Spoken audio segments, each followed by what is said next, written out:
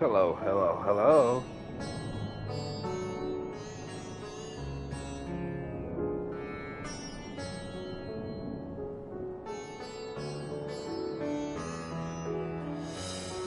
Alright, let's get to it. Today we are doing a full video since I try to make sure there's nothing to bother me. Yeah, most of the things are either work or something stupid going on. So, well, let's get to it. Greetings, honored scions of the Seventh Dawn. I have a message from His Excellency, the Satrap. Brave sons, you have my gratitude for aiding my people in this most trying of times. Alas, matters of at Maganatoa prevent me from meeting you all in person. As a token of my appreciation, I have arranged for a feast to be held in your honor. May it nourish you in preparation for the trials ahead. Such are the words of Master Vitra. The feast he speaks of awaits you at the Marius Mayhem. Perhaps make your way there whenever your business here is done. We thank you for your kindness. Indeed, I was hoping we might find a place to discuss our next course of action. That seems an ideal venue. And to you, there is someone who had hoped to introduce you to. We had hoped to introduce to you in particular. While I am loath to detain you further, might you spare a moment of your time? A personal invitation, knowing full well your services are in highest demand right now. This might be important, why not? We'll save some food for you, so take all the time you need.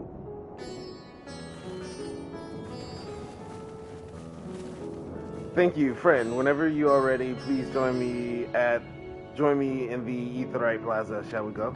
Go on ahead.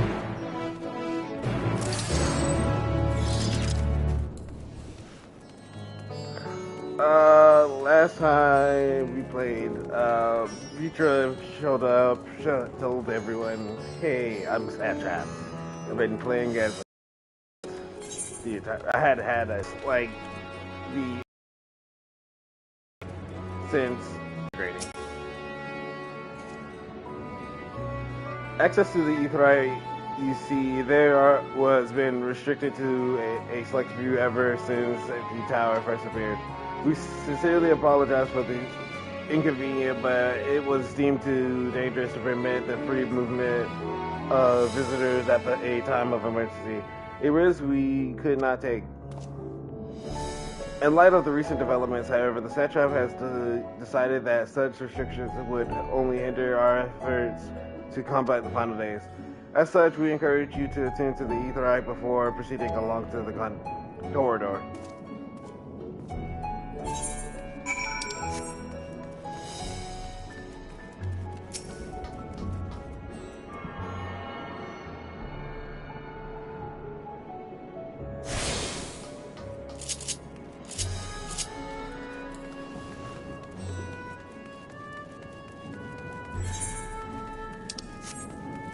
Now I can safely say that I can teleport here.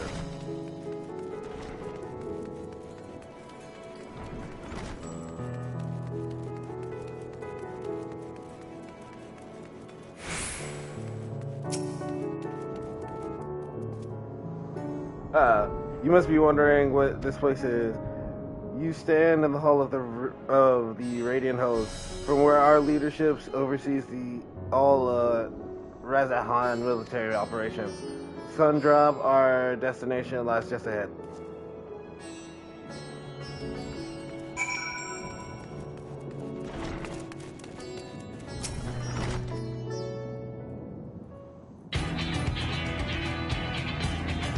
We'll go to Sundrop. Without further ado, allow me to introduce you to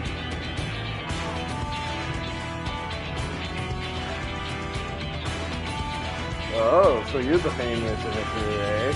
I knew it moment you step through the door, you lose the look of one who walked through.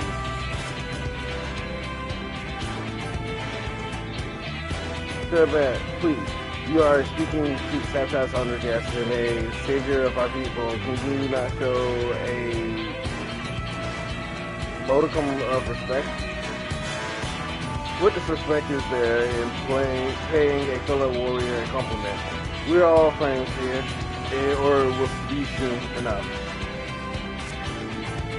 More formally, then, for the benefit of our countrymen, it is a pleasure to have you with us, a great champion of the warriors, science of Sarah God, warrior of light, and all round good egg, I'm sure.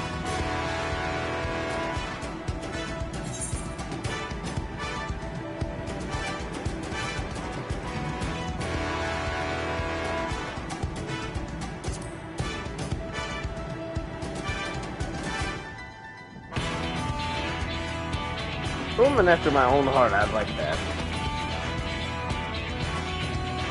Don't you worry, I keep it short. There's just a thing or two you'd like to remember. First of all, about the room you're standing in now.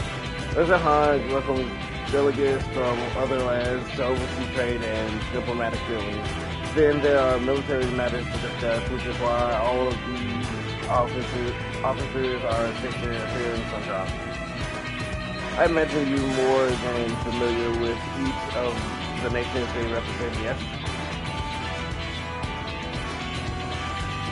We got a representative from Doma.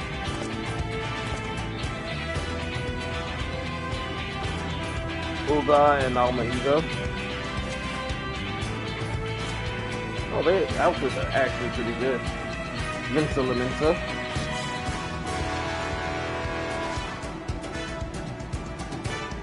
Britannia. And last, but never let it be said least, Ishgard. They're the eyes, ears, and mouth that bridge the distance between Ragahan and their respective homelands.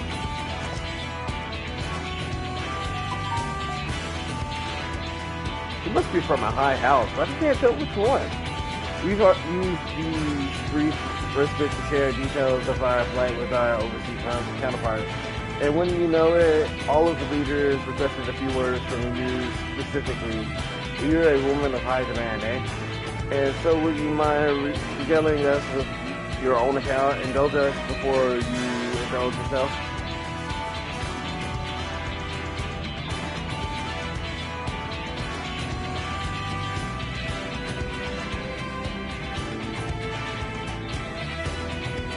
Thank you for the report. The conditions under which men are turned to the etheric anomalies you have observed, you have given us much to consider. It is concerning that the first transmission apparently occurred before the skies turned red. Tis contrary to what one would expect. Thankfully, the information you conveyed to Lucia upon your return from the moon has already proved invaluable. As soon as the report of the calamity here in Daphne reached the Grand Company of Eorzea and our first Eastern allies, our leaders knew at once that the final days were indeed upon us. They began taking steps to assist the extent of the phenomenon spread. Our agents were able to confirm that for the time being, the skies burn only over the boundary, including the island and Corvo. Alas, that is of little comfort. Aye, all throughout our allied lands, there have been reports of people transforming into hideous beasts. From what little we can learn, these incidents are similar in nature to that involving the merchant Gabriel. As was the case here, the victims underwent a change prior to the heavens being set ablaze. And so while the burning skies have yet to manifest beyond the valley, the transformation does not appear to be subject to any similar restriction. If anyone anywhere overcome by despair and turn, then nowhere is safe. That's about the size of it. Speaking of which, we ought to give these creatures a name, don't you think? Here at Razahan, we've taken calling the first to change, which tends to be the biggest blasphemies. As fitting as a name as any, the sheer clarity of and future communications lead to urge our comrades to adapt this terminology.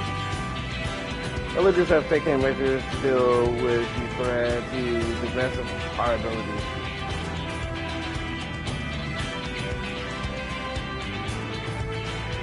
Each nation has assembled their own group of elite soldiers to put down these so-called blasphemies, and their spawn as when they appear. At the same time, they are doing all in their power to put people's minds at ease and prevent panic and fear from spreading. That said, brave souls with the strength and fortitude to spell these terrible deeds are not easily found. Just so, and it is for that very reason that we turn to you.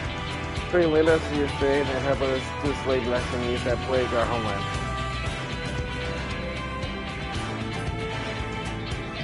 No, you don't have to give your reply before dinner. I should also mention that each blasphemy seems to possess slightly different characteristics. What works well against one may serve you poorly against another. So before you go rushing off to save everyone's day, have a word with the delegates. They tell you what to expect.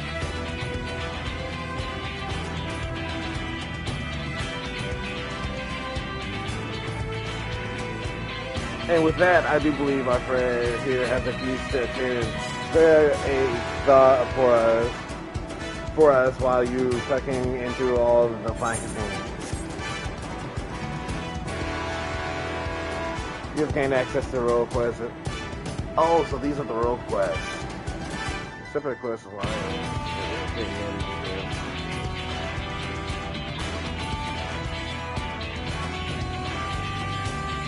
take these first.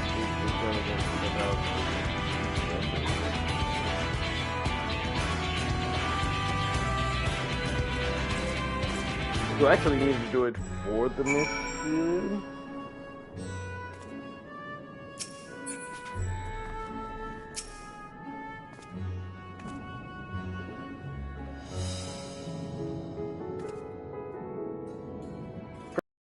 Sure that her rudeness, she can be a bit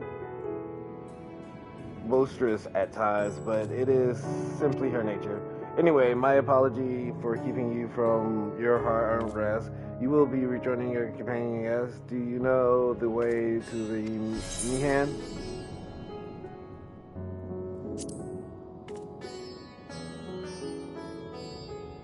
Glad to hear you're becoming familiar with our fair city. You'll be pleased to hear that all drinks are on the house, so order whatever suits your fancy. And with that, I must return to my post. On behalf of the Radiant host, I thank you and your friends once more for lending your strength and courage to Razahan in our time of need. We shall endeavor to fight the good fight to the end, and that we might honor Awoing's legacy and serve Master Victor well. You have my word that your efforts will not be in vain.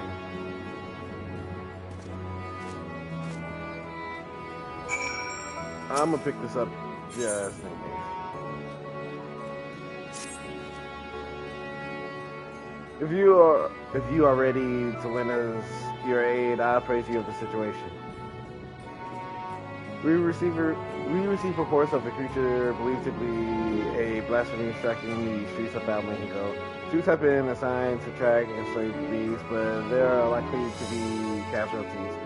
With most of our healers posted elsewhere, we had thought to petition you for aid.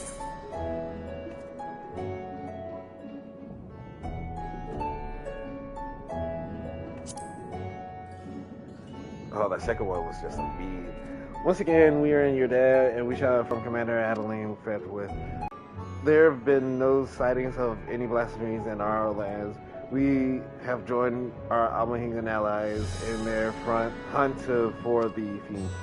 Trouble is, the majority of our own healers are working day and night to treat the tempered Imperials captured at Pagofin. For that reason, we too will be glad of your help. Your presence alone will be of great comfort to the troops, I'm sure. As the time is of the essence, I ask that you make your way to the Almahingan quarter and report for duty. Commander Aldony is overseeing the hunt, and he will explain all upon your arrival. May Raga grant you strength.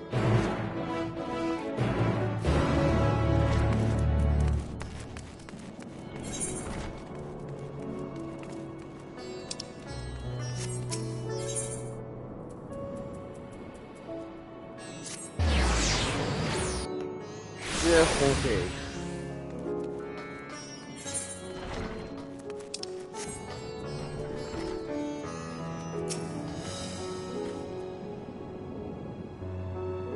Welcome. When the Cetra asked us to entertain a party of honored guests, I was wondering who it might be. This is a lovely surprise, to say the least. But, by the way, I heard all about Kazil from your friend Gerhati. I understand there was nothing that could be done, but I was heartened to hear he meant us no harm. I cannot thank you enough for dispatching the beast. As the smallest token of our thanks, your food and drinks tonight are Myriad's treat. Speaking of which, what shall I start you with?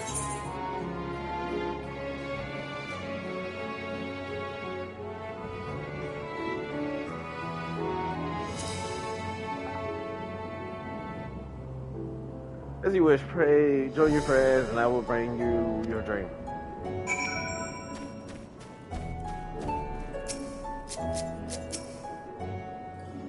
Everyone's so spread out. Oh, I completely forgot to read that. Welcome back. Whatever did the Red Ale want with you, pray tell. Our allies have sent military delegates the news to me. That's news to me. Am I sharing the details?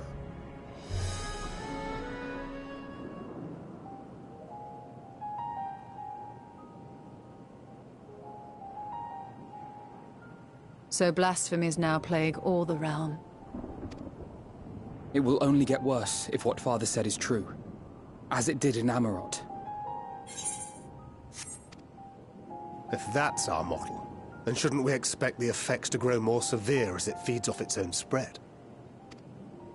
As if people transforming into those monstrosities wasn't bad enough. If the flora and fauna, if the land itself turned against us. No one would survive.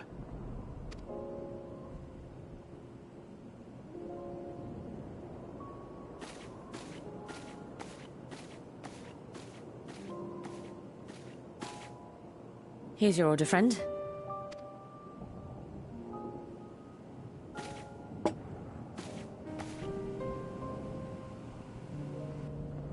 May you find comfort in these dark times.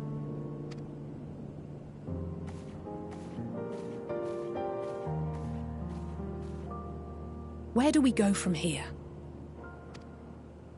If there's one thing we've learned, fighting blindly and simply reacting to what comes will accomplish nothing.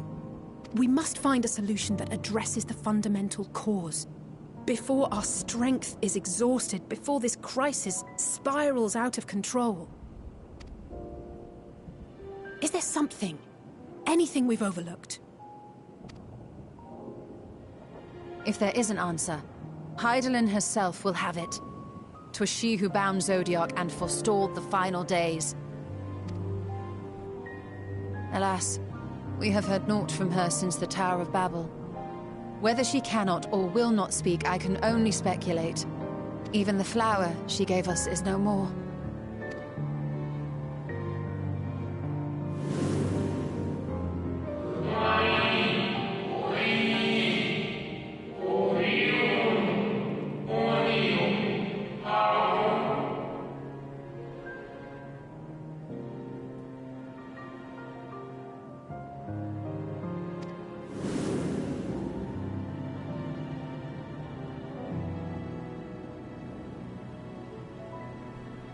So advised the Watcher. But what could be the significance of that name? It is entirely unfamiliar to me. To me as well. It meant something to the ancients, though. In our time. Most surely. Yet I do not recall a single mention of it in the records of Anida. Another dead end. And quite literally. It's not as if there are any ancients living we could go and ask. Not alive as such, but not quite dead.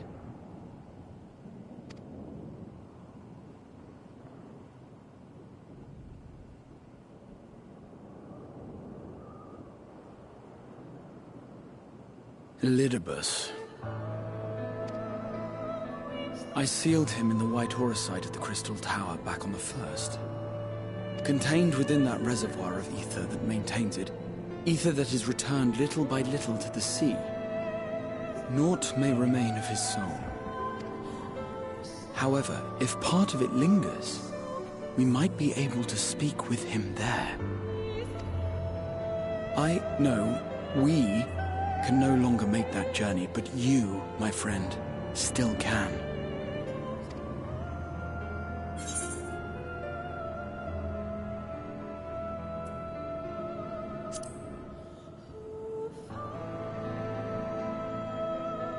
Thank you, my friend. That would mean much to me. If nothing else, should we learn the First is safe, we'll have that much more reason to keep fighting the good fight. That said, the odds are not in our favor, to say the least. Which is why we're fortunate to have Urianger up there on the moon, working hard to make all the necessary preparations for our departure, should it come to it. And why we have nothing to lose by staying the course till the last instant. Indeed. To the last, let us all do what we can. I will consult with Master Matoya and see if she knows of a way to reach Hydaelyn from the Ethereal Sea. And I will visit the nation's leaders and attempt to ascertain how far the final days have progressed elsewhere. Keep me abreast of your findings. I can seek out and slay the worst of the immediate threats, if only to slow the spread. Unease, terror, despair. Try as we might to suppress them, these emotions will return to harry us time and time again. But when they do, remember this. Your friends and loved ones are out there somewhere, sharing in your struggle. You are not alone.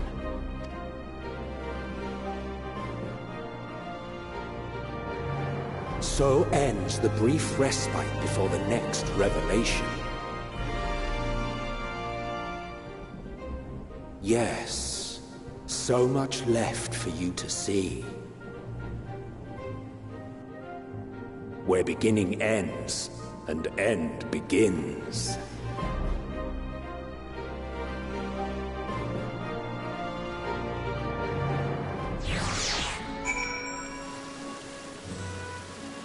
I would not have thought to go to the First to talk to Elidibus. I knew he was sealed in the tower, but I didn't think he would, like, be able to talk to him. Now then, is there anything we forgotten to mention? Are your arms and armor in good order?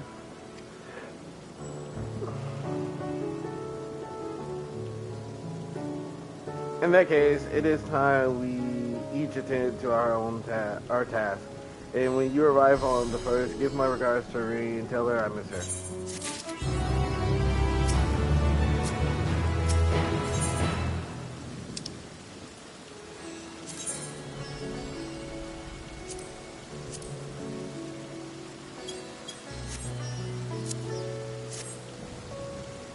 Take this, my spirit vessel.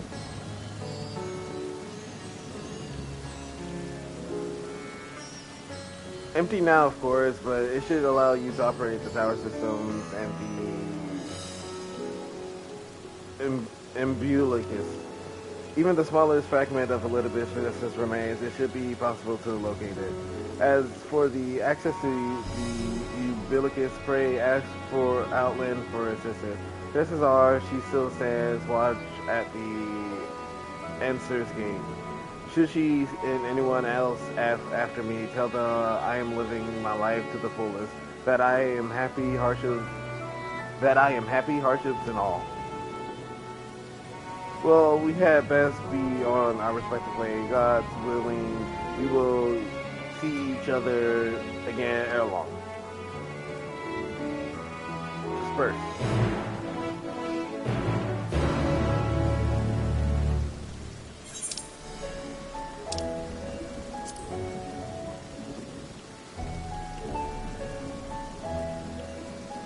Why can't she be in the Castellarium?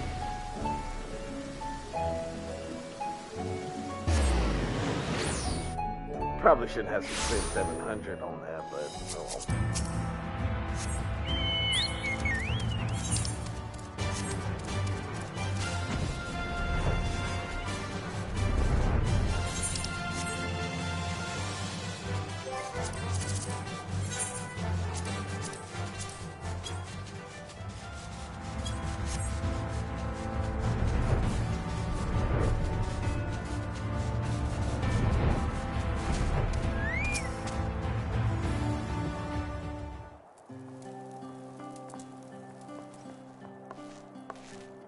You've returned.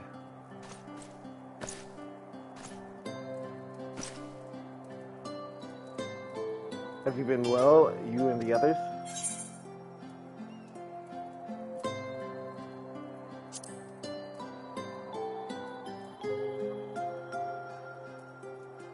Then things are much the same for you as they were here.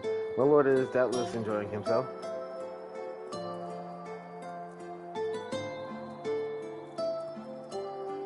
He said this to you, these exact words?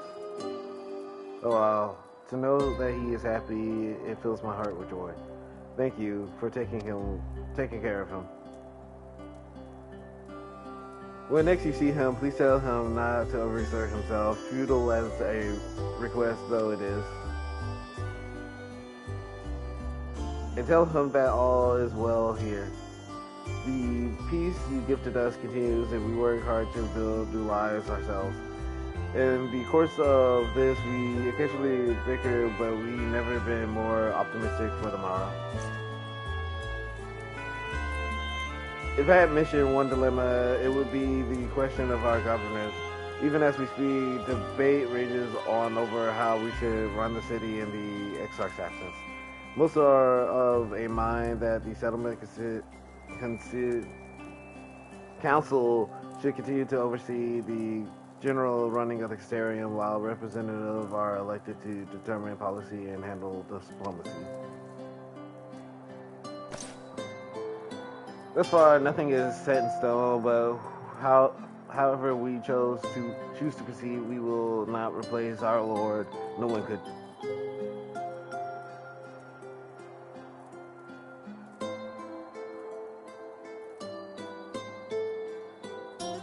Have you recently observed any unusual phenomena? No, I cannot say that we have been. Curious that you should ask me this question, though. Some days ago, Ren came and asked the very same. She was rather unsettled, as stark contrast to how cheerful she has been of late.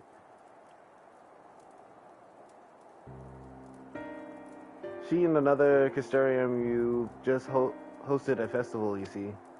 It proved so popular that they are already plans for another celebration, one much bigger than the first. Between her preparations of the festival and the restoration of the empty, she struck me as happy and full of life. So when I saw her in a state of worry, I couldn't help but feel worry in turn, especially since she wouldn't tell me what troubled her. I just say she would be more willing to confide in you. May I ask you to broach the subject with her?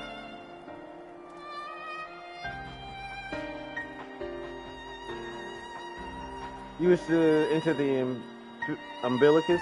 Very well, I shall fetch the key at once and take the opportunity to find Ren.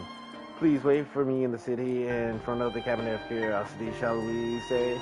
I will be along as soon as I can.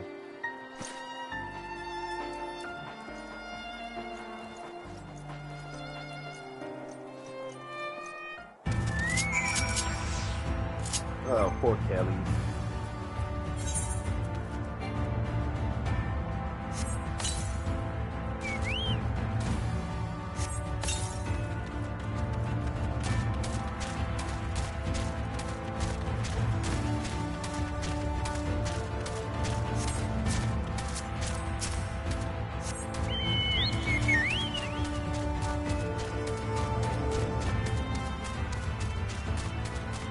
I think it's almost time to change Kelly's color again.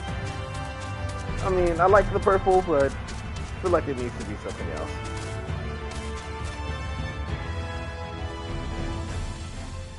I might go for a neutral color. See if I can turn it brown or something. I know it came from orange, but orange is pretty close to brown. I don't know. Over the purple color now, though.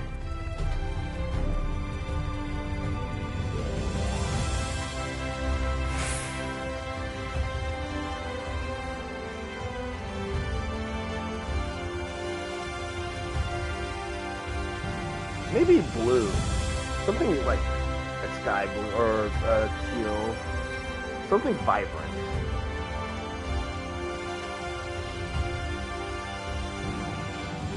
And turning it blue wouldn't be so bad either.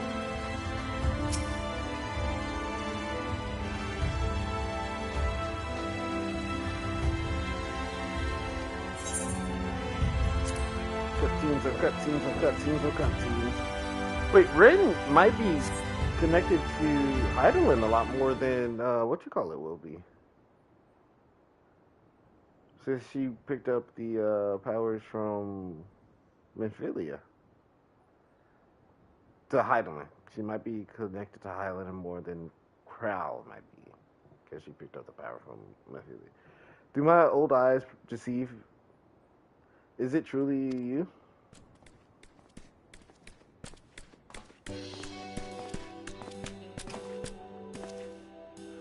It is. Full glad am I to see you, Helen Hole, my friend. What a wonderful surprise it is to have you back with us, and at this most opportune time. In case you haven't heard, we are planning to proceed a tome chronicling events from the flood to the knight's return. From this subject, we intend to draw upon records kept by the world's peoples. Historical and contemporary first-hand accounts will be the centerpiece of the tome, but yours would be the one to crown them all. I've been asked to contribute a chapter on the soul, a subject that is key to understanding much of our endeavors. In the course of developing the spirit vessel, I gained valuable insight into travel beyond the realm, knowledge that will allow me to attest to your existence and deeds. There is no end to the question I would ask you, but if you could indulge me just for now. In your quest to restore the night, you face many a formidable foe. Among them who offer you the greatest struggle.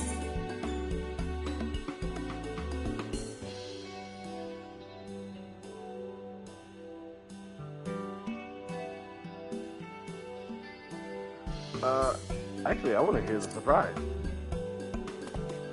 Truly, I never have guessed, but then if I could, I suppose I wouldn't have had to ask. This is a tremendous eye-opening answer. We will see that your account of the battles feature prominently in the tome. I know you love to talk her ear off more, but we really should be on our way. These documents from Yumor won't collect themselves. Of course. And afterwards, would you care to join me from tea? I was hoping you might clarify a few points and your trustee. Till next time, then do tell the others to look after themselves. Our overzealous friend in particular, remind him not to overexert himself again and again, till his ear fall off, if that's what it takes for him to take it to heart. I should say which one it was. Probably a little bit Story of Light. That was a funky fight.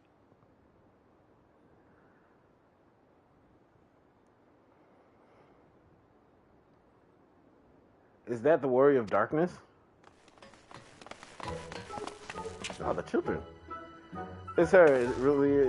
It's really her. What are you doing here? If you're going to battle, I can give you some medicine. I made it myself. That's not Riki. You only give her a stomachache.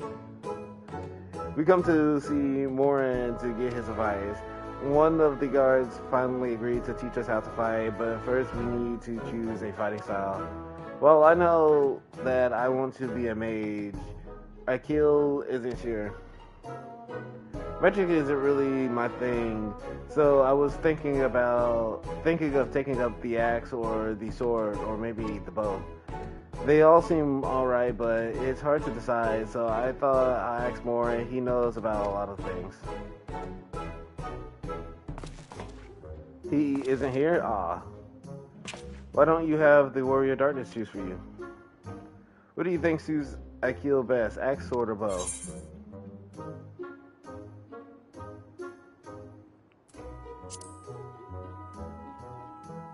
The sword, if you took up the sword, you could be just like...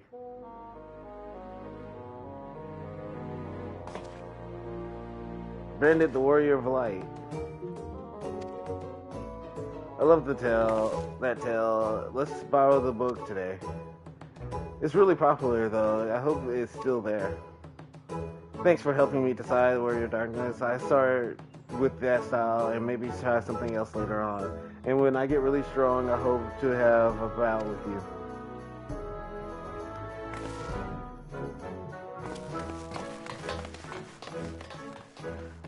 I haven't done the tank roll quest for Walker either.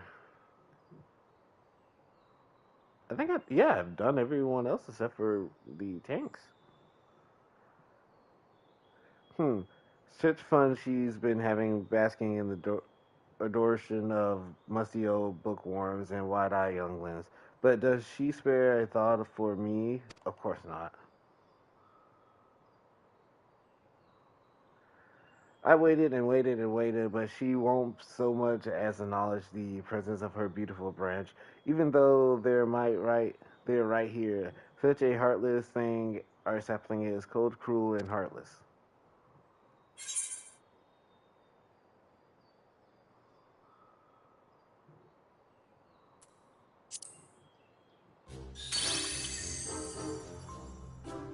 If you truly miss me, you should have cried for me at the top of your lungs the instant you arrive. To make up for it, you will call with twice the passion next time. Though for there to be a next time, you'll some few struggles to overcome. So my adorable sapling, the world is on the verge of destruction, is it? How do I know this? Joined as we are, spying on you is as simple as sliding down the back of a rainbow. With that, I could aid you in your quest, but the fate of we faithful is bound to that of the star. Whether it goes, so too do we follow. Such is our way. The most I could do for you is spare you the pain by gifting you the sweetest of eternal dreams. But if escapes not to your liking, then you must struggle with your fellow mortals. But here are the ones you were waiting for. I wonder what manner of conclusion awaits at Tale's End. Oh, much help was that fail.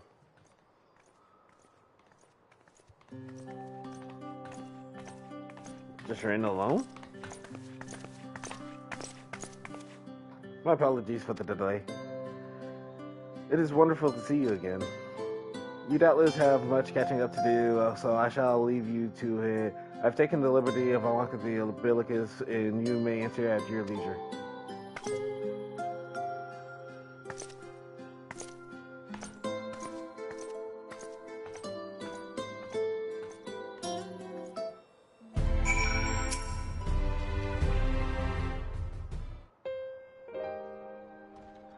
I'm relieved to hear that everyone is well. I've had this feeling like a pit in my stomach, and I was afraid that something might have happened. Maybe I'm overthinking things, but it's just that I'm the Oracle of Light, but I've never spoken with Heidelin, never once heard her call. Even so, I've always had the feeling deep inside me, a connection to something immense. These past few days, though, that connection has wavered, as if that immense something was distant, then close, then distant again. And then the other night, I was jolted awake by the feeling I had been completely severed. Wanting some fresh air, I went to open the window, and to my horror, the skies was ablaze, like during the star shower. But then I blinked and everything was normal. The next day, no one said a thing. No one else had seen what I had seen. As far as I could tell, nothing was out of the ordinary. I began to wonder if it was a figment of a half-remembered dream.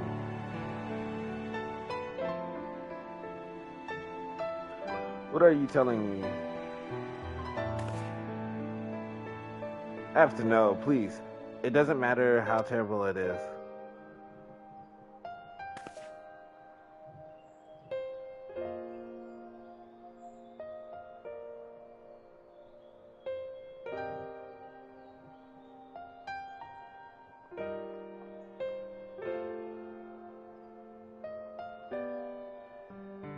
It was my imagination then. The doom we witnessed in Amara has come again.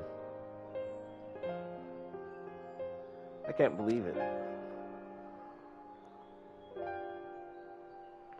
Like I told you before, all is well here in the first. So don't worry about us. Please look only to the threat before you.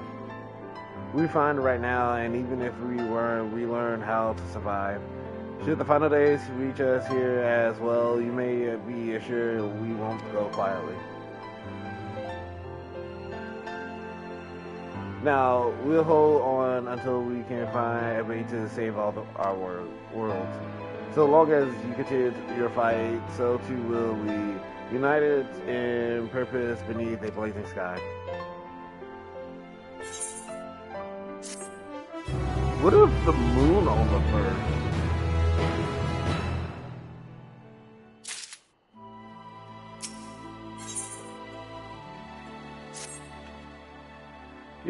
You headed up to Umbilicus to consult with Elidibus, right?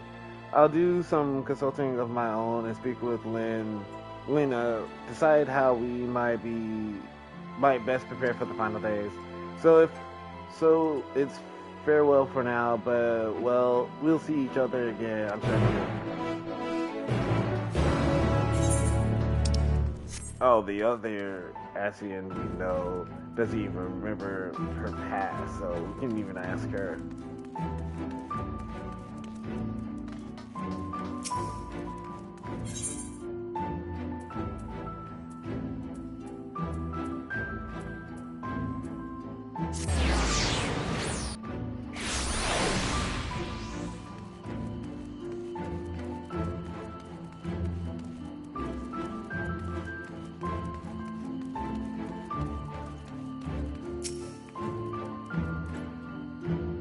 Oh, welcome back. The captain has told me I'll give the word and I will show you to the ocular.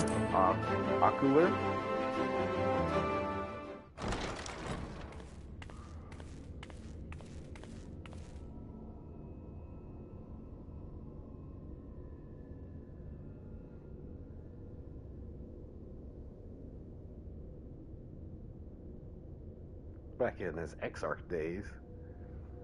Actually, like the image he has as the Exarch.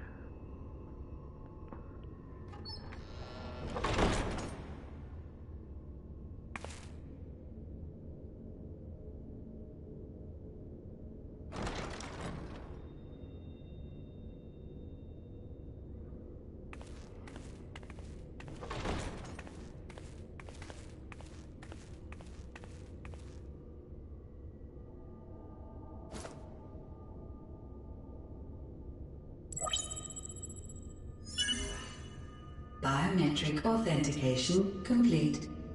Please state your business.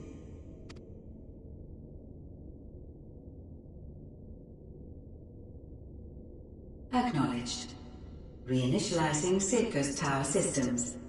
Searching for Elidibus entity.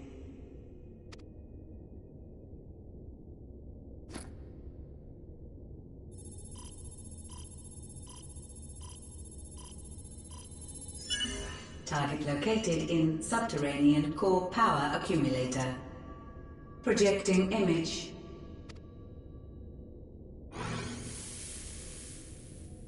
My home. My friends. No more than a dream.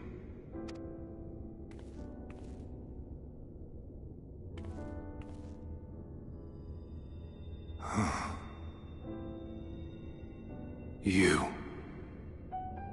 Why have you awakened me? I no longer sense those places beyond, or Lord Zodiark. You must explain all.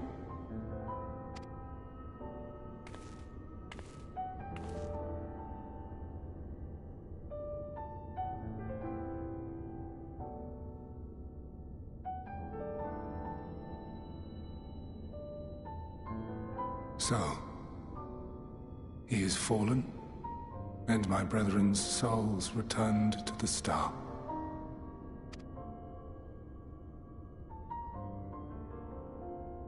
The doom we sacrificed so much to prevent is come again.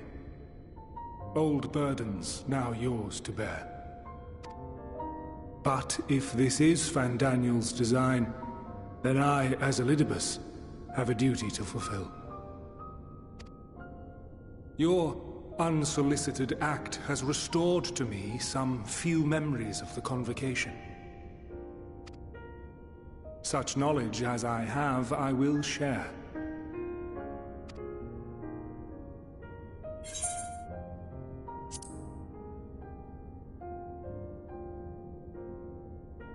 I do this not for you. I merely perform my duty, as I have ever done. Where to begin? The end. Your understanding of what caused the final days is consistent with our own. The decay first took root where the currents were weakest. Yes, a conclusion drawn by him, Fandaniel. Not the him of here and now, but as I knew him, long, long ago. Having shed light upon the phenomenon, he dedicated himself to devising a countermeasure. Were it not for his knowledge of the Celestial, we would never have made the connection, and thence forestalled the final days. And though he inherited that noble soul, how different this last incarnation, so consumed by self-loathing and hate.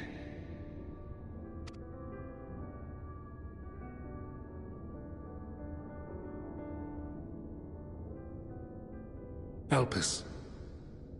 Yes, the name is familiar to me. Yet I know it not as a flower, but a place.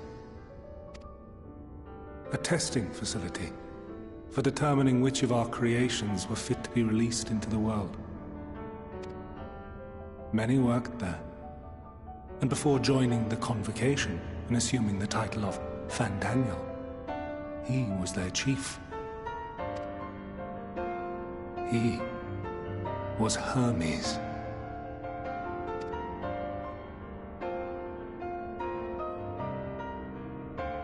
That is all I know. The crystals tell little of the lives the 14 led prior to their induction. Elpis itself would tell even less. Nary a ruin has survived.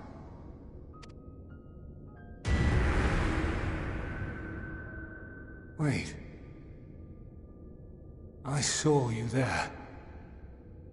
In Elpis. No. not. But I did. I did. A lingering trace of impossibility. And a truth that fills my heart.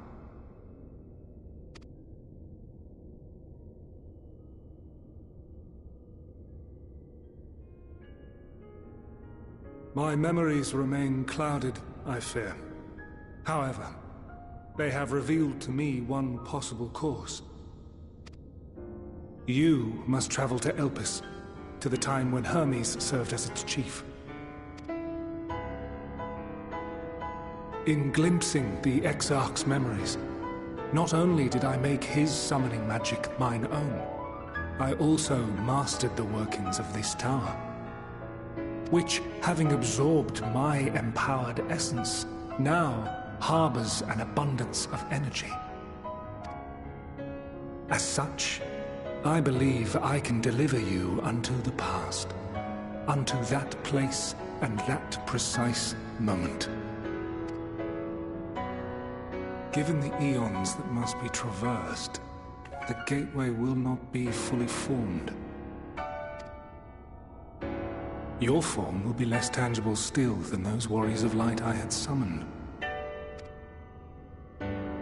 In all likelihood, none will be able to see or hear you.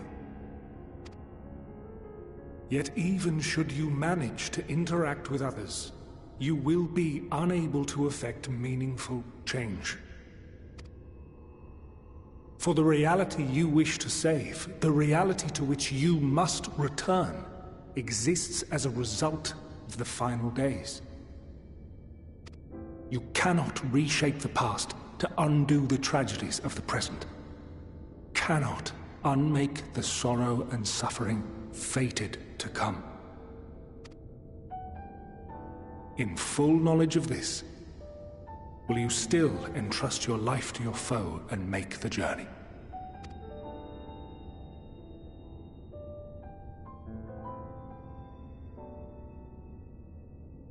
Very well. I shall cast you unto the river of time. Let this be my final act. You must input the commands. I no longer have the authority. First, you must reconfigure the systems, that the tower's ether may be channeled for the magic.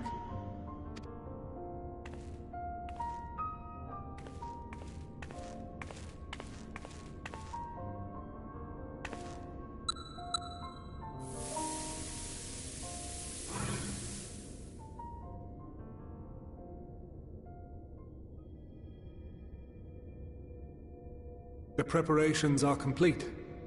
The gateway will soon open. Return at once to the Ocula.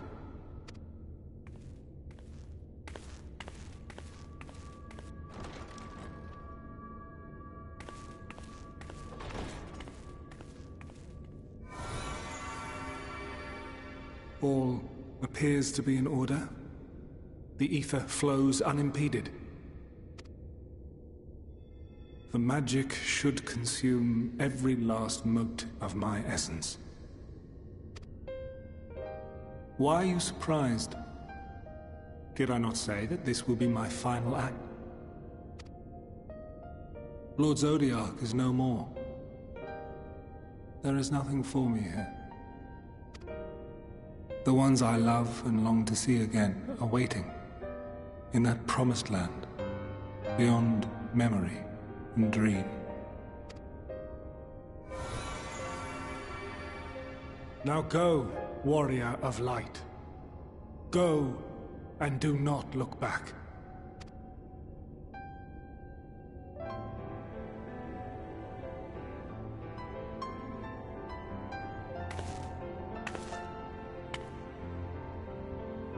Well, Hydaelyn, I take my leave of you. Yours is the mantle of the last of us. May you have the joy of it, the burden and the solitude It falls to you now. You and your champion to save our star.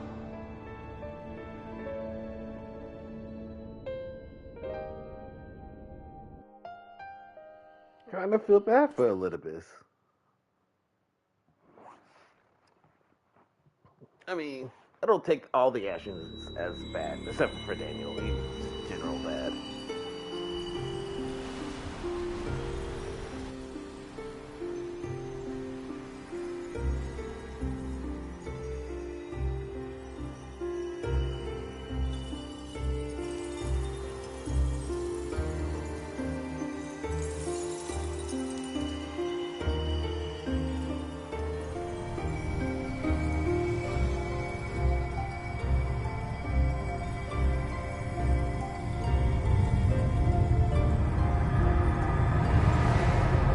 I'm guessing the connecting soul would be able to connect everything. And if that's the case, the 14th seed should be able to connect to me in this world. I mean, the same as Albert. Ardbert.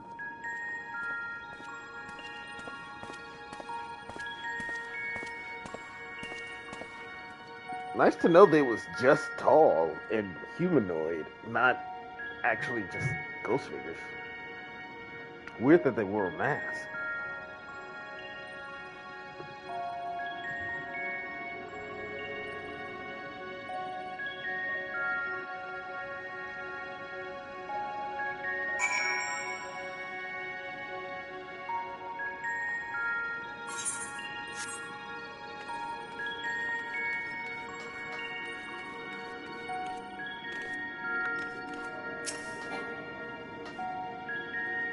The device is reminiscent of the Aetheryte. Perhaps it is possible to attune with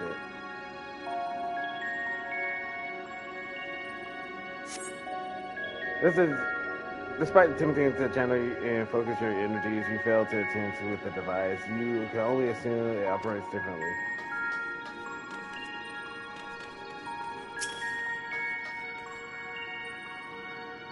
The remarkable large man wears a black robe and a half mask, much like the phantoms you encounter in Mirror Lamentorium and the recreated Amaranth.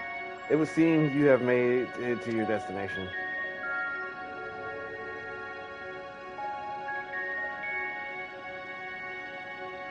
You gestically, wildly, and shout all manner of greetings and obscenities, but the man does not so much as glance in your general direction.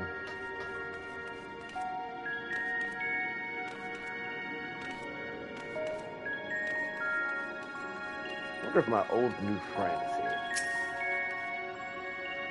The man stands doubtfully by the Aetheryte device, a guide for this facility in all likelihood. You attempt to get the man's attention, but if he sees or hears you, he gives absolutely no indication. As Elidibus warned, your form is intangible.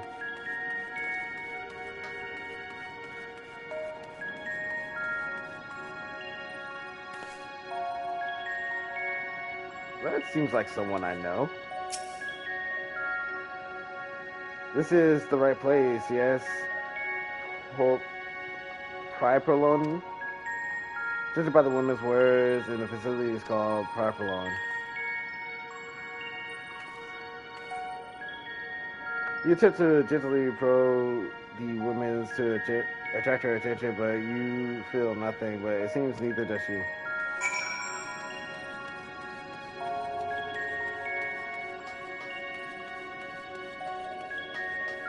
But yeah, I think I'm guessing similar souls should be able to detect one another. You survey the door leads outside, but how to open it? Just walk through it. I'm intangible.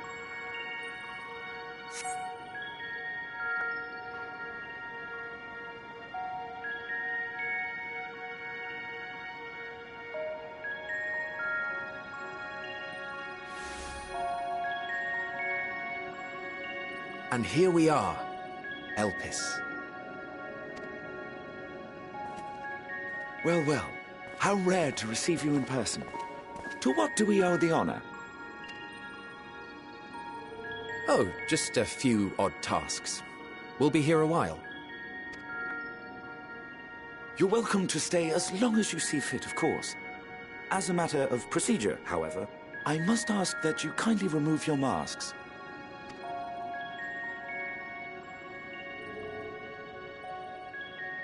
Come now. Is this truly necessary? Surely you can tell who we are. Who you are, perhaps, but I am far less infamous. Regardless, if we do not follow protocol, 'tis our hosts who would be held accountable. So, please, do favor us with your handsome face.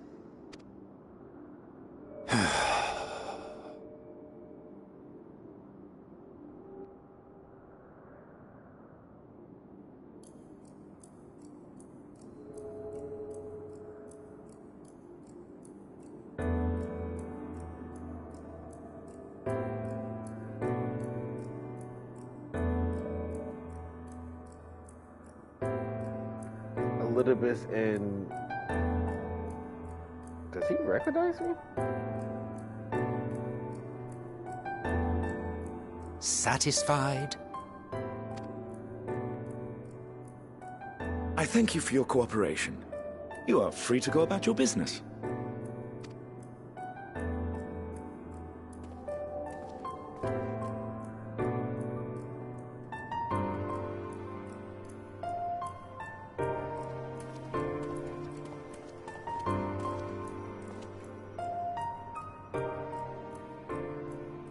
By the by, you see it too, yes?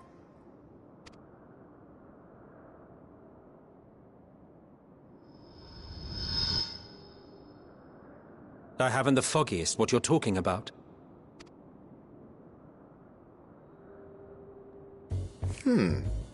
That's odd.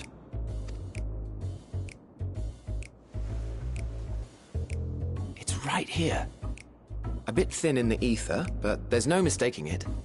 The color of its soul is almost identical to Azem's. Do you suppose she created it? Rather unusual for a familiar to have a soul, though.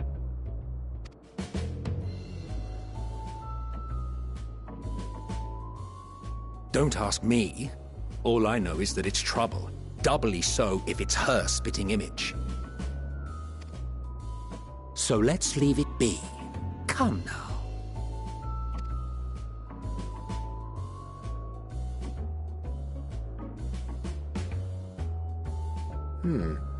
It's trying to say something, but it's literally too intangible to form words.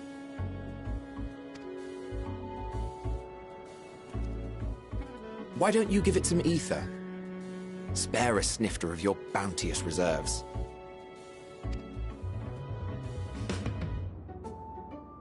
Who do you take me for? Why, a dear friend, of course. One who wouldn't let acts of kindness, such as my accompanying him on errands to far-flung outposts, go unrewarded.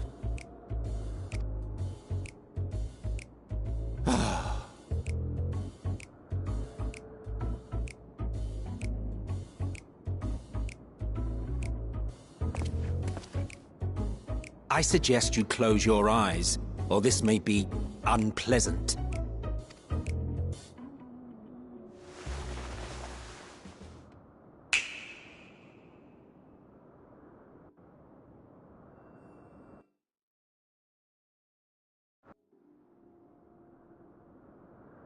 You may open your eyes.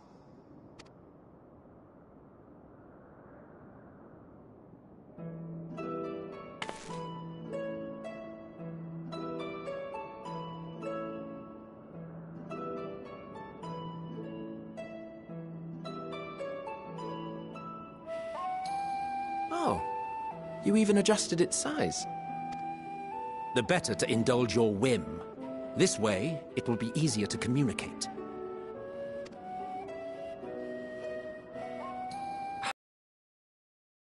May I applaud your artful reinforcement?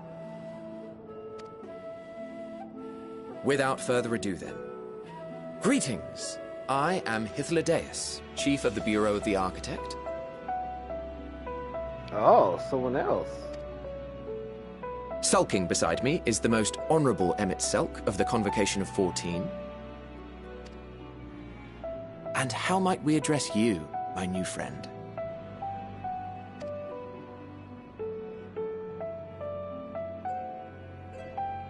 A fine name. And I'm pleased to see you understand our words. So, tell us, whence have you come? The thinness of your essence suggests you weren't created here.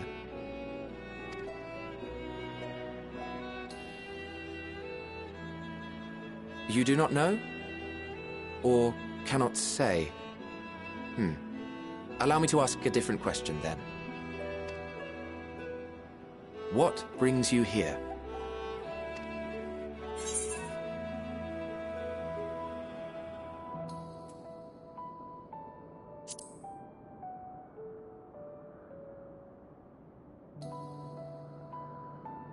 Well now, the same as us.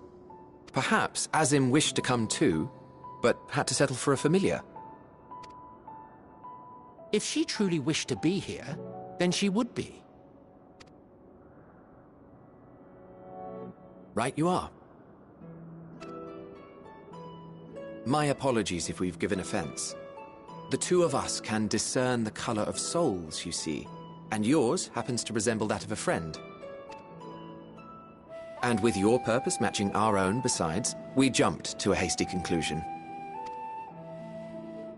We are here to speak with Hermes, the chief overseer of this facility, which we also intend to tour in order to gain greater insight into the man's work. We, I say, though this is Emmett Selk's charge. I am here only to serve as his guide. And I should be happy to serve as yours as well, by way of an apology for the misunderstanding. Wait, are you suggesting that we bring it along on official business? This thing we know next to nothing about? If you harbor suspicions, better to keep it close than leave it to its own devices. Wouldn't you agree?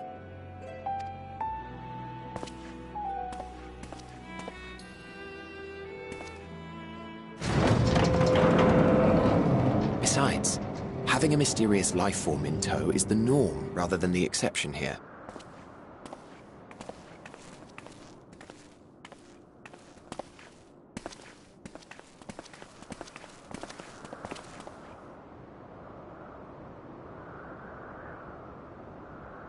Welcome, my friends, to the testing ground of creation at Heaven's Edge, Elpis.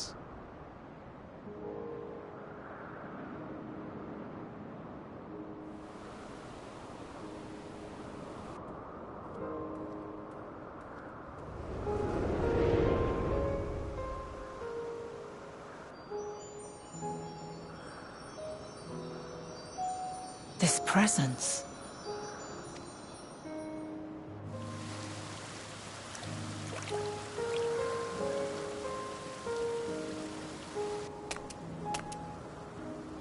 Hermes! Visitors! We have visitors!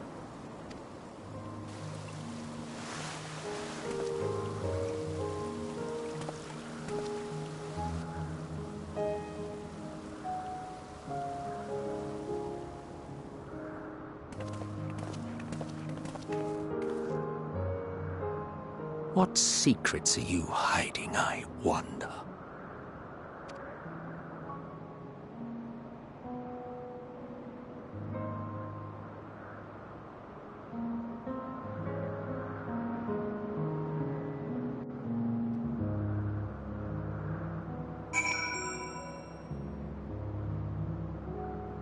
Look at the size of the emeralds. It's weird. I would be normally half the, well, not even half the size. I would be really small. This is hardly my first time here, but the serene never fails to take my breath away. Why is it? why it feels as if you could reach out and touch the heavens. Now then, to begin our guide tour, perhaps you already know these things, but for the sake of thoroughness, I shall start with the basics. Using concepts to give shape to ether, creation magic allow us to bring forth anything we desire, be it inanimate objects or living beings. Anyone may conceive of concepts, but they must all undergo evaluation at the Bureau of Architect. As part of the process, living beings and certain arcane entities may be sent here to help us for in-depth observation and study. A fascinating facility, isn't it? I just say you will enjoy touring it with us. So, anyone can think of concepts and objects, and it has to be evaluated and sent here. That's nice to know. Now then, our friend Hermes, aside from overseeing the facility, he also conducts his own research. Chances are he will be at the main observation hub. Let's see him out then first. Attired you are as you are, however, you stand out a little too much. Our dear Emmett Silk wishes to keep a low profile for his errand, so do you know how to make a robe? The basic concept will do. No, in that case, Emmett Silk. No, your whim. No, your whim, your responsibility. You getting not another thimble of ether out of me. The way he scrambles sometimes, you'll think he wasn't a nigh bottomless fond of magic. Very well, I shall make the road, but perhaps you can assist. Come, let us search for the requisite material.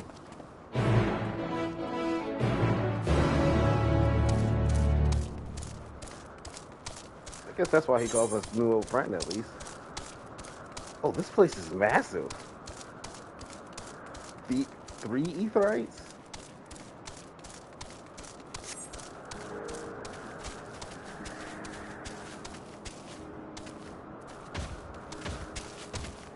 You know how massive those would be?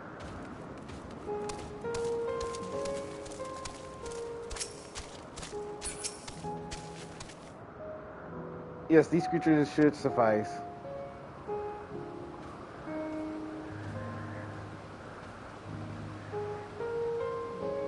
An etheric robe, I want you to use it to capture, shall we say, 2 Petalidae. There are 3 species here, I believe. Any 2 different kinds should serve. Now, I should mention that the strength of the robe is tied, none pun intended, to the strength of its user. As your ether is still thin compared to ours, you'll need to weaken the Petalidor force. Good luck.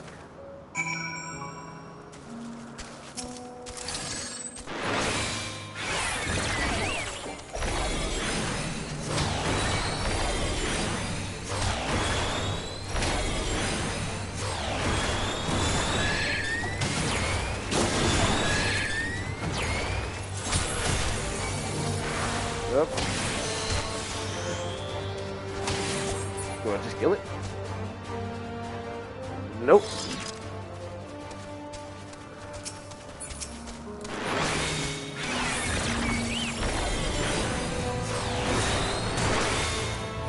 It'd be nice if I didn't have so many key items.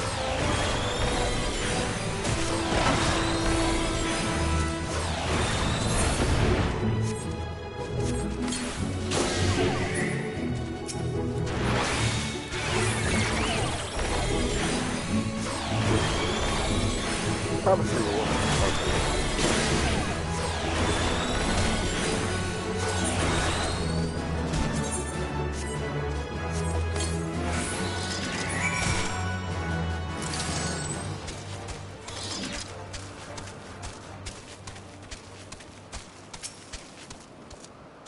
You got the Petalidoi.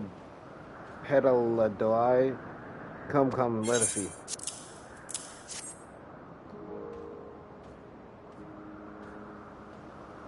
Yes, these fine fellows will do nicely, and now for a spot of reversion.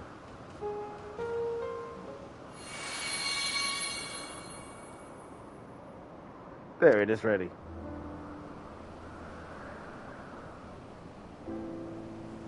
It's nothing fancy, but then we were trying not to stand out. Try it on for size.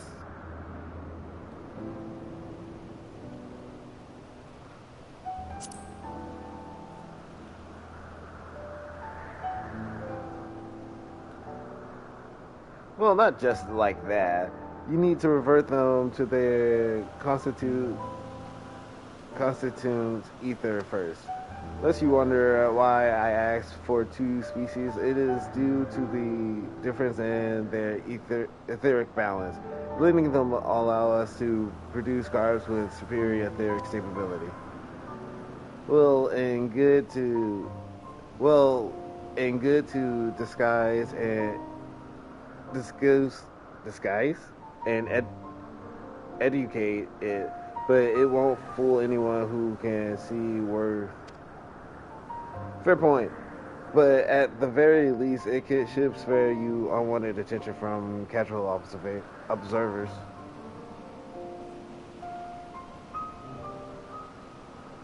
If it sucks to be true, even dressed like us, your unusual nature will be plain to those who think to look. Should someone question your presence, don't make up an excuse, much less try to explain what you actually are. No, best to simply say that you are a familiar. The question is whose? Of course, it seems. If you say you belong to her, people will give you the benefit of the doubt for any and all outlandish behavior. Exploiting our associate absence. For lack of her presence, absolutely. Were she here, she'd have been the first to propose the idea, and you know it.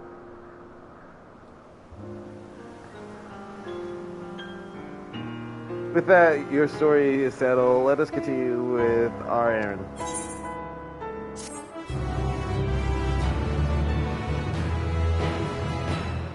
I have my own garbs now.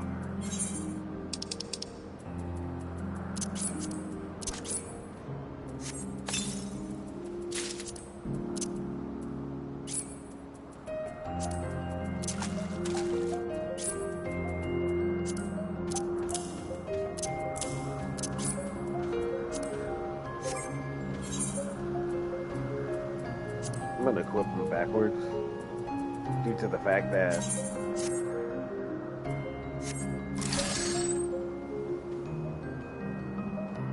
those don't look bad. I want to see them in individual pieces, and I know if I put on the ropes first, it won't be much individual pieces.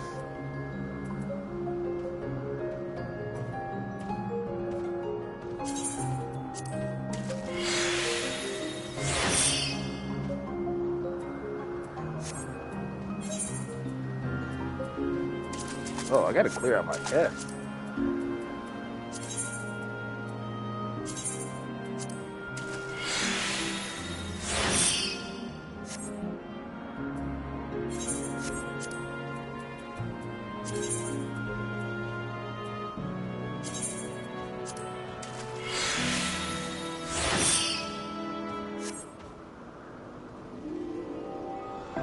I actually really like these robes.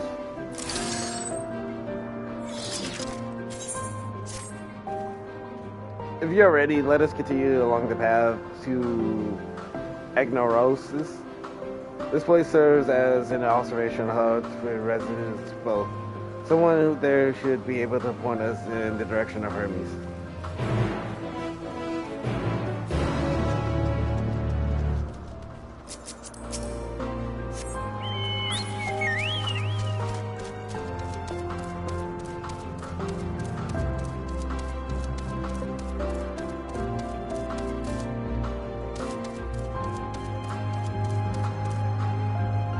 Okay, there's no land. That is peculiar. So, all just floating rocks?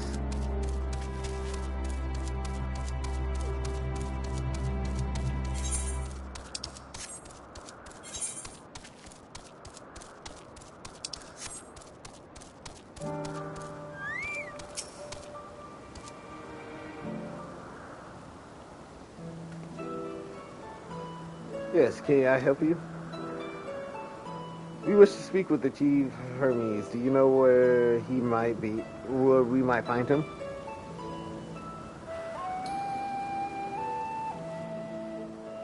Well, now, by your math, I assume you're one of the 14. I wasn't aware there was to be a visitation.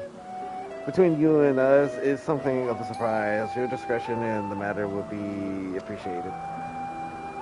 I see. My lips are sealed.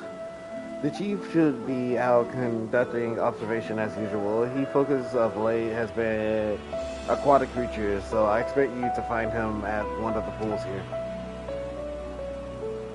The pools, you say? Many thanks, and apologies for disrupting your work.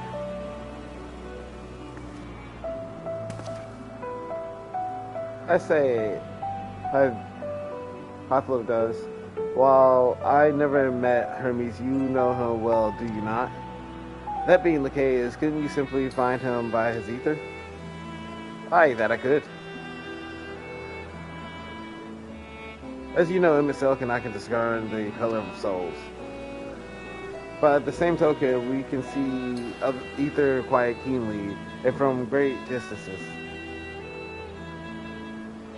With this skill, I could readily locate Hermes, but I feel that it would be a waste of an opportunity. We're here to perform an assessment, after all. By searching the ordinary way, we stand to gain insight into Elpis and the man in charge of it. This is as much for your own enjoyment like as not, but point taken. If you're going to accompany us, make yourself useful and help us look for Hermes. According to his profile, he has short, dark hair. So you know it's because we're in Elpis that we don't have our cowls off, a special exemption due to the need to be aware of dangerous creatures. Elsewhere, we do not exhibit our individuality.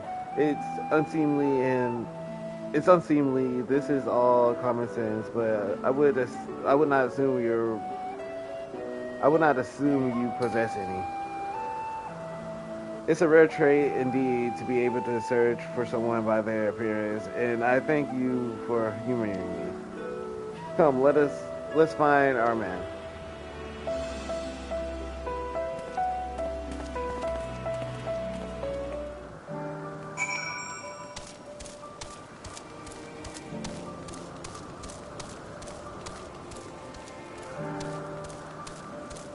Cowls up, mask on. It's a unicorn. My, what a curious familiar. I suppose your creator sent you here to learn our ways, perhaps achieve some degree of enlightenment, so would you ask me?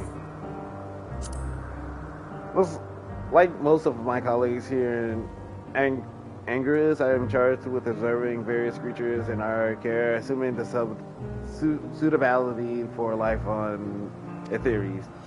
It's an enormous responsibility, of course, though the sense of achievement from bringing new species into the world make it all worthwhile. Ignaris is one of the most important facilities of Elpis, as it is here that we ascertain the various merits of shortcomings of various flora and fauna in our care. It derives its name from the ethos at the center of our work, that being the discovery of the creation true nature. Only by allowing them to coexist in environments such as this do they reveal unto us the essence of their being. I just had a thought. Their creation magic went rampant. Wouldn't everyone be a result of the creation magic then? Because they made everything. So in theory, let me account for that. In theory, wouldn't that be they made all the human assets after just to like fill the world up?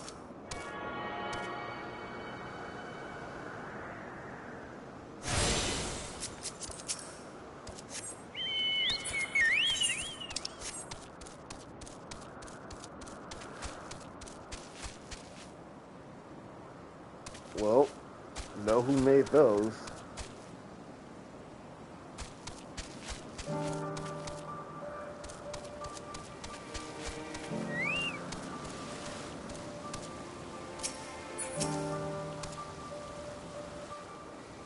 It actually looks like the body that Daniel took.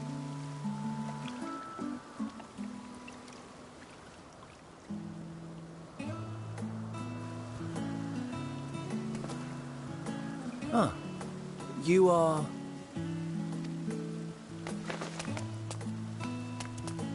Oh! Different. You're different too. You and me. We're alike. Friends. I want to be...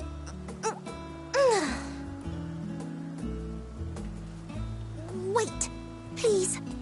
Wait.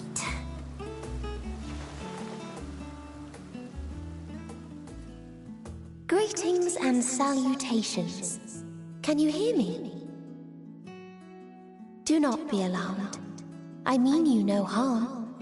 I wish only to hear your words, share your feelings, and know your thoughts. May we please be friends?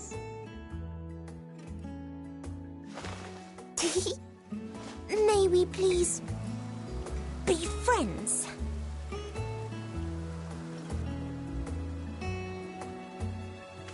Ah, I see you found him.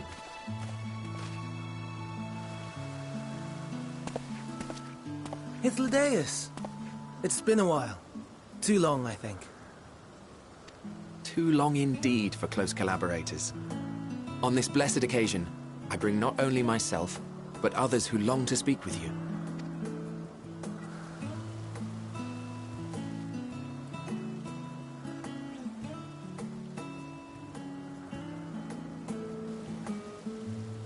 You are of the Convocation? Emmet Selk at your service. Do I have the honor of addressing Hermes, Chief Overseer of Elpis? You do. You have traveled far for it. Given your facility's purpose, its remote location is something of a necessity. Would that I didn't have to rely upon a guide. Oh, you wound me. Have I not ever been an attentive and helpful friend? But moving along to more agreeable company, this one we chance to...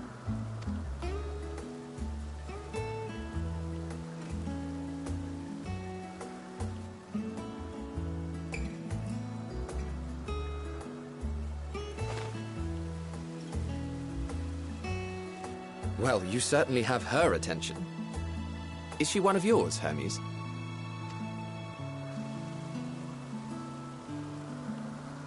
Her name is Meteion. It means shooting star.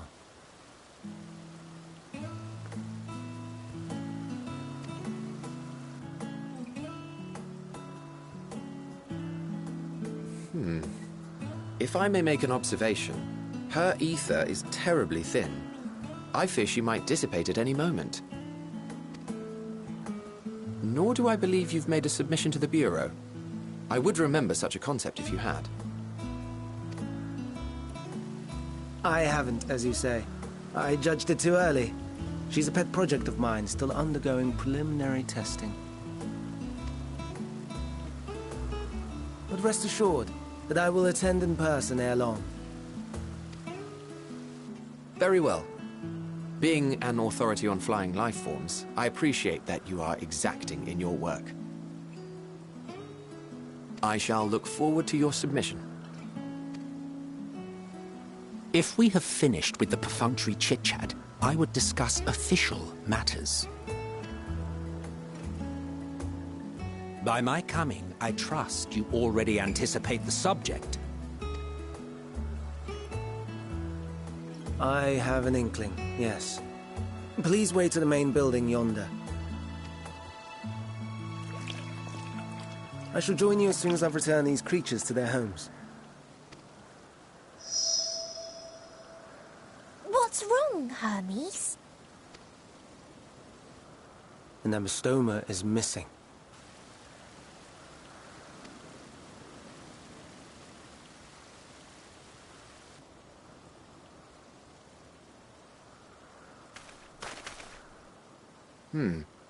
I may have found it. A creature with the self-same ether as those there, nestled in the boughs of a tree outside the grounds.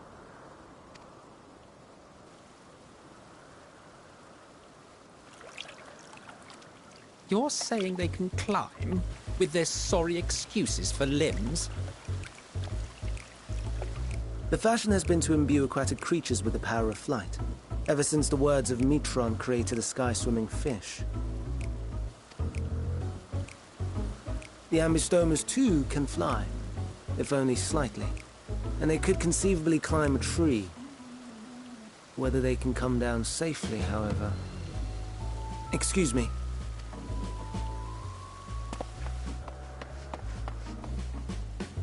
I'll help, too!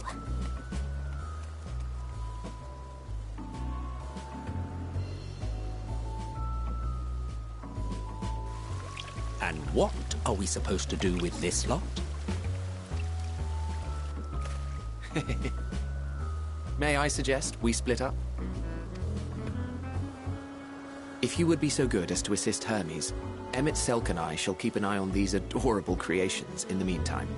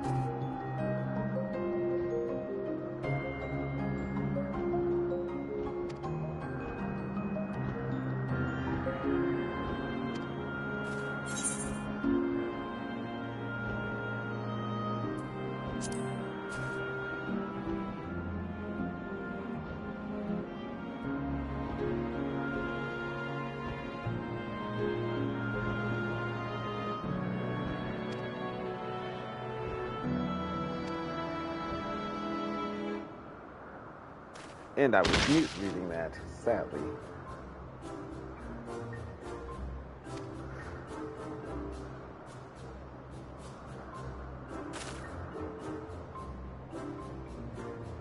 Hermes, are you alright?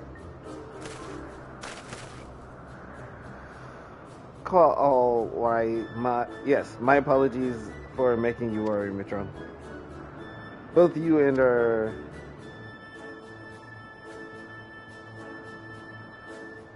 you are called an intriguing name, somehow reminiscent of a new creation. Thank you for coming after me.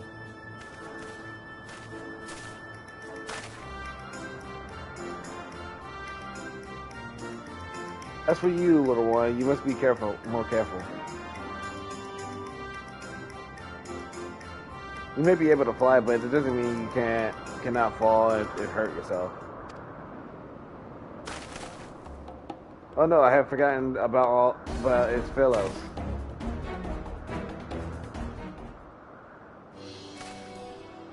Truly, what a relief. I must thank him and Hephaestus when I return to them. But first, with the distractions out the way, as Chief Azura Elpis, permit me to welcome you to our facility. I hope you will enjoy your time here.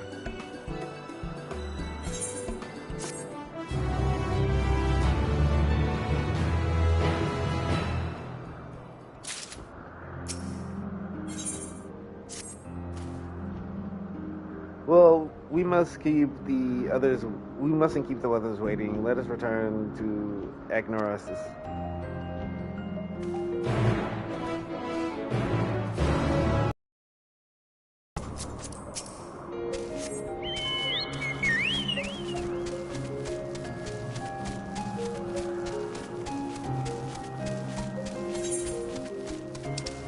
I wonder if they let their creations run free after a while.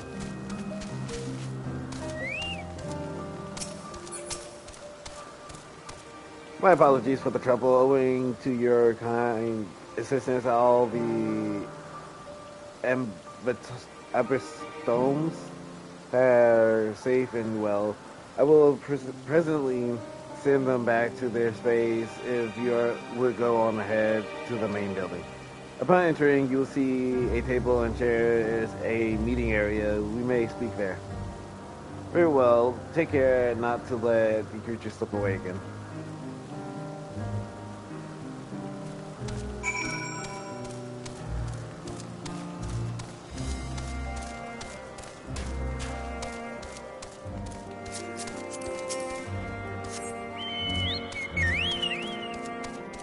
I actually like their architect. Like, their buildings are really good. I actually like the color of the moss filling too. Oh, this is really homey too.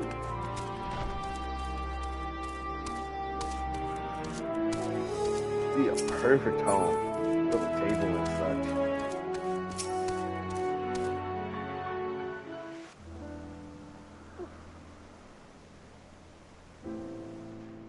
This appears to be the place.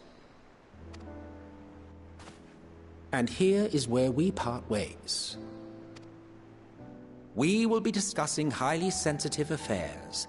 Only a select few may be privy to such knowledge, and that does not include someone who cannot or will not divulge their origins.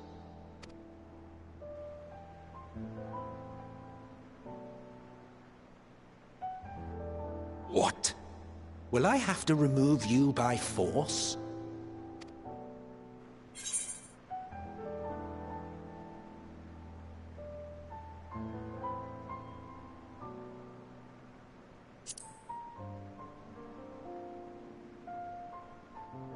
Yes, I'm sure your business with Hermes is quite pressing. You may speak with him to your heart's content after ours is concluded. I do not object to her attendance. Hermes, this is highly irregular. Perhaps, but I believe she can be trusted. Meteion would not have taken to her so quickly otherwise. Moreover, the presence of a third party may help me to maintain composure.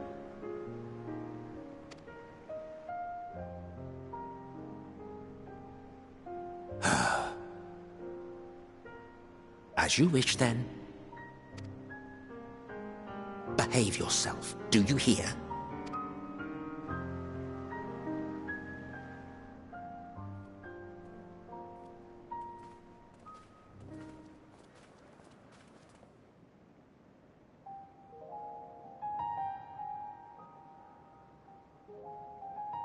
So, it's finally happened, then. Aye. Fandaniel's declared his intention to step down, and named you as his preferred successor.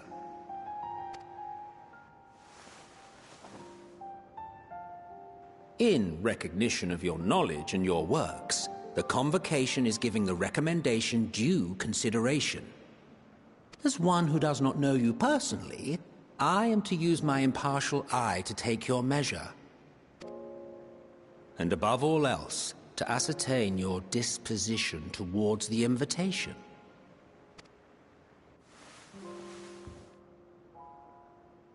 I understand that you and Fandaniel are close.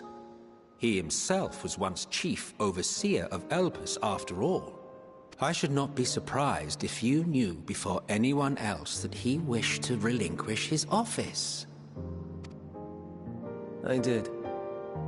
He told me that when he fulfilled his purpose, he wished to pass the torch to me. A torch you seem none too pleased to accept. Are you so averse to serving on the Convocation? No, it's not that. For a humble researcher like myself to even be considered is an honor beyond words. No. What troubles me, what I struggle to come to terms with, is the very fact that Fandaniel is stepping down. Does this not mean that he will return to the Star?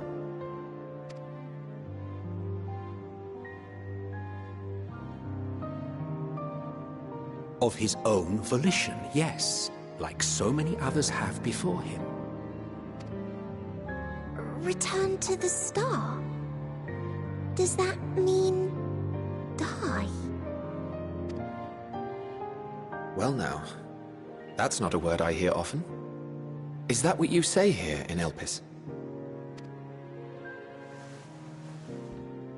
Mankind is the life of Atheris. Each of us, a drop of blood flowing through its veins, bearing sustenance. In our finite time upon it, 'tis our duty to make it a better place, that all who call it home, now and in future, may abide in happiness. To that end, we have dedicated ourselves to the pursuit of enlightened creation. And by our efforts did we transform this once untamed wilderness into the peaceful paradise you enjoy today.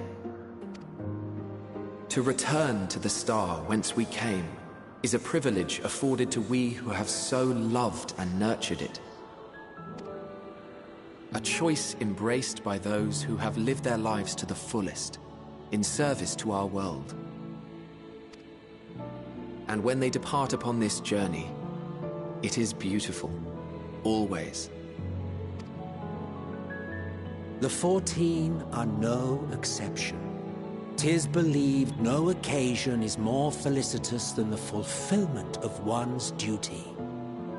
Our office becomes our lives, and to retire is to return, or so the majority of us hold. Some few have elected to eschew custom.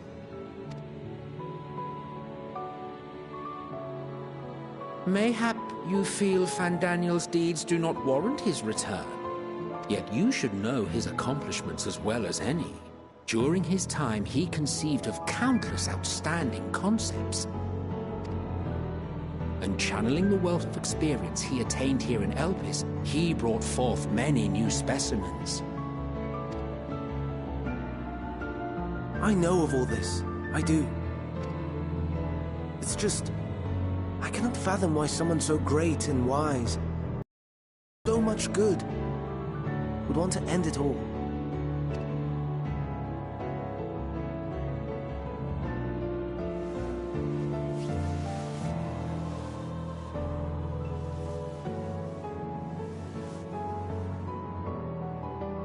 Oh no, I've made her upset. Forgive me. I know I requested your presence. Might I trouble you to take Meteion outside? A change of scenery would do her good.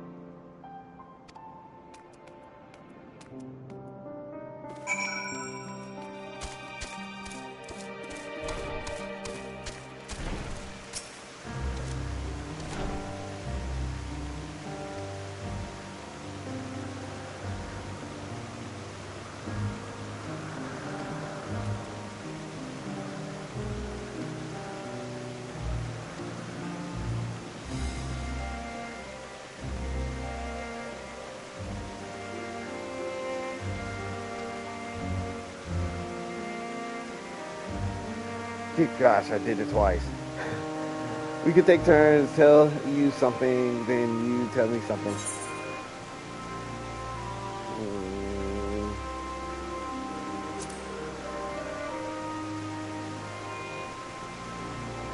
It will be. Where to start? Yes, let's talk to Mimnon. He should be near the Aetheryte. I'm not good at explaining, but Mimnon is, so I'll have him explain instead.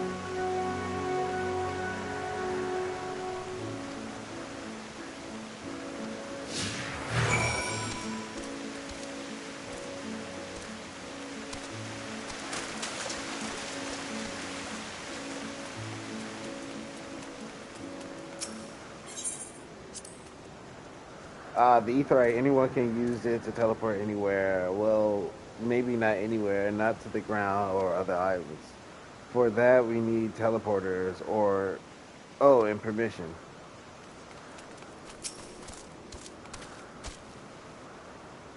And what do we here? Though you look like a person, you have the horns and scales of a beast. I assume you are familiar like Metron. So there's something you need? This is... Can you teach her about Elpis? Newly arrived familiar is she? Very well, I should be glad to introduce our fair facility to her. As you know, it's mankind's duty to make the star a better place. As part of the duty, we employ creation magics to bring forth new life. However, we cannot simply release our works into the world, for it would lead to chaos. No, any and all life forms must undergo excessive testing and determine the fitness to exist. Testing which is conducted here in Elpis. Every candidate is subjected to a rigorous study in which we identify their properties, surmise what habits might be suitable, and speculate as to the effects they may have on the environment and other species. Should it be judged beneficial addition to the star, it will be allowed to take its place in the world. The two of you two were created with the hope of making the star a better place. So he, your master as well, and be good. Do you hear? We will, Nimanon, we will thank you for the lesson. You had a turn, now I get a turn. Where do you come from?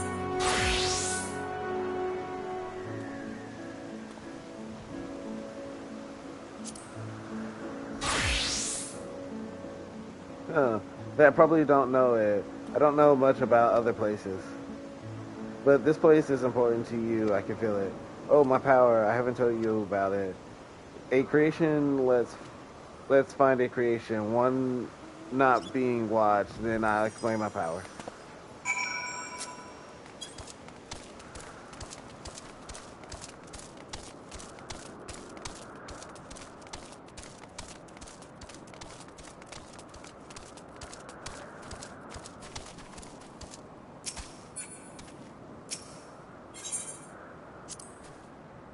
Spriggans? What are Spriggans?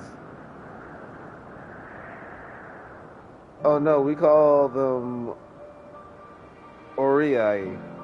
If there's many, if it's just one, we say Oris. Though they're cute, they cannot be naughty. Sometimes they run off with concept crystals, and Hermes has to run after them.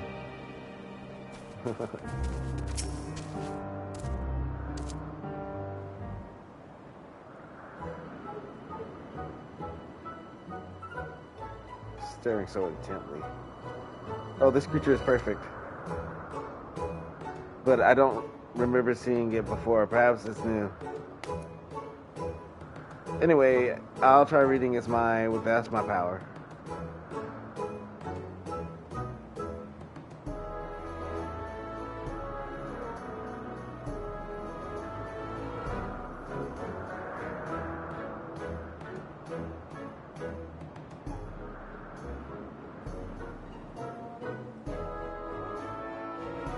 Not thinking of anything, is it?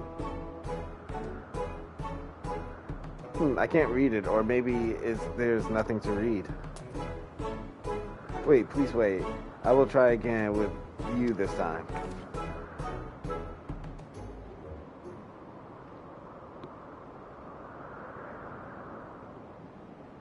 Greetings, can you hear me?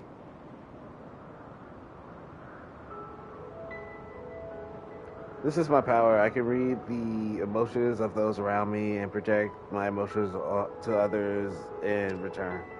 I am not actually speaking to you in your mind. Rather, you are converting my emotions into words and intentions, a process performed subconsciously by intelligent life forms. This ability is vital to my mission, for it allows me to interact with intelligent beings, even should they communicate via unknown languages or other nonverbal means. As a consequence, I am clumsy at speaking. Yet, though I struggle to express myself in this fashion, Hermes wants me to speak as much as possible, for everyone has thoughts and feelings that they may wish to hide.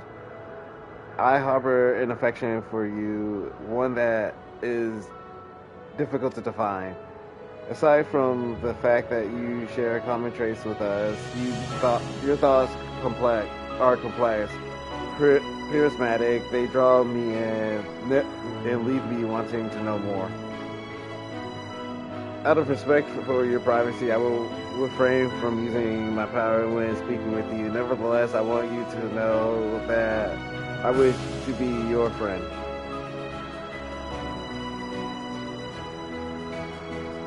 Do you hear me? Good. Now it's my turn again. So what are you good at?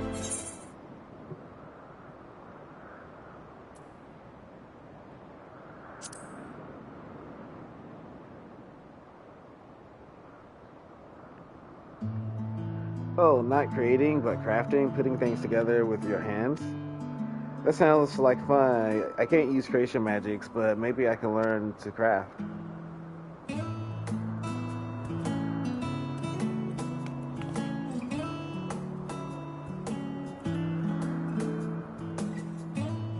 I think we might be bothering it.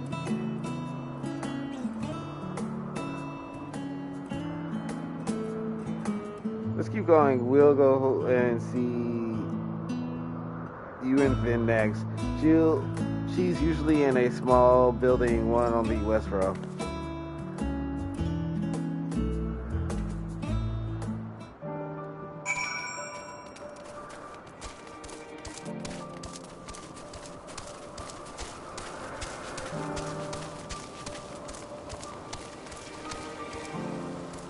Oh, they made those things. Kelpies. Freaking Kelpies. How was that ever sanctioned to be released in the world?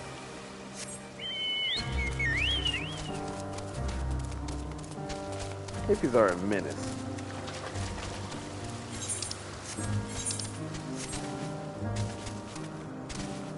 Probably need to go up the stairs.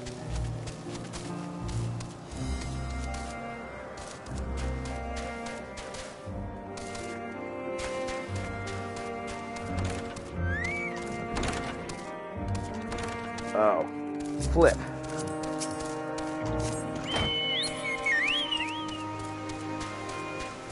I forgot about the walking part.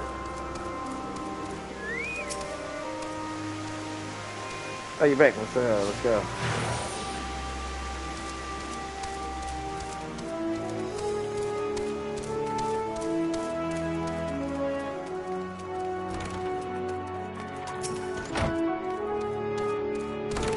Whoa, visit Minter, and I see you brought a friend today.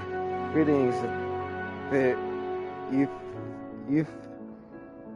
An apple. Could you make me an apple? The kind Hermes likes, covered in syrup. I want to share it with. Oh, candied apple. Hermes is certain partial to them, but you know you can't eat, Mitra. You weren't made to do so. But I like it too. It may seem that way, but it's due to your ability to share others' feelings. You've taken Hermes' likes for your own. In any case, I can prepare an apple right now, but I bring one for Hermes soon as I promise. I'm sorry, I wanted to show you my favorite thing, then I could ask about yours, but I failed.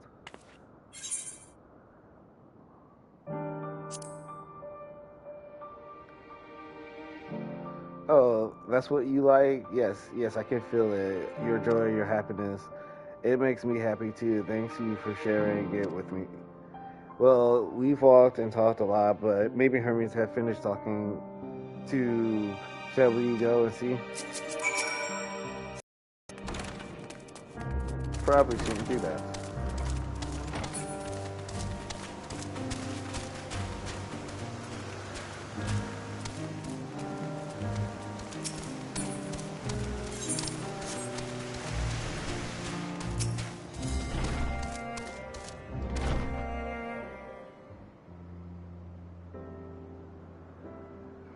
There you are. I can see the fresh air has done Mitron's good.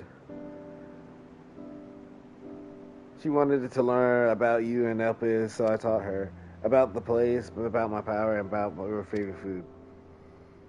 I'm not sure if that last one will be of any use. But I do appreciate you keeping Mitron company. While you were away, I finished speaking with our guests. Finish, Hartley, you requested time to consider the invitation, so we have no choice but to occupy ourselves with an inspection of your work.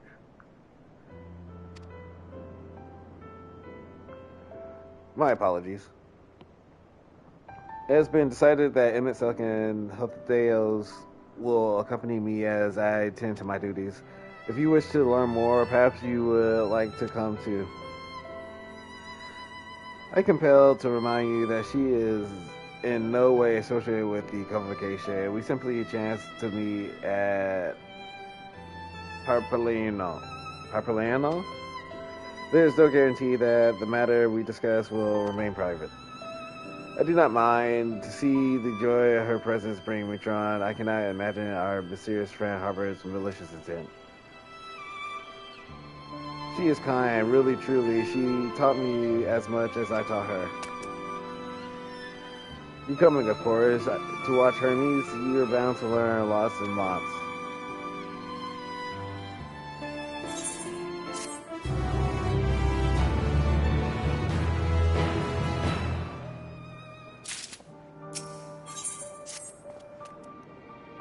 If everyone is ready, there are a few creations I need to check on. First, we shall return to the spot where we found our wayward Ambitosum. Have care when you step outside a hub, for there may be more unruly creatures about.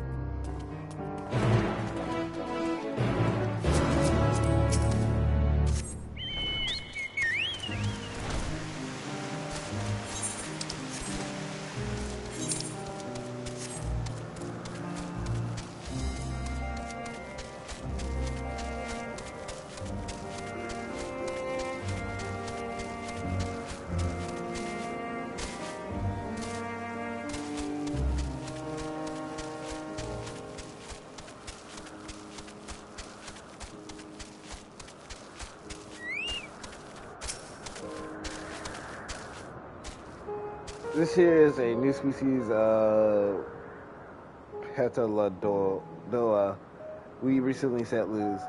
It has been doing very well, managing to maintain a stable existence thus far. If it can see its observation period to the end without issue, we shall release it into the world.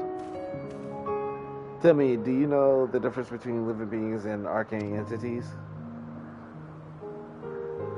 It is the presence of a soul, yet the soul isn't something you can choose to have at will. No, it manifests only in those beings whose form adhere to the laws of creation that can endure on their own. Beings that do not fulfill these requirements, such as those spontaneous born of magic or natural phenomena, do not have souls.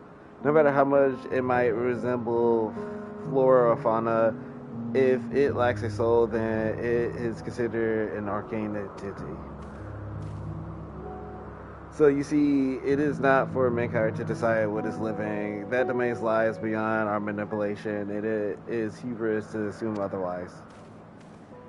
But come, let us head to nearby beacon to the nearby beacon, I receive a report that arcane entities have gathered here. There.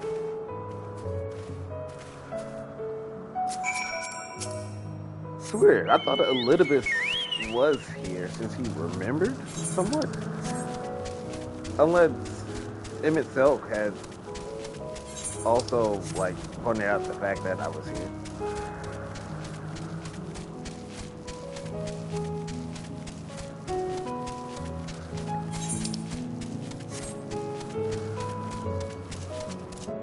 So at the end, they still don't choose when it's released. They just think of the concepts, give it form, and then hope that they have souls.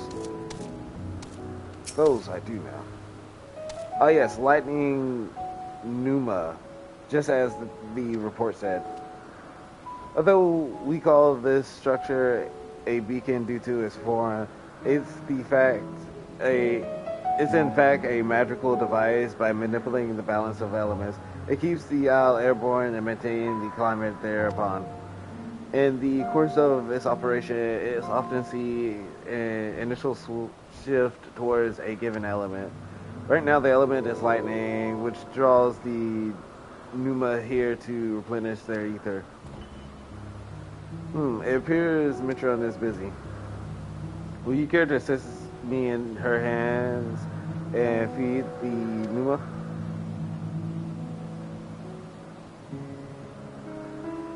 By using this lightning conveyor, you can harness ambient lightning and focus it into a ball and vertically feast for our dazzling friends.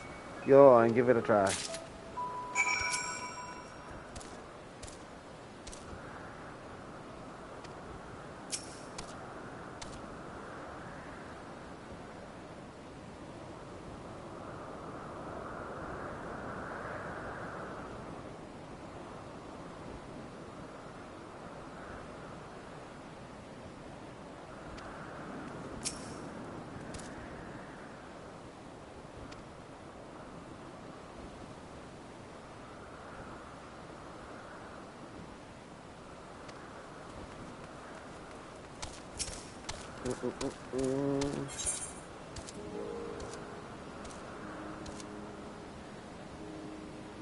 You would just like chuck it at them?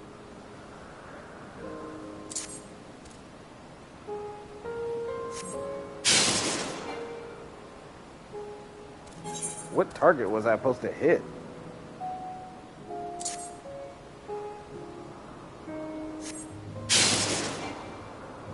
Look at miss.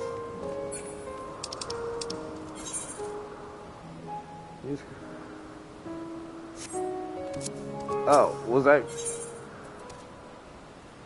this?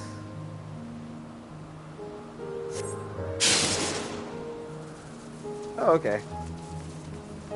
Oh, that reminds me of the Ramuh fight.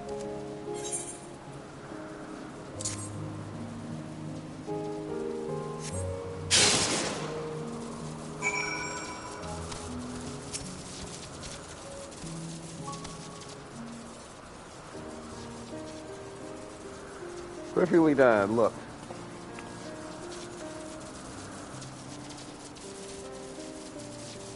See how they gather to feed, how they express themselves through their actions despite their lack of words. Speech is not the sole defining characteristic of a thinking, feeling creature, nor is it silence an indication that they do not possess these qualities. Be a soulless arcane entity such as the Pneuma or a ephemeral life form such as the Petalida, all seek to perpetuate their existence to survive.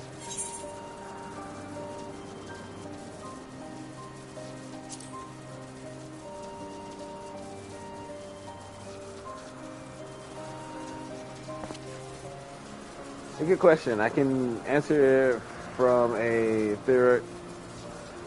theoretical standpoint, but it ultimately falls to the Bureau of the Architect to pass judgment. those with exceptional vision, such as Ithla does, it may be able to assert her true nature. But to me, it doesn't matter. She is herself, and that is all I need to know.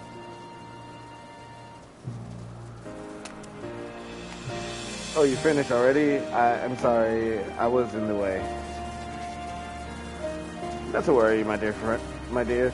They miss nothing of note. We will still have plenty of work for them to observe. Next we will head east to the Morning Dew. I need to speak with some observers there.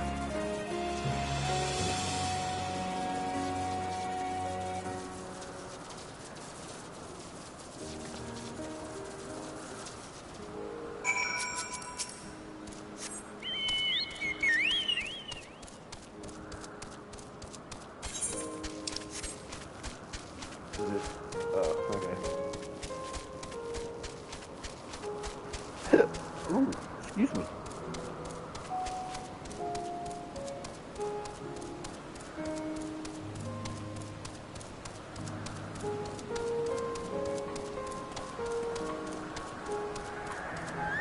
Ah, Gabu.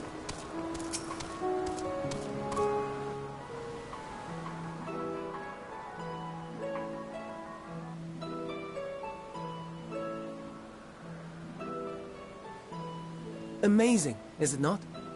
The Ampelos, one of our newest subjects. I like Ampelos a lot better than Gabu.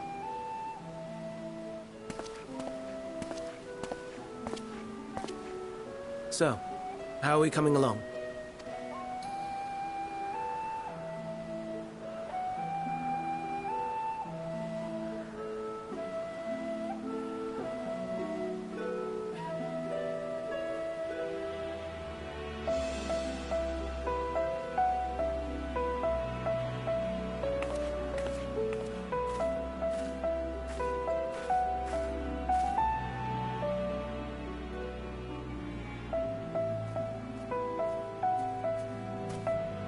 This place is Elpis. Those flowers. Elpis. Entelechy's.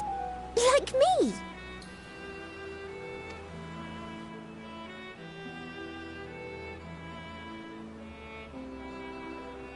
They are a product of Elpis, and so named for their birthplace. A happy accident, born of the hands of a former researcher who loved beautiful blossoms. Unique for how they change color, to reflect the emotional state of those nearby. Though be it here or elsewhere, they are seldom seen in any hue save purest white. Reflect the emotional state, you say? By what means do they achieve this?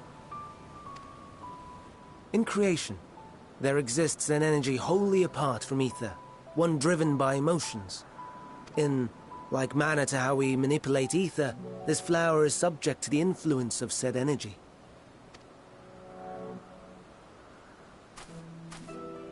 While it has no will of its own, it is sensitive to the prevailing emotion in the vicinity, and reacts by altering its color and vibrancy.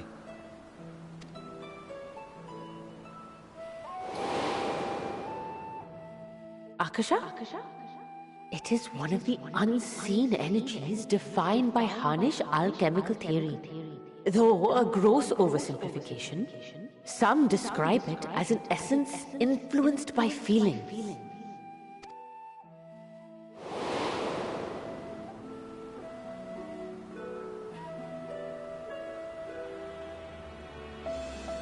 Akasha. Though I'm not familiar with the term, your description suggests it is the self-same energy. Dynamis, we call it.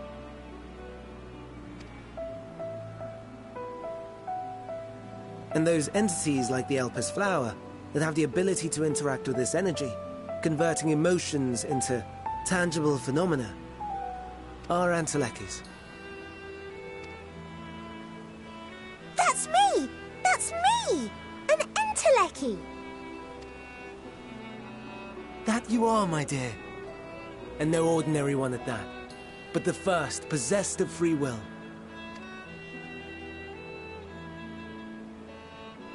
Wait. A form of energy other than ether? Dynamis? I've never heard of such a thing. Hardly surprising. Dynamis cannot be seen, much less felt. And though its existence has long been theorized, we had no proof until the flower's serendipitous creation. What's more, Dynamis is far weaker than ether. Under normal circumstances, its effects are drowned out by the latter.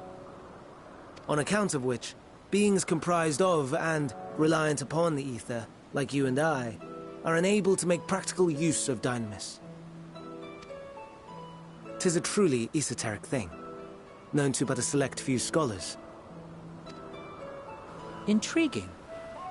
Then, given the limitations you described, why create Meteion?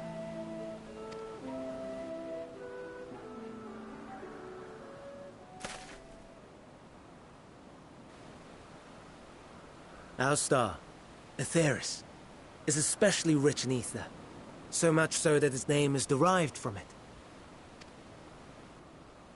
However, when we consider all energy in existence here and in the vast space beyond, Dynamis may account for as much as 68.3%. The more abundant form by far. Were we able to control it, we could open the door to limitless possibilities. 'Tis not unlike a gently flowing stream, unable to break through the dam of ether barring its path. But if we could imbue this stream with the vigor of a raging river...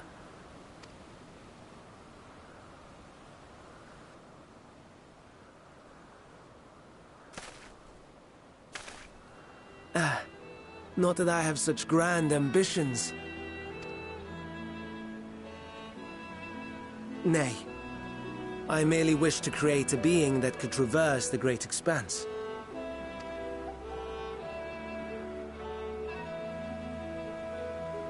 The relative scarcity of ether beyond the bounds of this star was a concern. And so, I looked to another source of energy by necessity.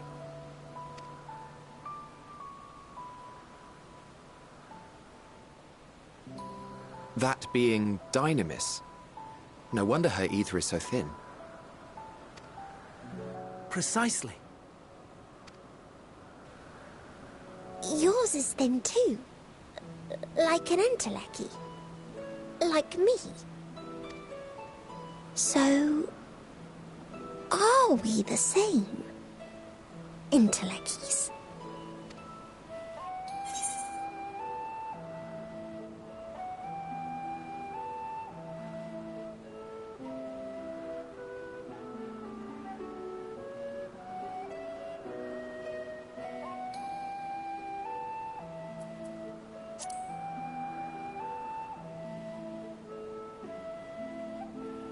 Well, aren't we ungrateful?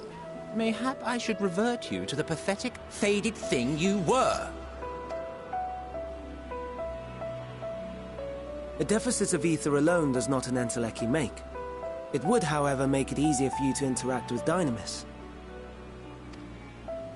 And limited though its influence may be, this quality could prove the difference between victory and defeat. You'd do well not to underestimate it.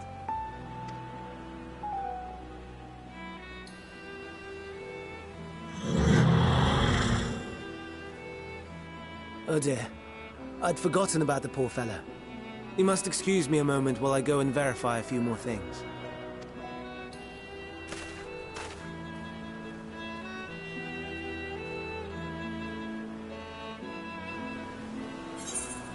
I'm gonna tease Image Selkins as much as I can. Try to kill me.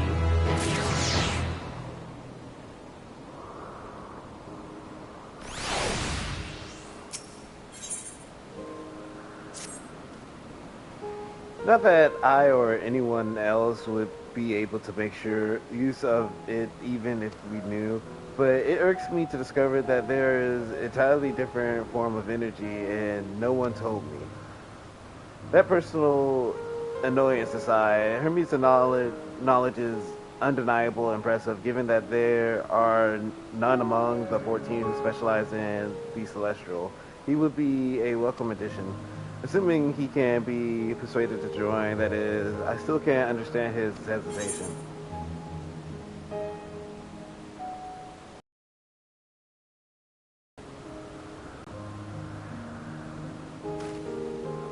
Oh, you wish to know why MSX chose for the Covation? I should be glad to share the tale. It began when... Not another word. Lest you forget, we're to learn about Hermes, not me. My misspent youth is not your concern.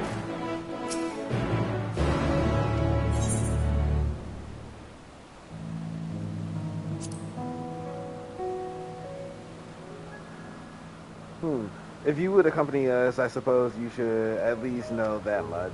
The Covation of 14 is a governing body that determines myriad policies. Our will is to ensure that all is right in creation, that our star may know a brighter future. As the name suggests, the council is comprised of 14 offices, each of which held by an individual chosen for their surpassing abilities. Depending on the office, one is required to either be an authority in a certain field or possess skills that would facilitate the performance of their stipulated duties. The former category includes Mitron's specialty for aquatic life, Logriv specialty for terrestrial life, and husbandry, which I know them to. Mitron is Hemorrhoid's specialty is fungal and plant life.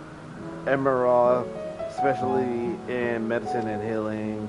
Lahabre's specialty in creation magics, who has brought forth phantom beings of the highest complexity.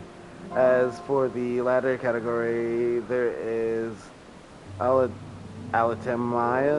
associated of ours, Igrum, champion of enlightenment and rhetorical, killed him. Pashatar, purveyor of discipline and order. MSL, keeper of ethereal realm or underworld and the vernacular. Fandanian, pursuit of exit phenomenon. And Zine, traveler of the world and counselor to the people. What, should I be revealing such details to you? Don't be silly, even children know this much. You would do well to remember it all.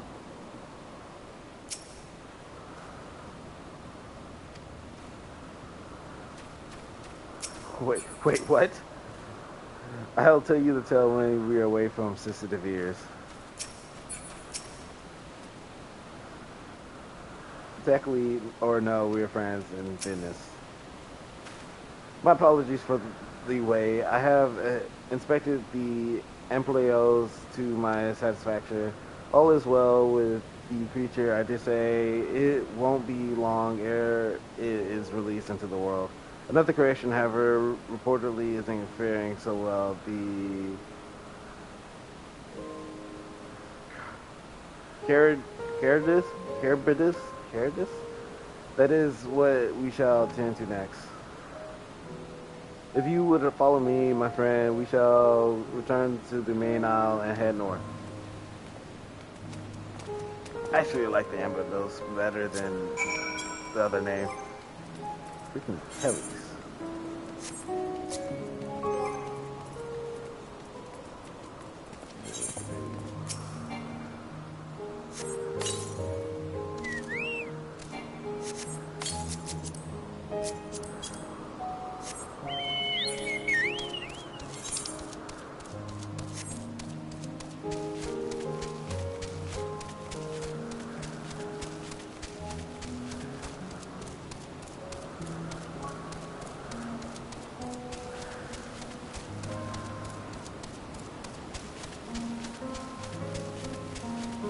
Pretty sure these were released into the world.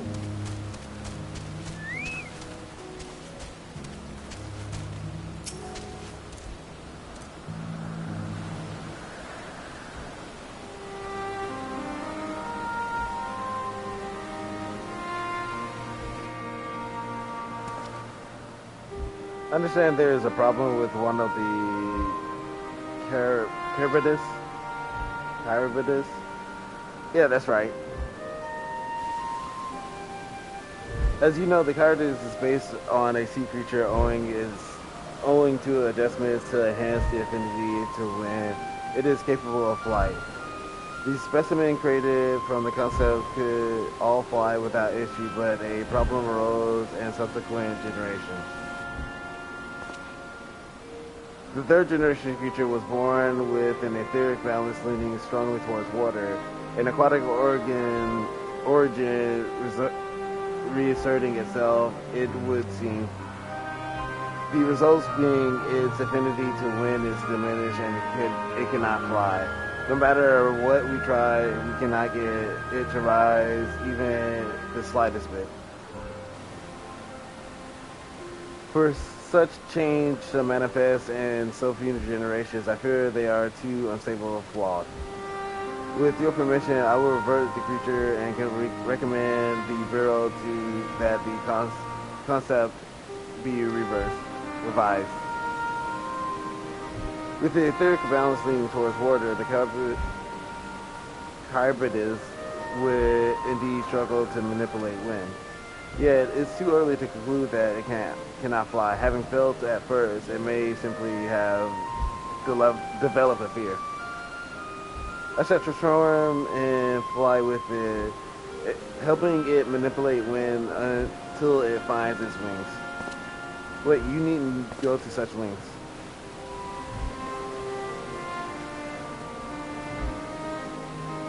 You don't know, but of course not. Transformation is an art in which one manipulates the vast quantity of ether to construct another body around oneself. In practice, this allows one to assume any conceivable form and thereby transcend the limits of one's flesh. Yet, convenient though it may be, transforming in the presence of others is considered inglorious in the extreme, as uncouth and unseemly as running about robeless, shameful. Hey, am I to understand you make a habit of this? Nothing of the sort. It's just that when transformed, I can wield the wind and fly.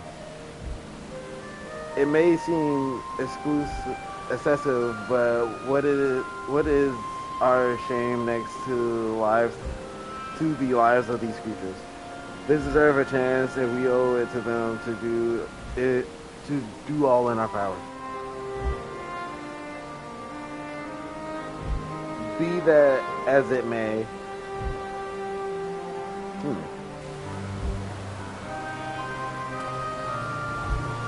Yes, I believe I have a solution. MSL, may I trouble you to move that Caribidus away from its fellows somewhere out of sight?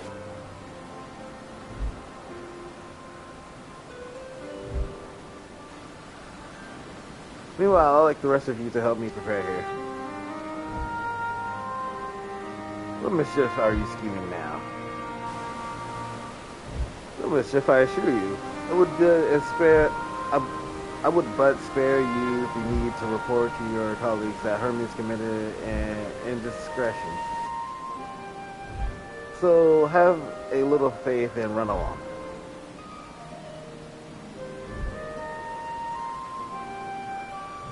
I trust you don't mind.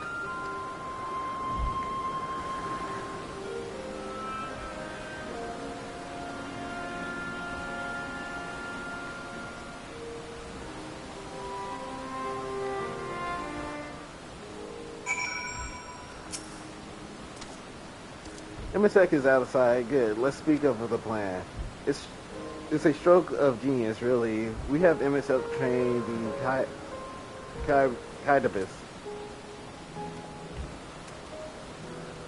Aside from being able to fly untransformed, he can readily see ether currents.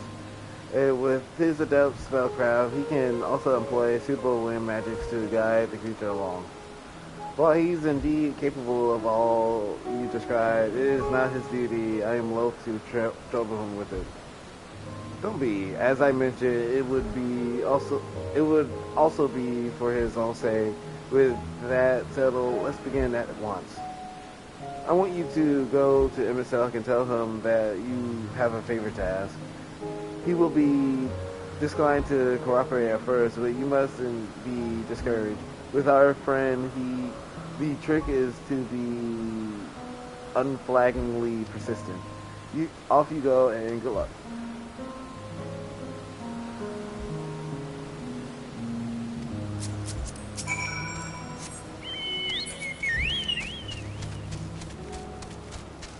I have a favor to ask him myself.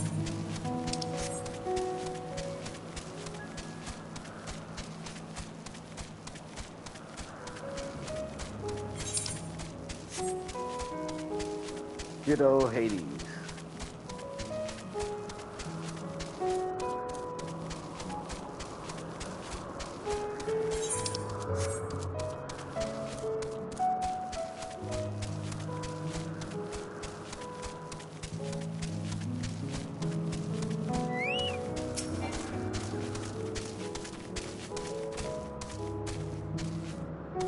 Well, are your preparations for the scheme that clearly not a scheme complete?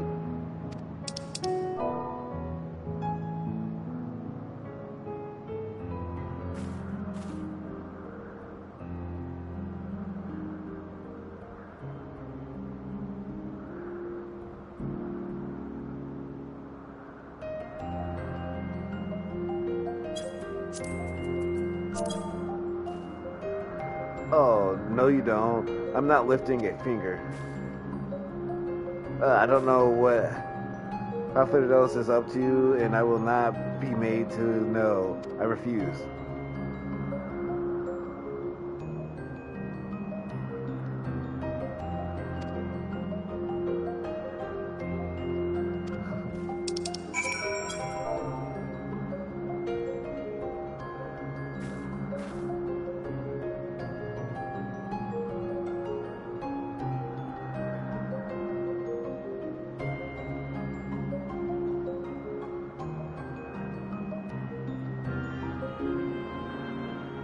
This title is weird.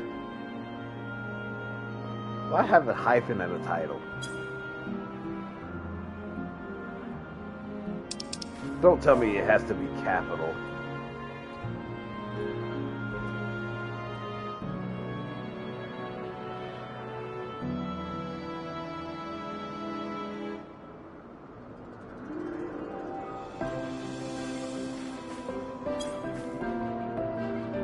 It did. No, no, no. You are not foisting this nonsense on me. I'm given to understand you have the power to help the Charybdis, and should be quite willing to do so. And so I appeal to your better nature, most benevolent Emmett Selk. Please teach her to fly. Or else Hermes will transform. Right now. Now, there's no need to go quite that far. Altruism is its own reward, as I'm sure he would agree. Oh, would he now? And who contrived to put me in this position, pray tell? Nothing so devious. I merely suggested a possible course of action.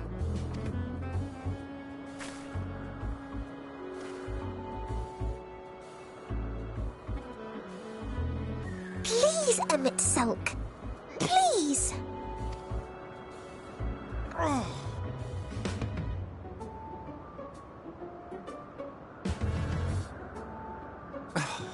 did not come all this way to play nursemaid to your creations. I'd thank you to remember this favor and let it be the last.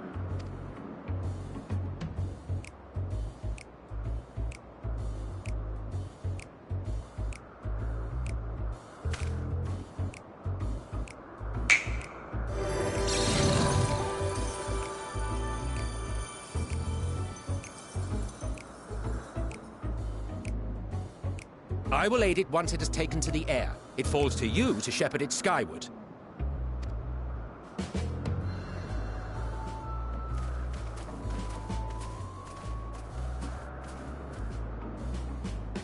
Well, let's relax and enjoy the spectacle, shall we?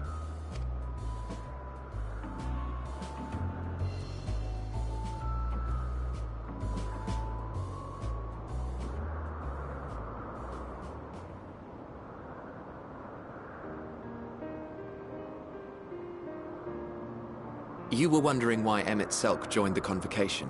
Truth be told, he wasn't the first choice for the office. I was, on the strength of my ability to see ether. But I declined the offer. For though my vision is exceptional, I am pedestrian in all other aspects. Worse even, quite abysmal when it comes to manipulating ether, for example. Couldn't transform even if I had a mind to do so.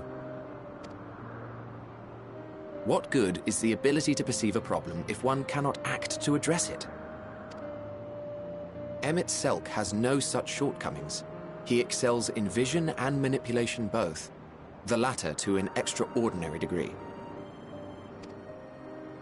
If there is a mage more powerful, I do not know of them.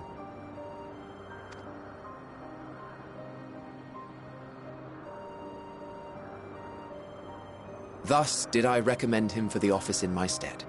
And I wasn't the only one. Far from it. Countless others vouched for his skill and character. People the world over, to whom he had previously lent a helping hand. Oh, how surprised he was. Claimed he hadn't done anything remarkable for anyone. Modest to a fault.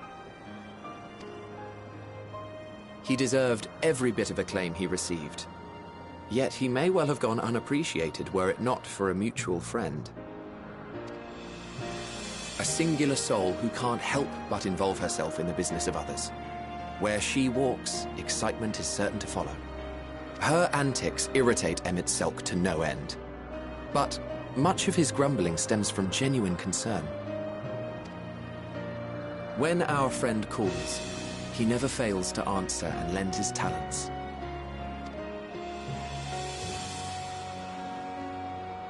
And in the course of doing so, he himself came to be recognized and respected by those around him.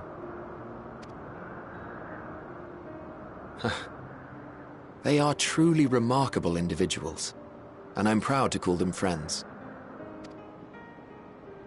To help them realize their dreams. This will be my greatest contribution to our world. And when they have fulfilled their respective purposes, so too shall I have fulfilled mine, and together we may return to the star. Look at me, spilling my innermost secrets. I can't seem to help it with you. I can only assume it is due to the color of your soul. I just don't understand how you can be so alike and yet so different. Well done, my pet. Well done!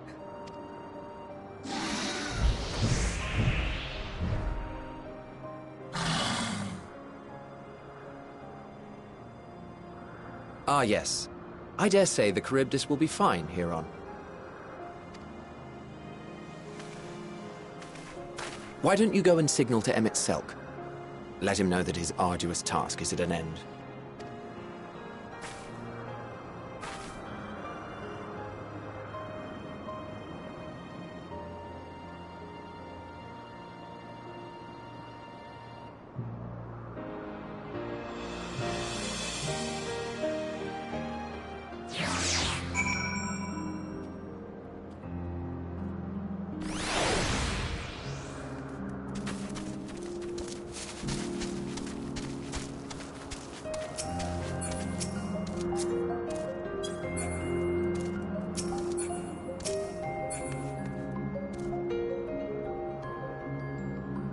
Oh, I gotta wave.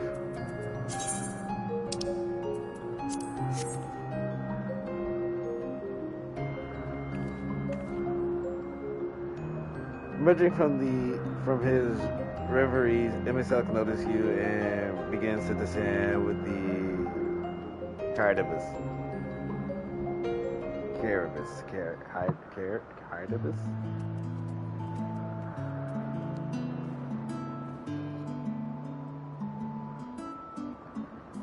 I have no words to express my gratitude. Thanks to you, the Gyarados has learned to fly.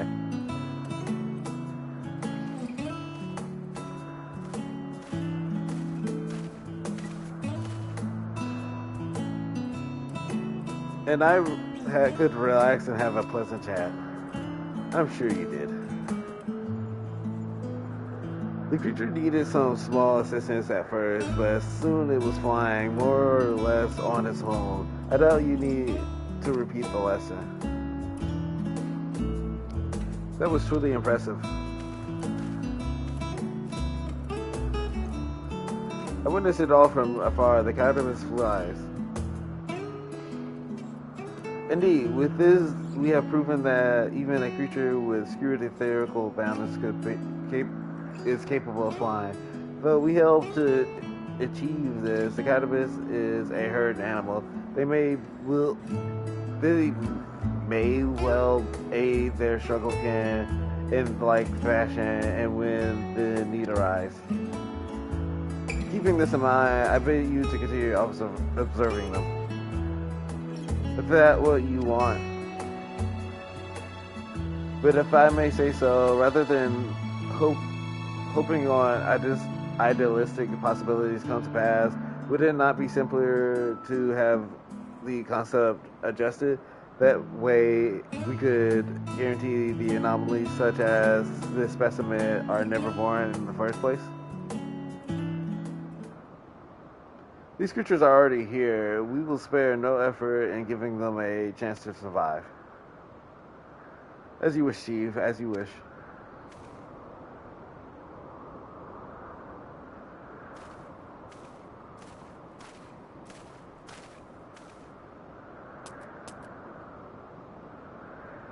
Hermes.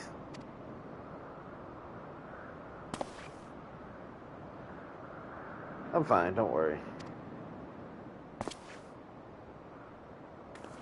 Well, that concludes all of my present tasks. Let us return to Angernos for now.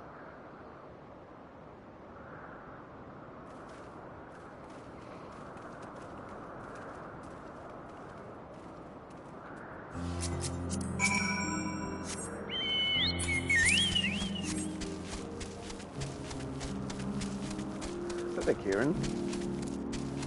It is.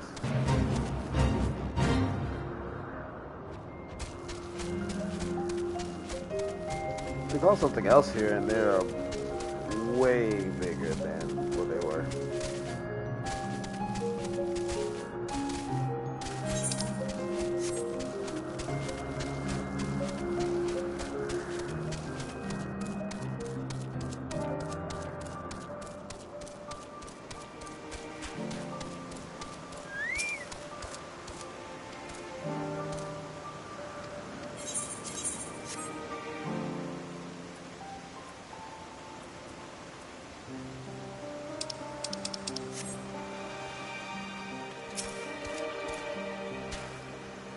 What?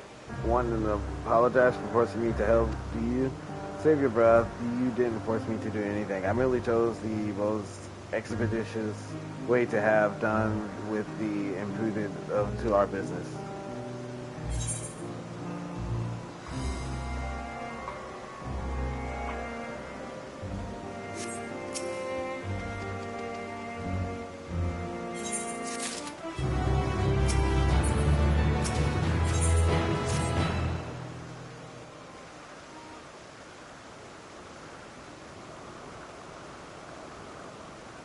Tell me, in the course of watching me, have you learned aught of value?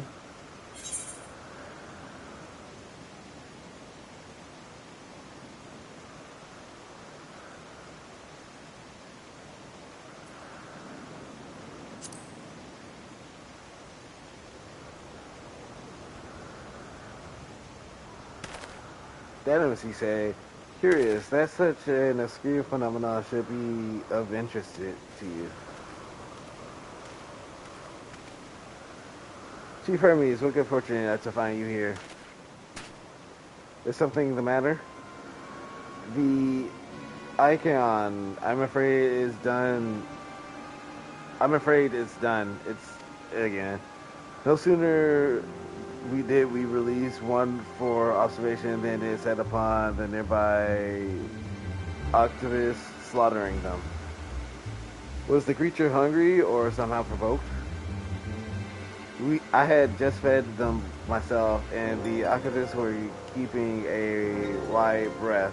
It is the nature of Icon that it is to blame. Their innate viciousness. Temperament aside, it is an outsetting creature, perfect in form and function. Though it may be not suited for release, I have no doubt that the Bureau will accept its concept for preservation. In any case, there is no point in postponing the inevitable. Doors will revert them all once the paperwork is in order. Where is the scene of the incident?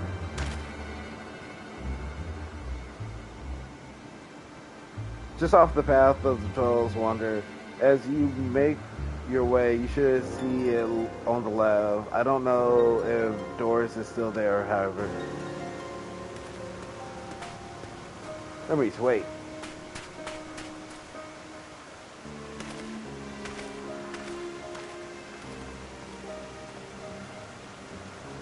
If this is part of his work, then I will deserve. We follow.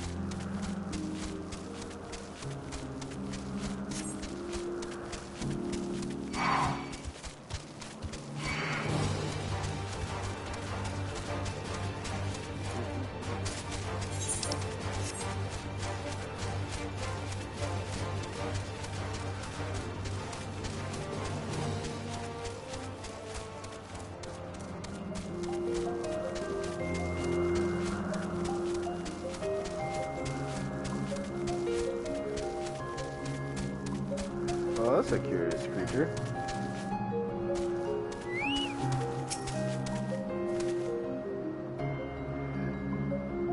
The lacerations and burns are unmistakable. The Icon was indeed responsible. But the creature is nowhere to be seen. Doris must have taken it away. The man makes his base at the 12's Wander. I shall go seek him out there. Let me look out, and I will search the area for good measures, and just to make sure the Icon did not escape. My thanks. Let us meet in 12's Wonders when you have finished. I'll go on ahead. Please follow. Come. It's down this path over the bridge.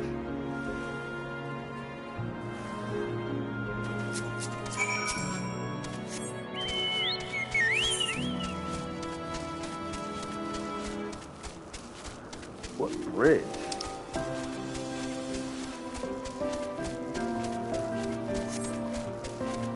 No, that bridge.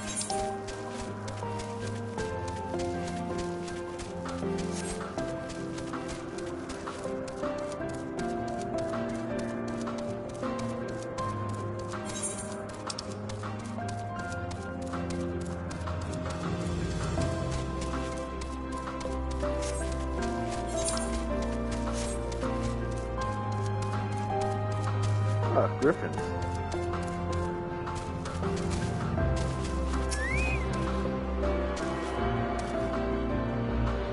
Whatever that is.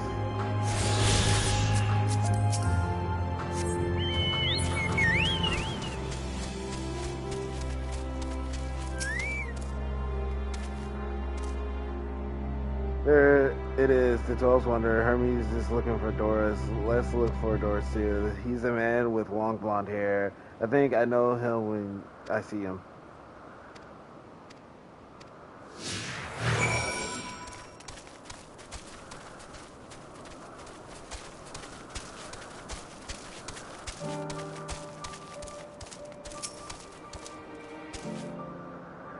For an enchanting familiar, I would delight to assist you in your little journey of discovery and personal growth. My role is to maintain the wondrous climate across Ellipse. I ensure that our every environment meets the needs of the flora and fauna and staff, of course. Environing us, representing each part of theories are recreated here in Ellipse, that we might gain a robust understanding of concept potential. As such, maintaining the appropriate balance region by region is tricky work, but more than worth the effort. The Taurus Wonder is the wellspring of Ellipse's weather. After a fashion here, we do employ the latest spellcraft from Amarat to maintain and adjust the assorted climes, though which are creation frolic and for test purposes. Naturally, as in any other part of Ellipse, we also observe and experiment with set concepts, and conversation being perhaps one such experiment.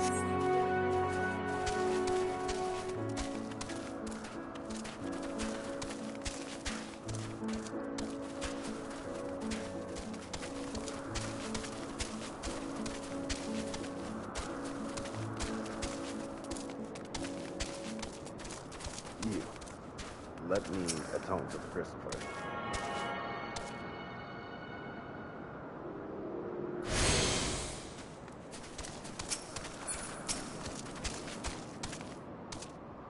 Doris, that's Doris.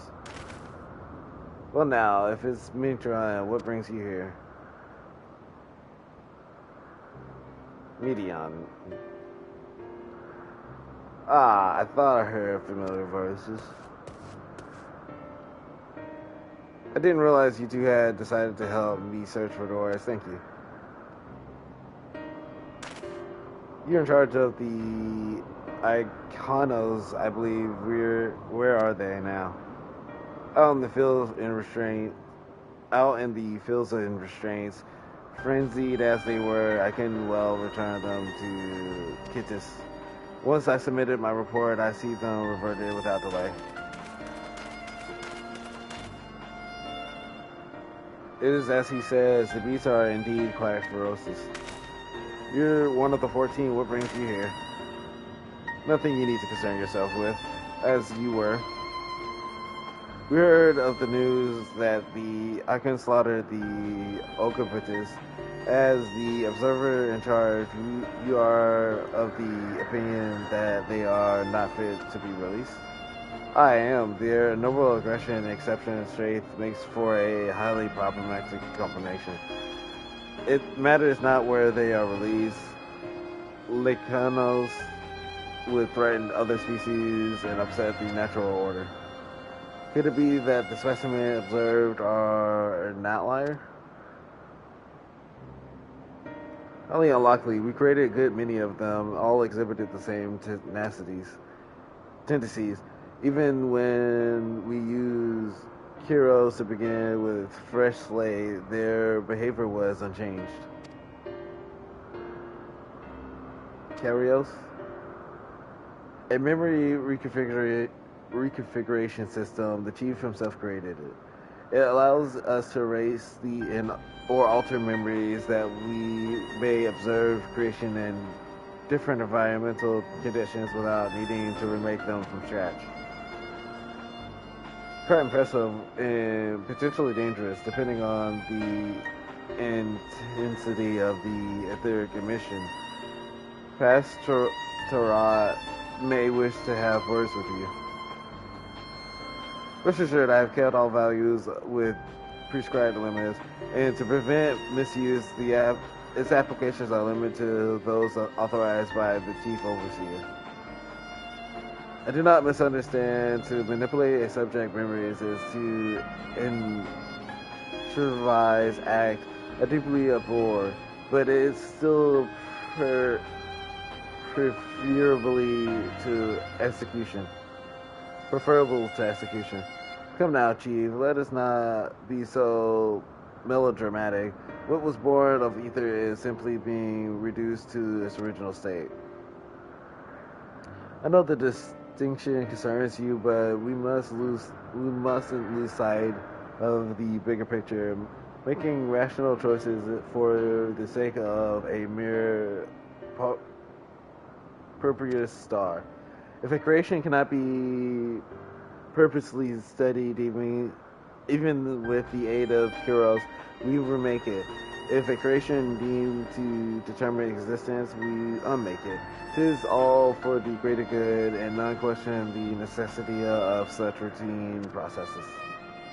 Understand these things, I do. I would never think to unleash a clear and undeniable threat unto the world.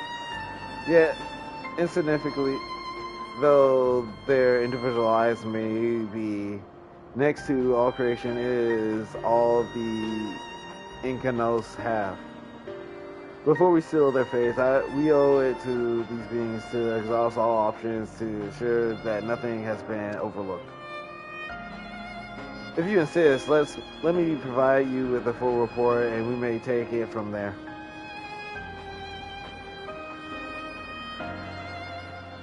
Would it be possible for us to attend the discussion? Emerald may better carry out his duties. By all means. Pray show them to the meeting room.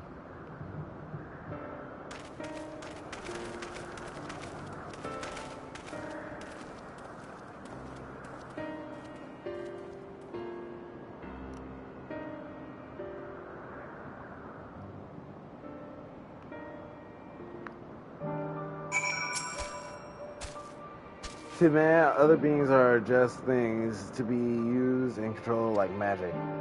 That's what Hermes told me once.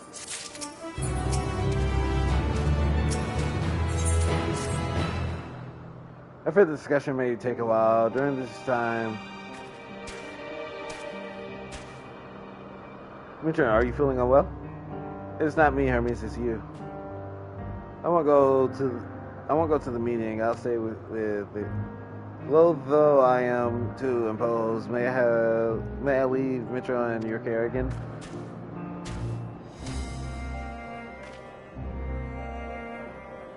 I mean your dad, if you excuse me.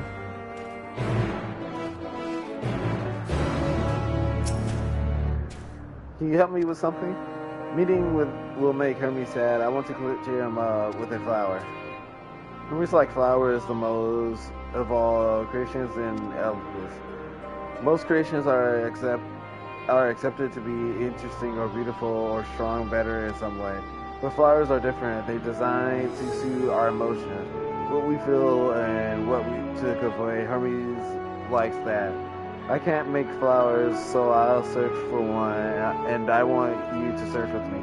Let's start here at 12 Wonders.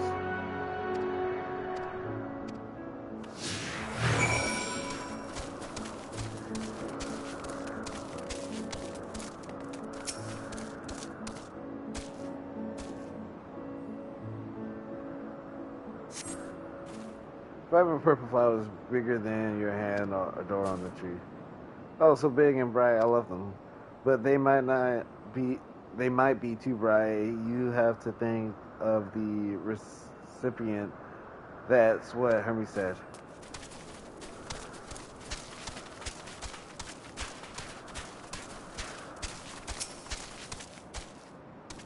This is a tree. Tall slender tree rises before you. You crane your neck and look for flowers. No flowers. If there were apples, we could cover them in syrup. Let's head outside next. Don't worry, we won't wander far.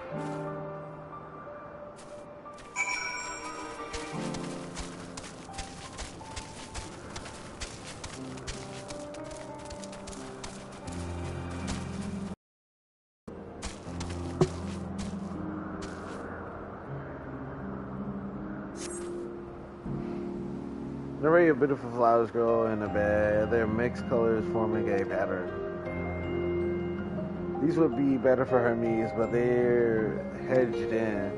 That means we shouldn't touch them. They're either under observation or poisonous. Any other place should be fine, though. Let's keep looking.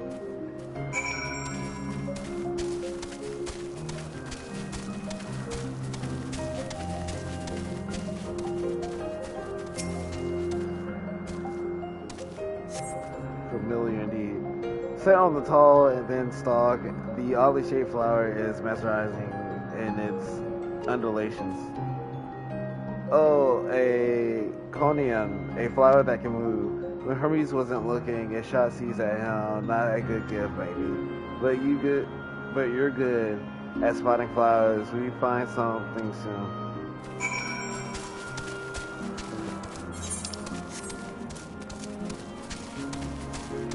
Shot seeds at him.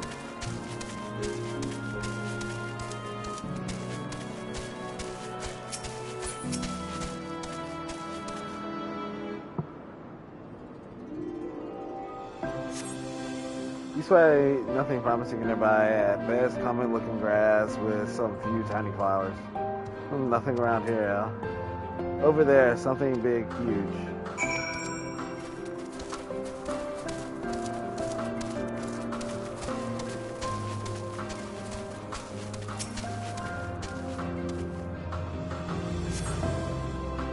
Silver stench reminiscent of a sodden old boats pervades the air.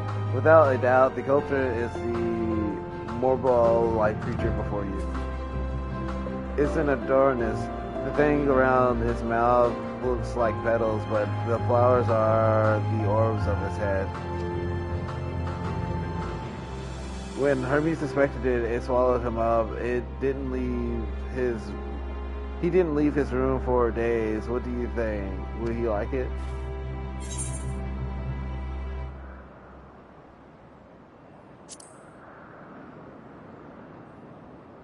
So not this one either. Finding good flowers is harder than I thought. I'm sorry, but could we search a little more? Maybe as far as the fields over there. I'll pick something after that, I promise.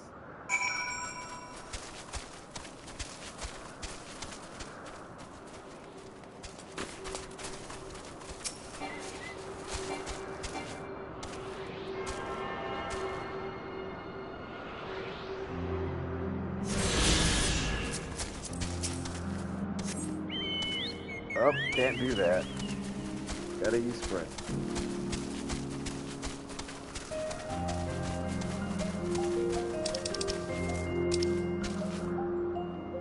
Umbral wind.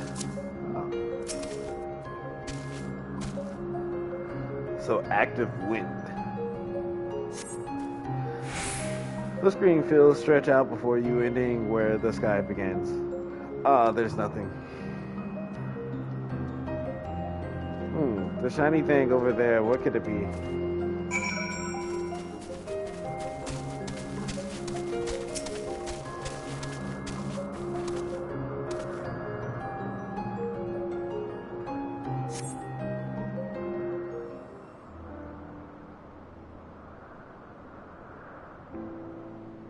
Oh, ellipse flowers.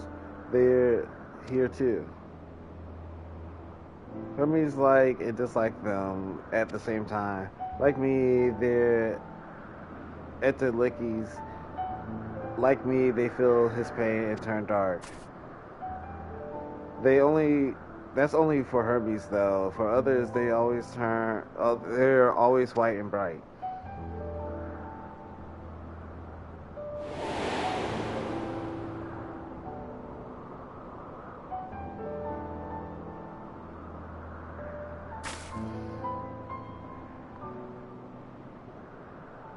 Truly, the flower was dark in your home.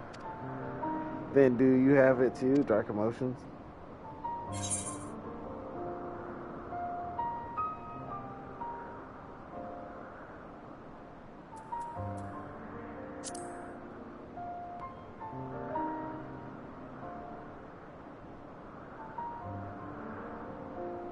You don't have to say it. I can feel it's something you want to hide.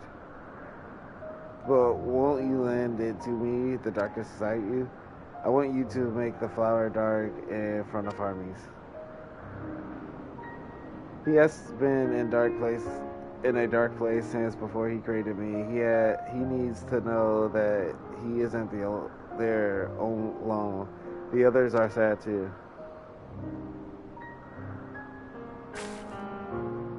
Truly, you do it.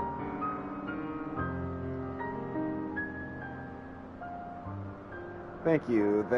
Thank you. It means more to me than I can say. I can wait to see how Hermes react. Let's go back and fetch him.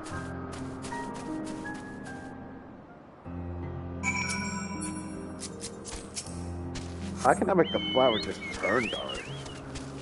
That requires a manipulation of Akasha or Danamus or Dominus?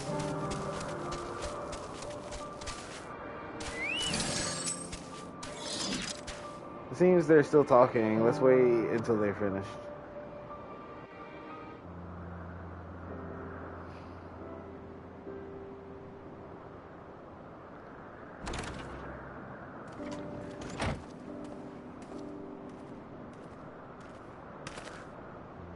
Hermes!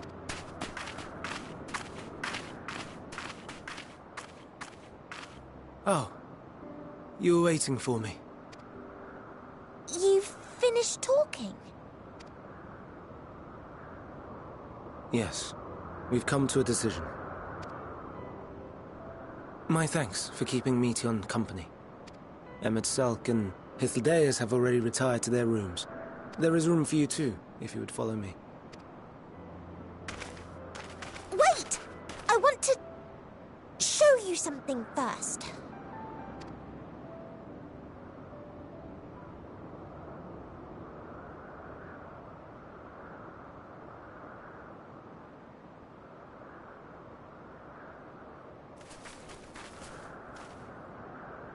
Elpis flowers? Go on.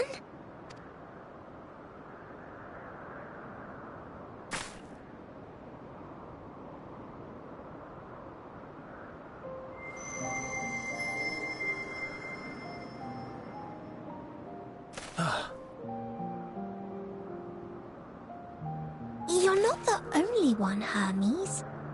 Others feel sad too. You're not alone.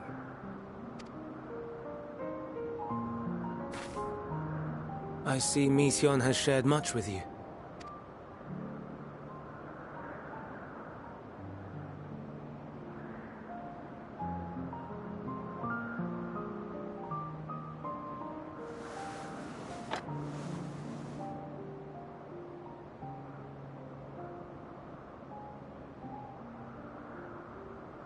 May we talk a moment?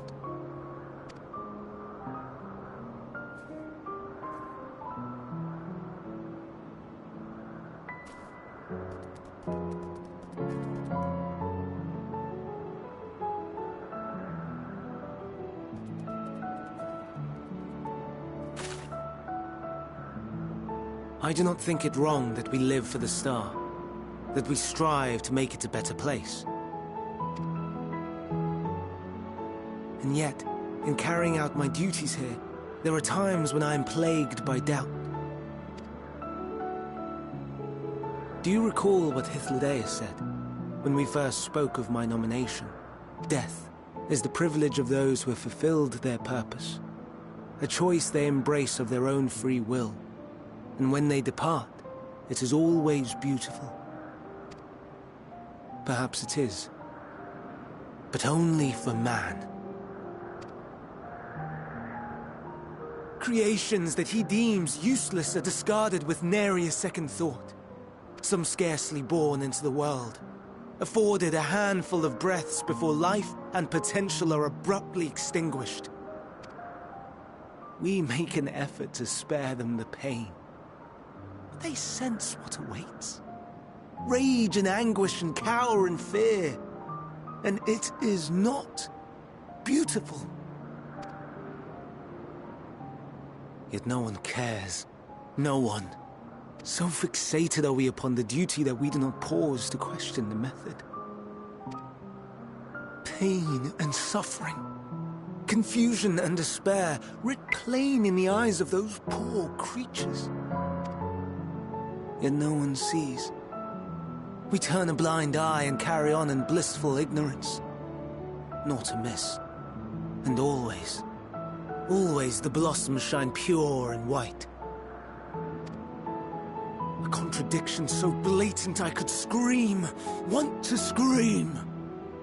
How can you all accept this aberration? Then I wonder, am I the aberration for thinking thus?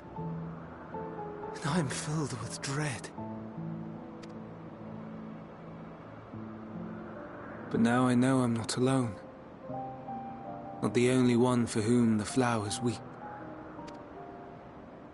I won't ask what you thought as you kneeled beside the Elpis, or if you only did it at Meteion's insistence. Nevertheless, I thank you. To know that you too have experienced suffering is a comfort.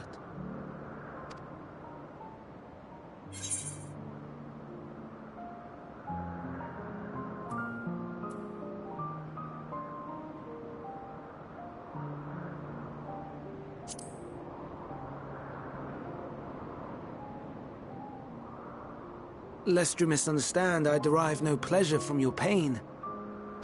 It's just the fact that you are still here in spite of your suffering gives me heart.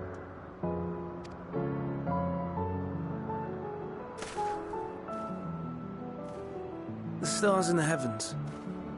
Know you what they are?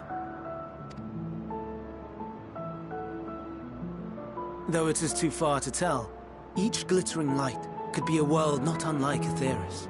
A world filled with life. So many stars, so many lives. For us, there may be no higher purpose than to live for our world. But what of the other living beings out there? What is it that gives their lives meaning? That drives them day after day after day?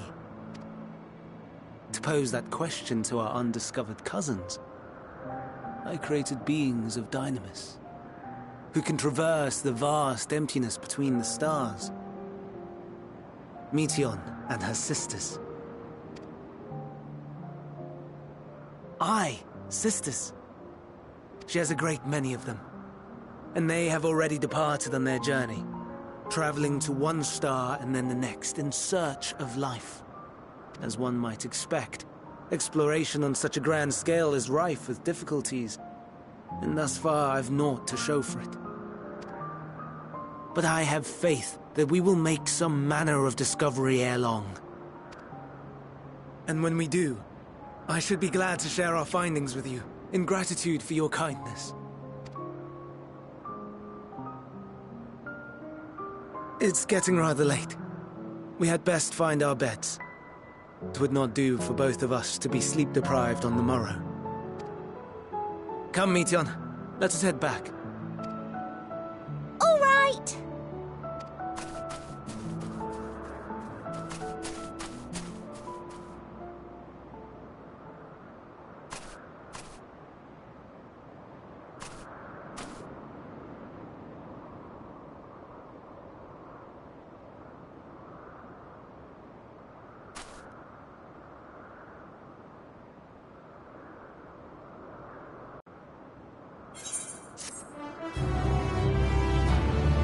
Was something calling out to her on that island?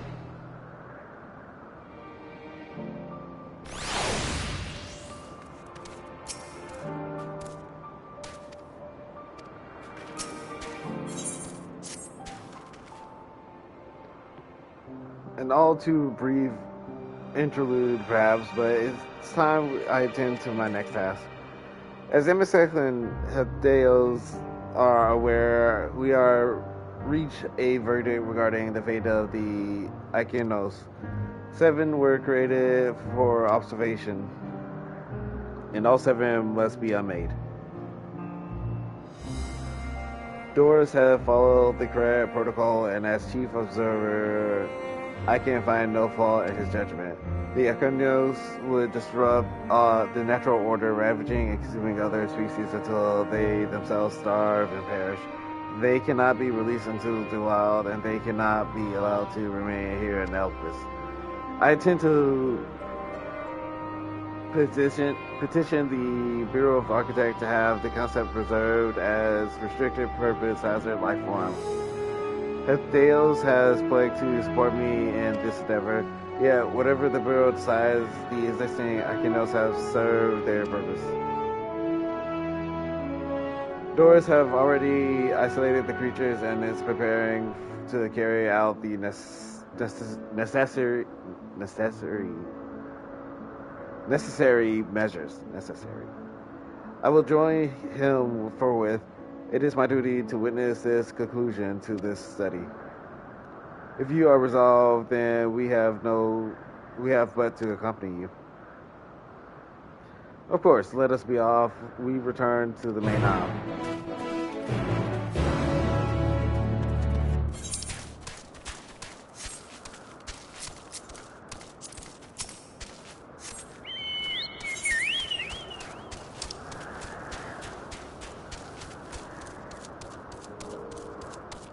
Is that the off island?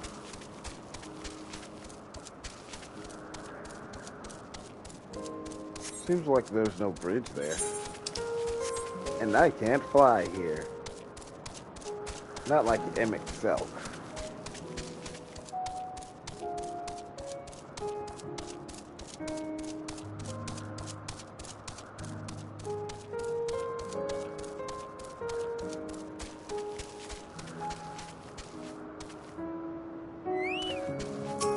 They would kind of resemble Bahamut's. Kind of. It's only 4 of them. Doris, are you hurt? What happened here? They caught me off guard. I had them bound with ethereal shackles, but they became frenzied even more so than usual and broke free. I was able to stop. The other 3 escaped.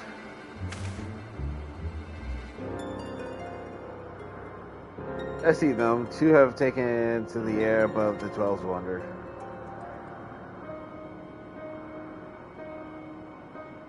Last one's up ahead, lurking in the fields. You handled that one, and the pair in the sky you can leave to me. If this is how it must end, then so be it.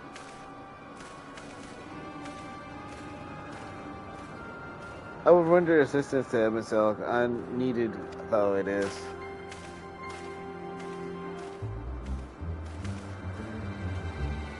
Rita, you have to stay here with Doris.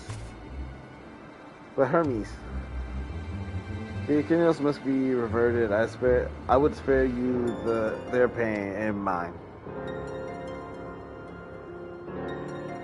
This is my burden, not yours, but if you are intent on helping, then please follow me and follow my lead.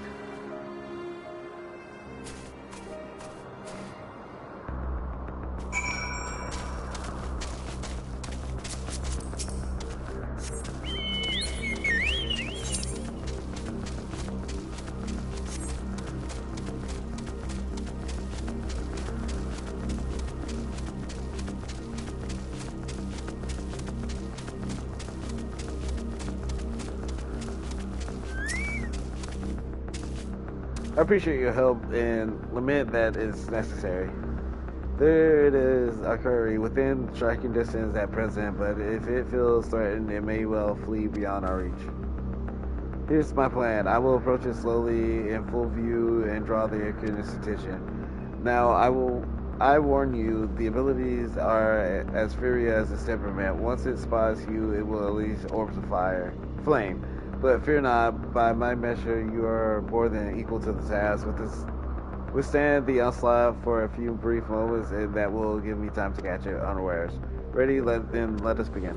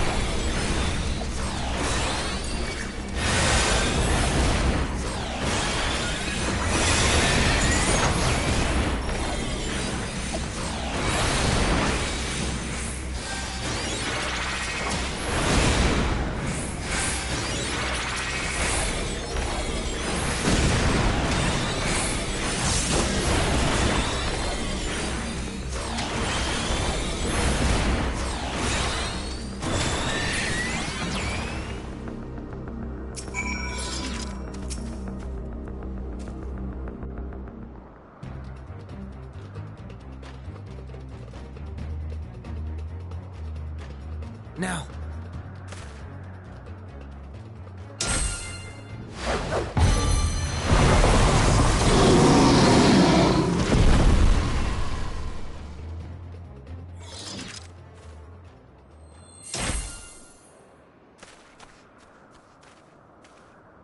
Oh.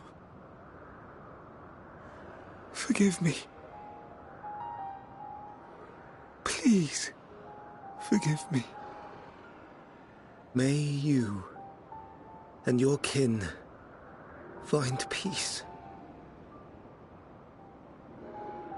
Wherever your souls may drift in the underworld, may you find tranquil seas.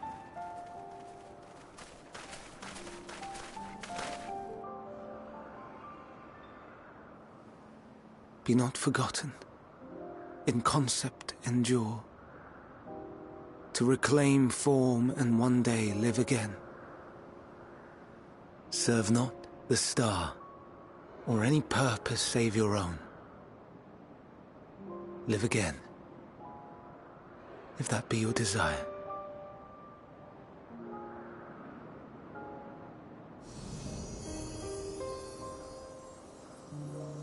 Hate, if that be your want. We are worthy. But leave your suffering behind. Lay down your burdens, be born anew. Fly high. Fly free.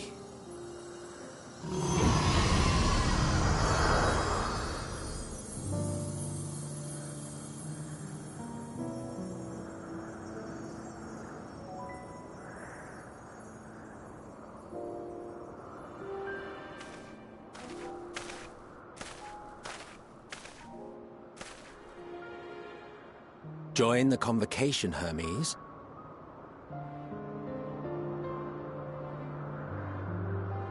You do not belong here. Leave to replace another. To be replaced. It changes nothing. Tell me, do you think it right that we sacrifice all these lives for the sake of the star? And when the star has reached perfection, what then? If all who are satisfied choose to die, shall we all die in satisfaction?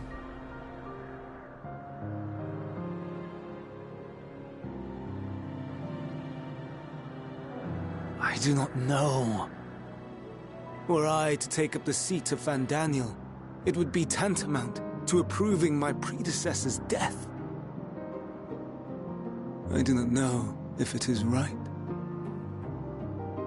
And to be torn by such thoughts.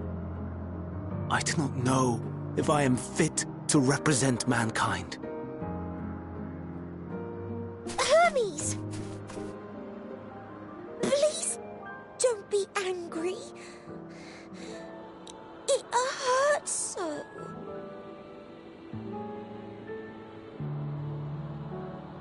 Forgive me. If you would still consider me in spite of everything, I beg some time to gather my thoughts. Meanwhile, Hythlodaeus, I fear I must trouble you to attend to the others. 'Tis no trouble at all. Take as long as you require.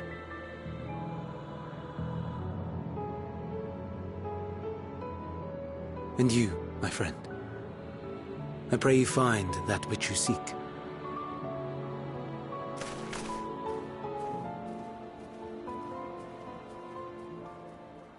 I expect we have some few matters to discuss. Shall we return to the 12 Wonders for a time? Aye.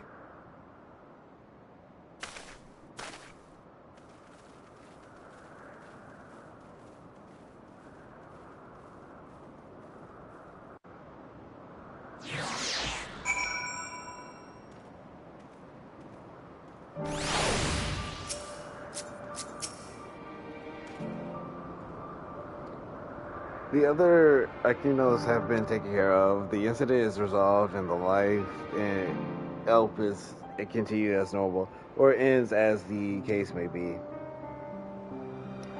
Rationally speaking, I understand Harumi's argument. No matter how well deserved the rest, there is a pang of sadness when a colleague leaves us.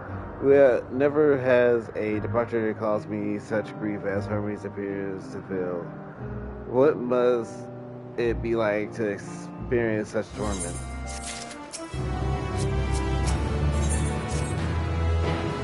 Word to now, if there's anywhere you would like to visit before we leave, I should be glad to show you the way. Hermes has not yet outright refused the position with the convocation, merely postponed the decision. As such, I may as well resume my assessment. If we cannot accompany him, then I will content myself with questioning his colleagues. Even the Pergamentus, then allow me to remain your humble guide. And what of you?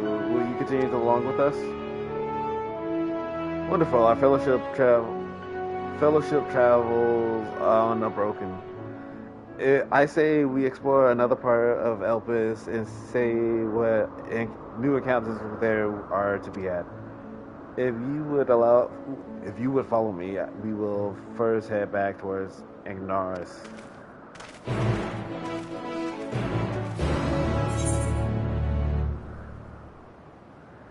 Did I attune to this? Yes, I did. It's about halfway. I might as well walk.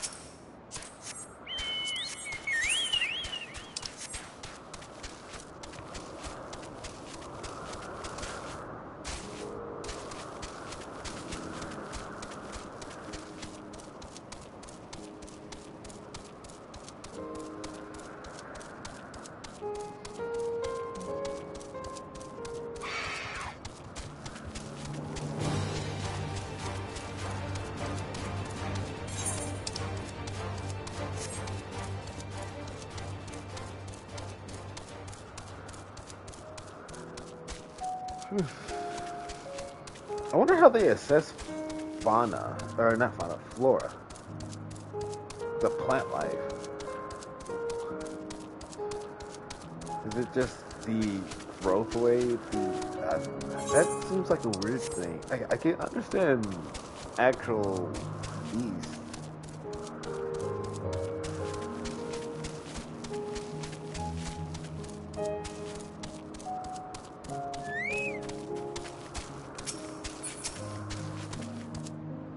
From here, we follow the path northwards to Notornos. There we will find one of the newest, which facilitates travel between the islands and Elpis. First-time travelers must be accompanied by someone with which I have. Only need to use the device together once. Henceforth, you will have to leave to use it freely. Shall we?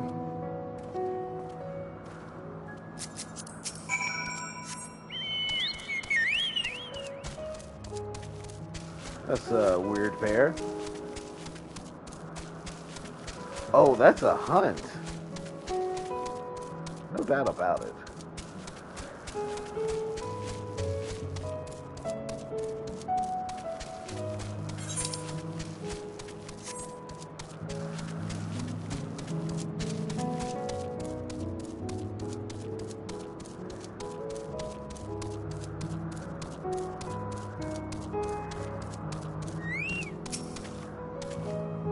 Smaller crystal.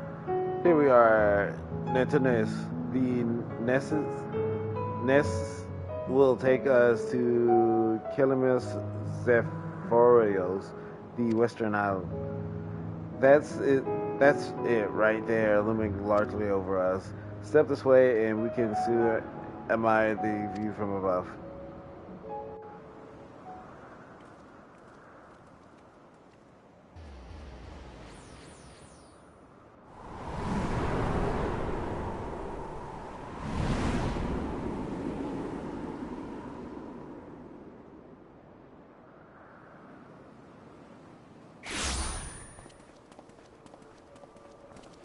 I present to you Calamelios Zephyros.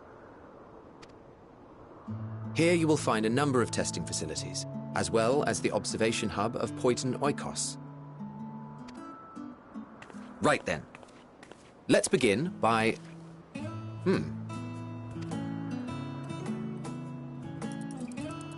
Well, well. An Arrhaeus. How delightful.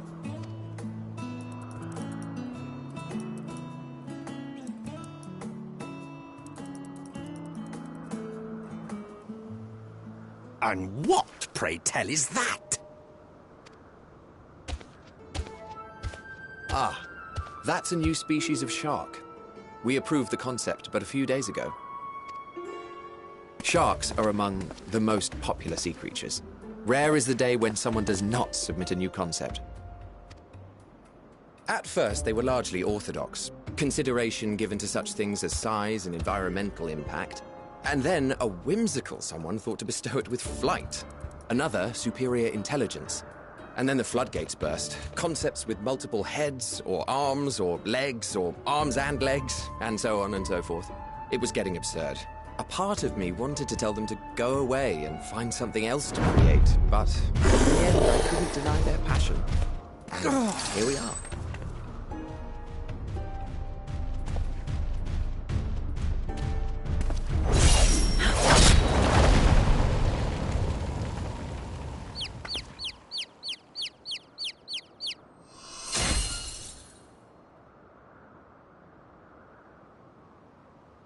That was too close. Are you unharmed? Well now, if it isn't a pair of familiar faces. Venar, that we should meet you here.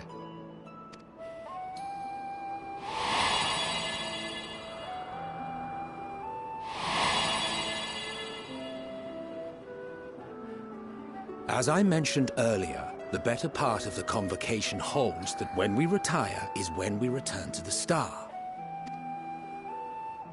Well, she is not among said majority. Even after stepping down, she carries on with her work. Venar is her name, and she is the previous Azem.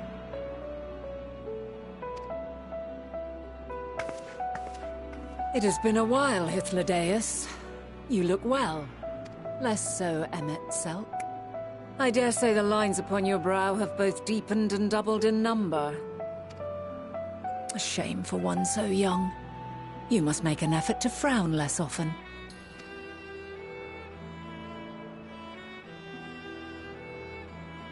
Easier said than done, thanks to your unruly successor. How is she, if I may ask? Incorrigible as ever. Rushed headlong into a volcano on the brink of eruption just the other day. I should be glad to share the tale in its entirety later, if you're so inclined. Oh, you know I am. Now then, you are?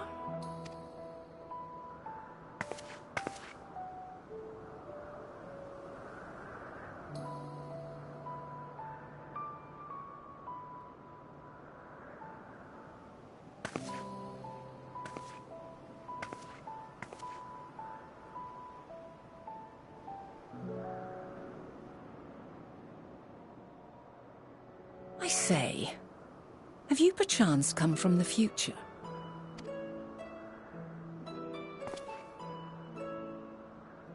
I do not believe we have ever met, yet I sense my magic upon you. Therefore, if I wove the enchantment, I could only have done so at a later point in time.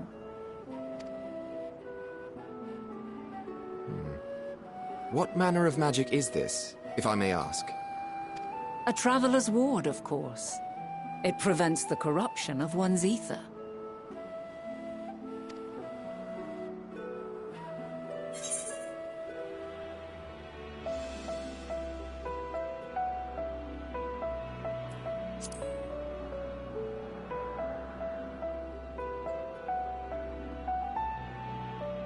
Primals, you say?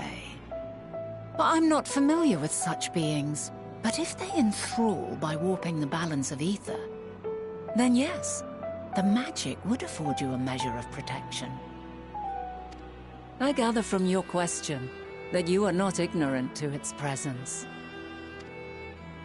Hold on. From the future? That's absurd.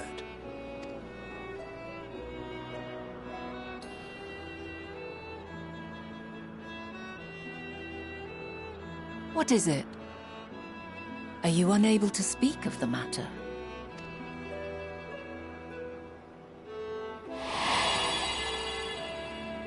The reality to which you must return exists as a result of the final days. You cannot reshape the past to undo the tragedies of the present.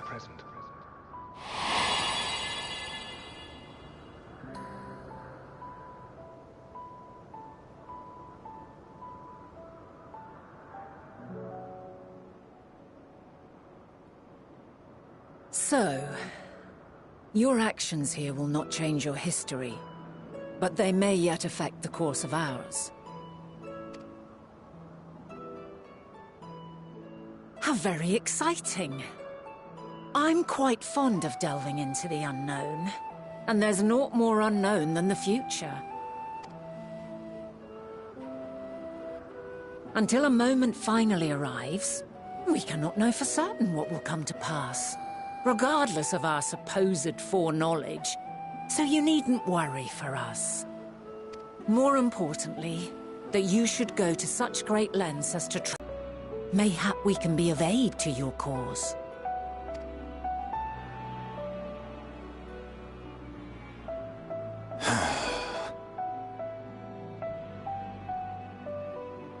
If this is true, then you've been keeping quite the secret to yourself. As a representative of the Convocation, I will hear it all. Your identity, purpose, everything.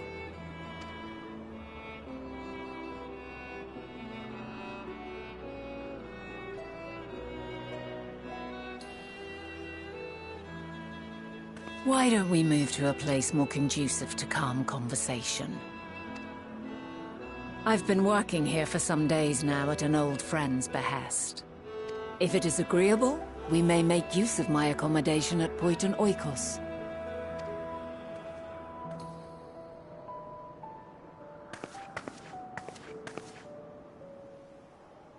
We were meant to meet. I am certain of it. Else I wouldn't have marked you so clearly, and sent you unto myself in the past.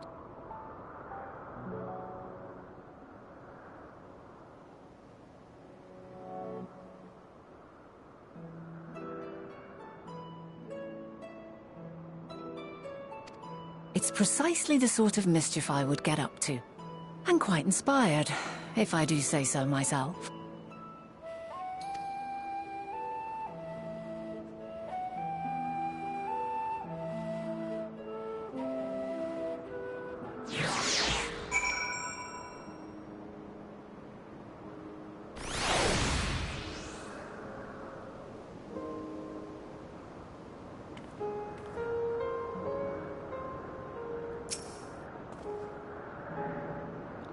My apologies, but before we move along, a colleague has tasked me with a matter which I'd rather not evolve unresolved. It involves finding certain concept in Grey Crystal and the quick-fingered Oris which made off with it. And Oris, you say, I think we might have seen the culprit before being distracted by that business with the shard. Would you like us to follow its ethereal trail? That would, of course, lead us only to the Orthries. There is no guarantee that it hasn't dropped or stashed away the crystal you seek. Please, even that much would be enormously helpful.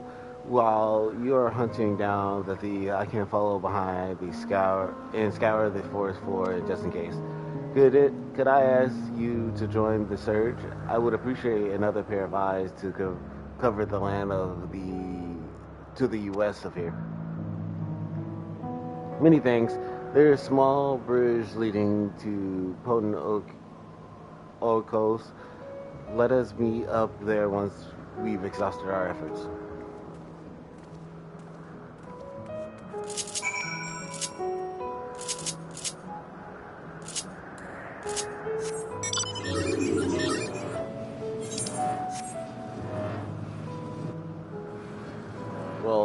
I can tell you that was released on the 1st.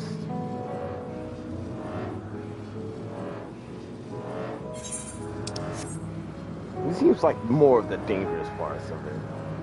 And someone's taking down a tree over here.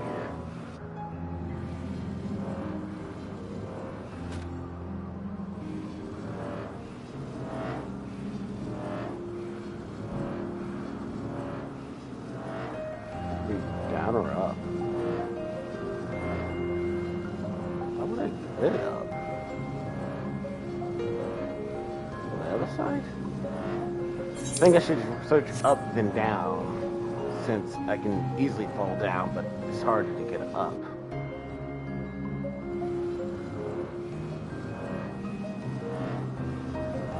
Unless there's a cave, which would be equally annoying to get to. Oh, there it is.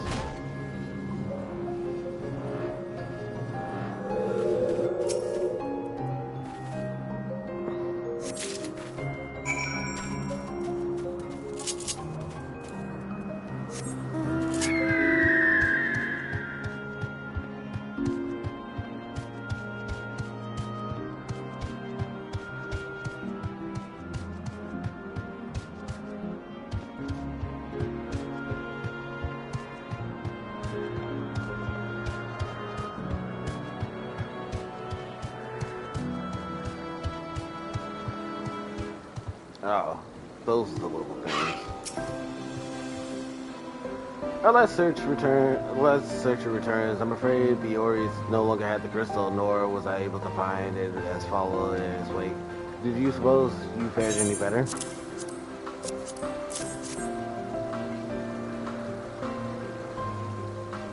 The crystal, well done.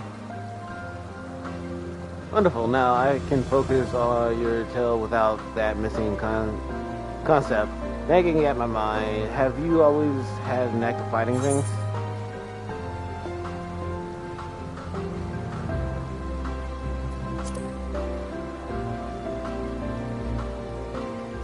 You travel often then. It seems we have something in common.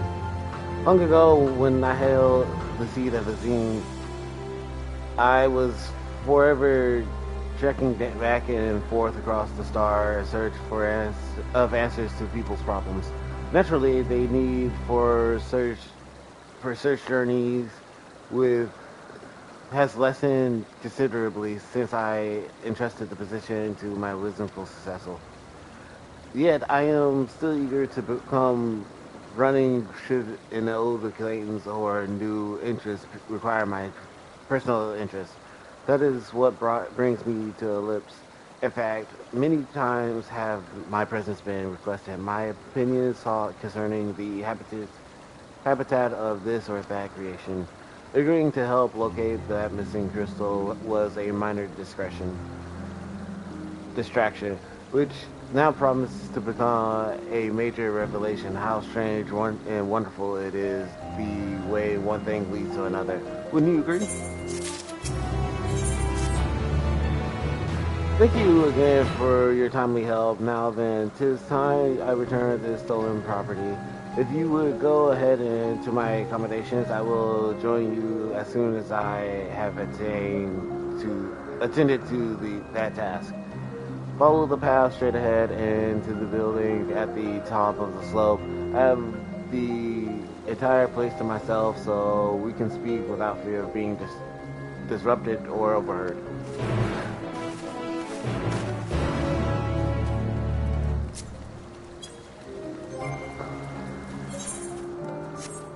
Probably leave Kaylee's in right now, since I'm really not fighting anything out in the open. And I'll call him out when I need to fight something in the open.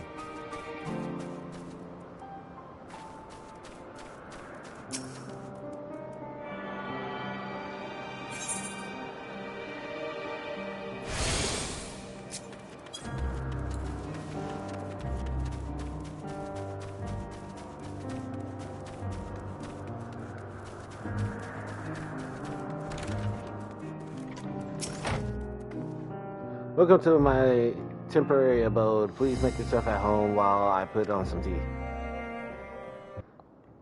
And they still have tea.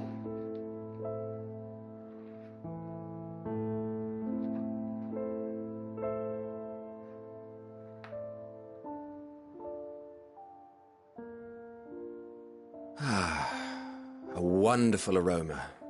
I feel more relaxed already.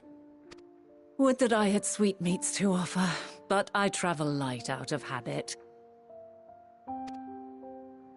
There's plenty of hot water though, so please have as much tea as you like. Now then, will you tell us your tale?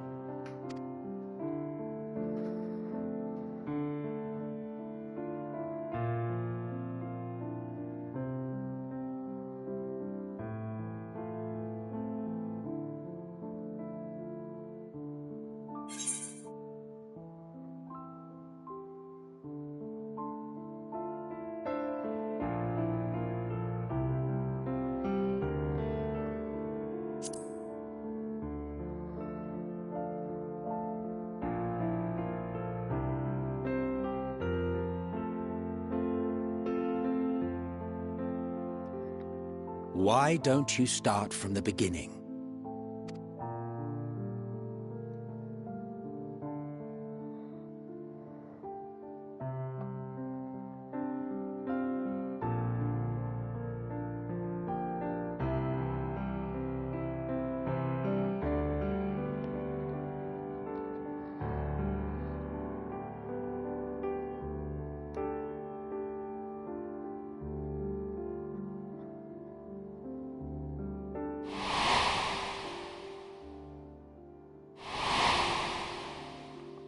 Oh, telling about the crystal and all.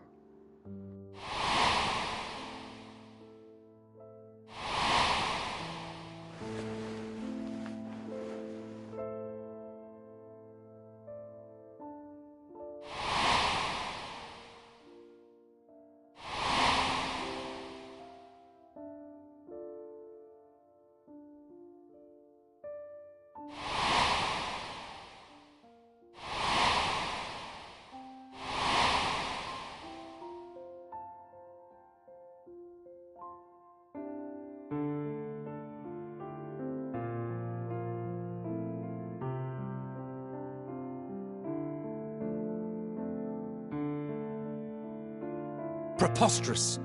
Utterly preposterous. While not the words I would have chosen, I too have my doubts. Much of it borders on the incredulous. What of you, Vanar?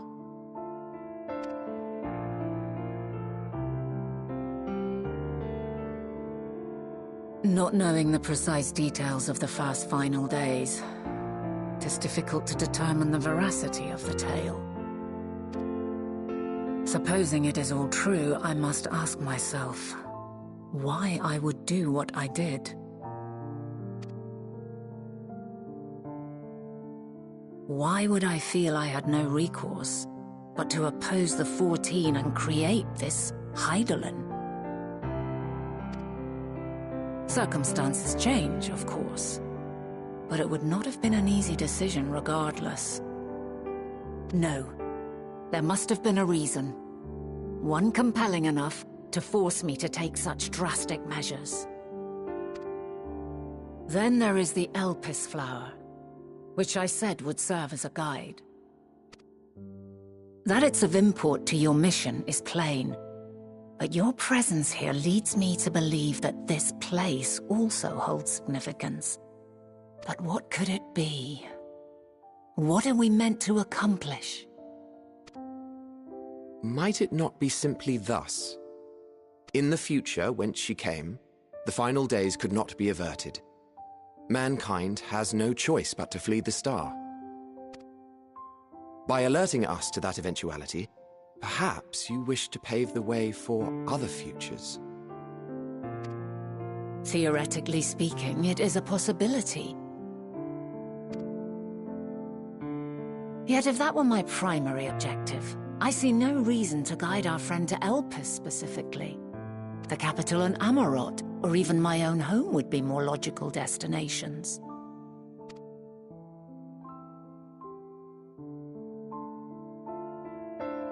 True. I note also that Hydaelyn did not specify a point in time to which she must return.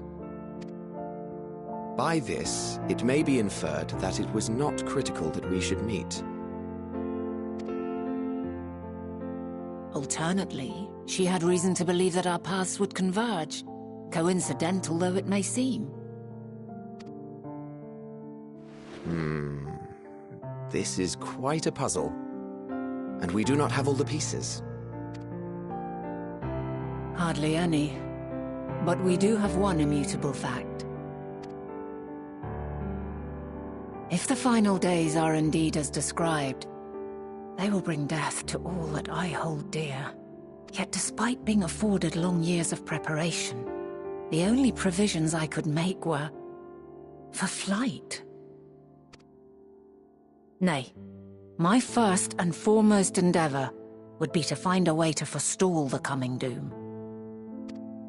Given that even the 14 failed, mayhap you deemed it impossible. Nothing is impossible. This I have always believed. And if Hydaelyn is indeed me, she would believe the same.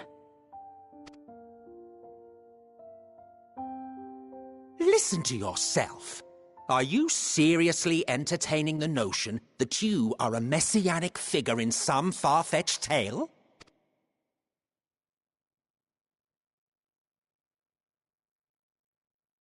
Well, I will not. I refuse to accept that our world could be undone by some unforeseen calamity.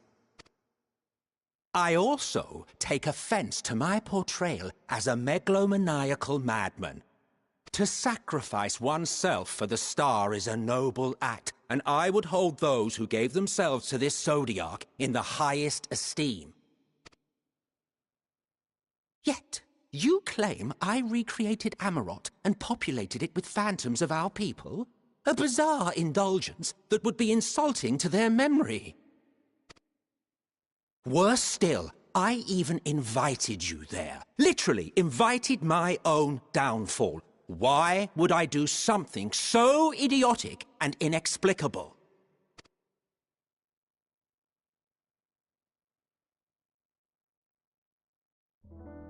Now, I will allow that the hypothetical task of restoring our world would be daunting in the extreme. The thought of having to bear such a burden for 1,000 lives horrifies me. But I would never forsake my duty. I would never forsake my brethren.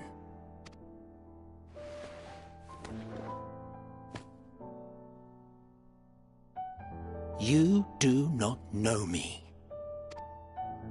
I've had my fill of your fiction. I will return to my duty, and you will not bother me again.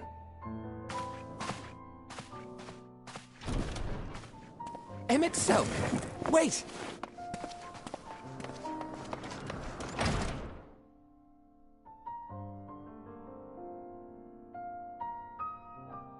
You've seen much of Elpis already. If you have any observations to share, I should like to hear them.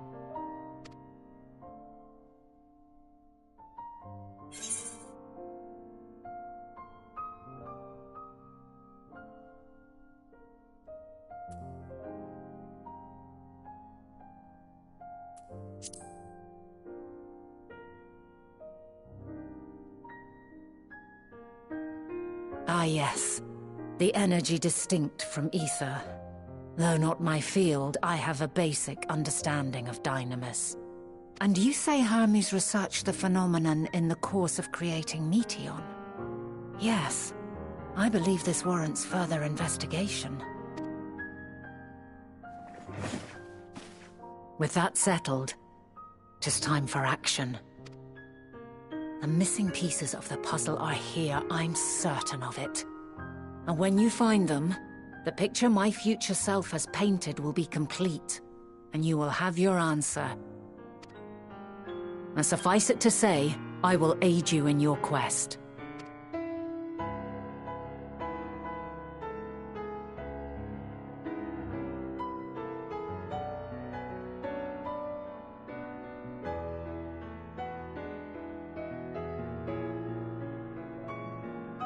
faith.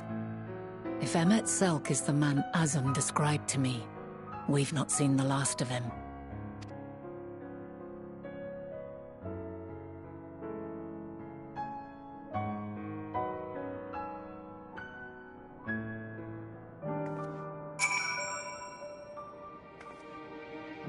Shall we begin our investigation then? I am acquainted with Hermes, of course, but only as a visitor received by the chief overseer of Ellipse. Of the man himself, I know only that which is common knowledge. Thus, I suggest we fall back on the tried and true method of conversing with the locals. The observers who live here can surely tell us more of Hermes and Mithian, and I have a good idea where we might begin.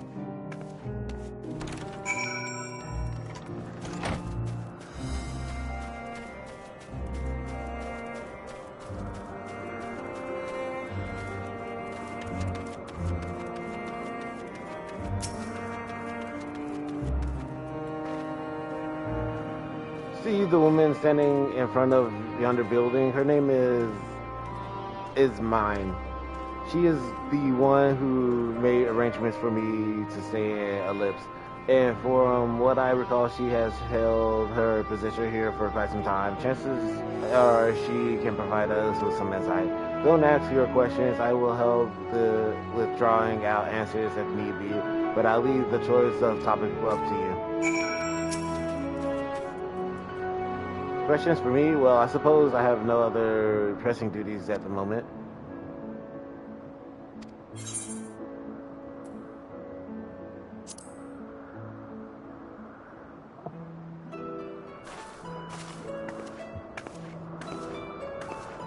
Greetings, is mine. My friend here is desperately curious about Chief Hermes, and I was wondering if you might help indulge her. Certainly, Mistress Venat.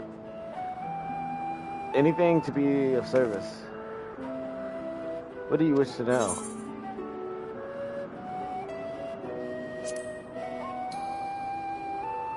Well, I can only answer from my own experience, but describe him as a quiet man, reserved, you might say, and occasionally somewhat poor with his choice of words. His recent nature, however, does not prevent him from carrying out his duties as chief overseer. The man is walking archive when it comes to life forms. He can discuss any species in incredible detail, and it is leading authority of concepts with the power of flight.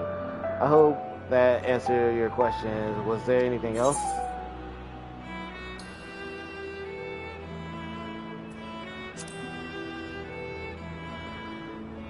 It's no secret that she is highly unusual familiar of late. The chief often makes her rounds with her like a mother hen raising her chick.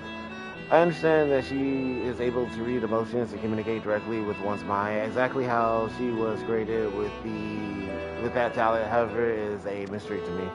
My apologies. I wish I could explain her nature in more depth, but I've not had occasion to discuss it with Chief Hermes.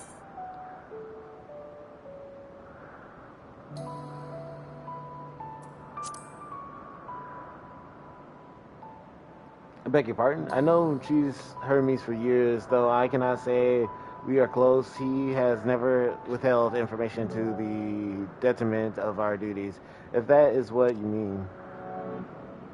Forgive us, we seem to have veered slightly off course here.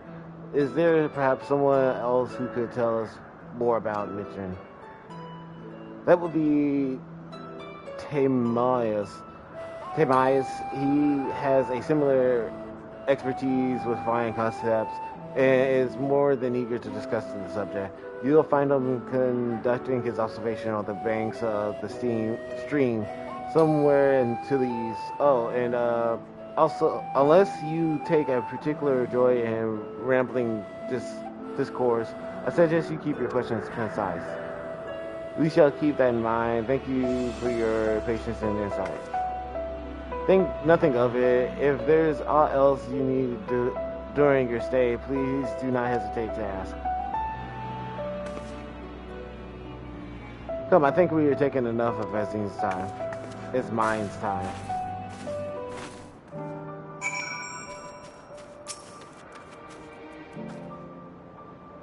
Our investigation is off to a fine start. Wouldn't you agree? From here, I propose that we split up and shall continue making inquiries with the resident observers. If you could track down the colleagues, is my mission. While I did feel compelled to interject once or twice during the previous conversation, you seem more than capable of drawing forth the answers you seek. All I ask is that you watch your footing around the stream. We can meet back here once you finish speaking with this Timaeus.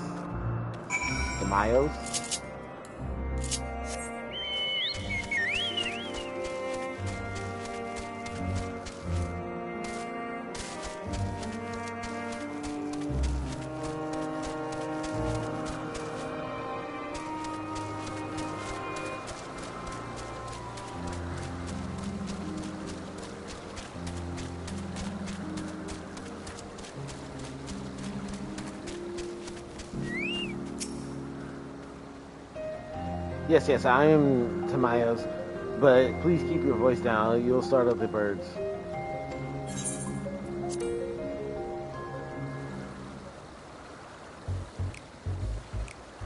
So what is it that you wish to speak about?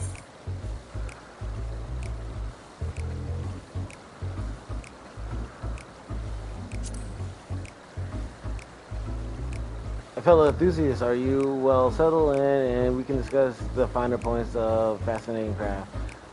My deep and abiding love of avian artistry can be tracked back to when I was a young boy, stricken by the transcendent beauty of a glorious golden feathered creature my father had designed. It was then and there that I vowed to one day surpass that masterpiece.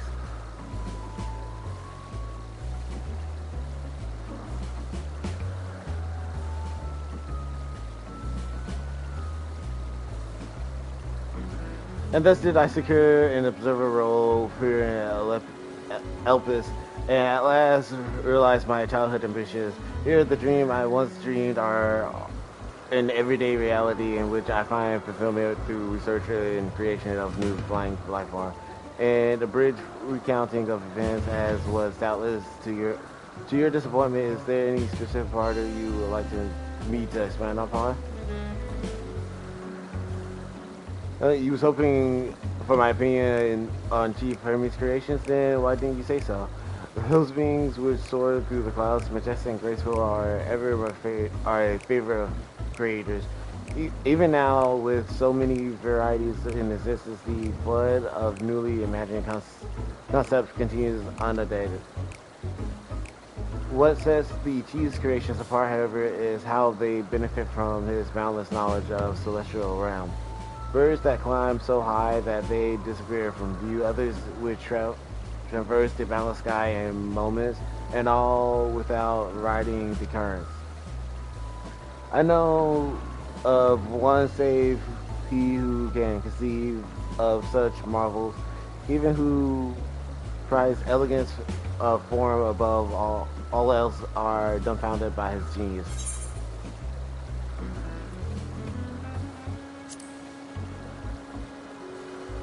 My opinion on that matter would be superficial at best.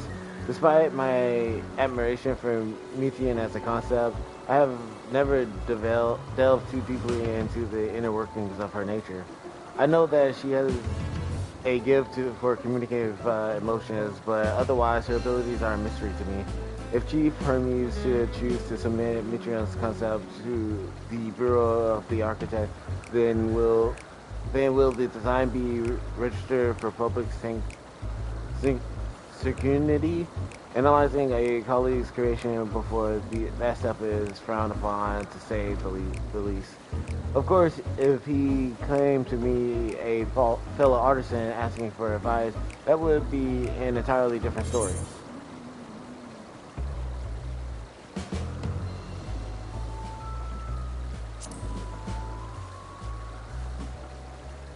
Animus and Achilles. Those terms sound vaguely familiar. Was there not a flower made here in Elpis which exhibited properties of one or the other? It must have been centuries since I last heard anyone speak of such things. Has there been a resurgence in interest? Then why bring up the subject? I'm flattered that you saw my insight, but I can't afford to neglect my duties for the sake of idle chatter. Now, I really must return to my observations. Surely you have your own tasks to attend to. I think I failed at that.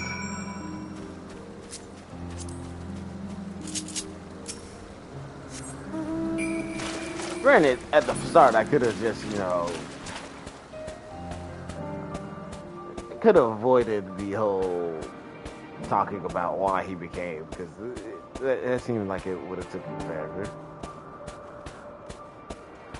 The second part, he already discussed that he doesn't seek search before it happens.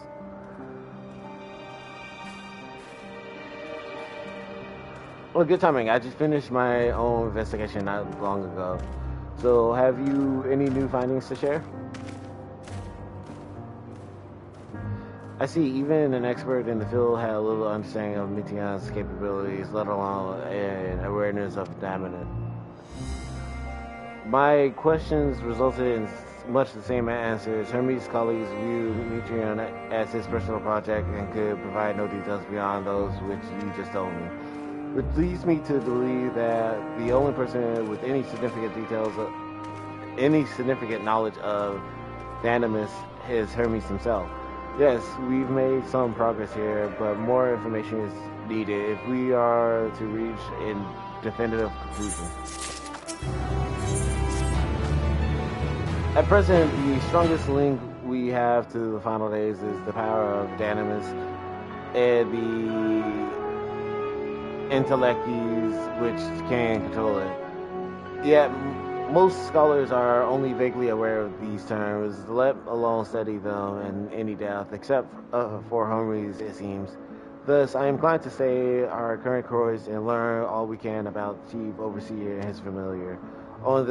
On that subject,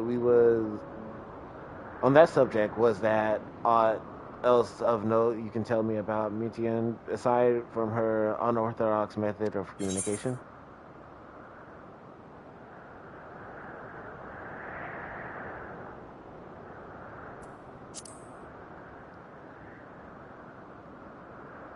I rather wish you had mentioned that earlier. In any event, would you care to elaborate?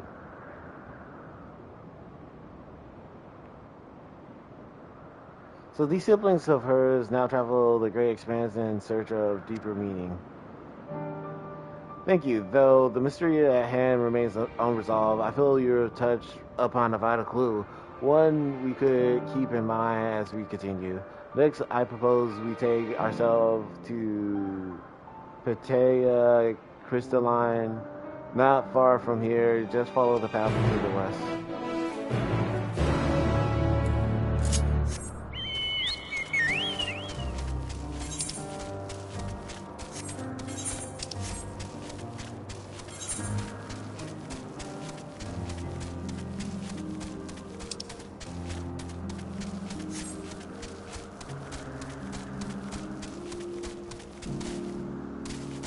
What does that look like it was able to run on?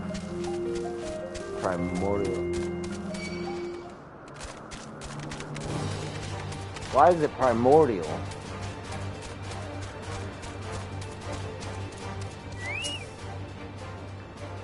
This tower is the one and the one further along are both part of the Petra Crystalline, the facility where they archive all of Ellipse's observational and testing records.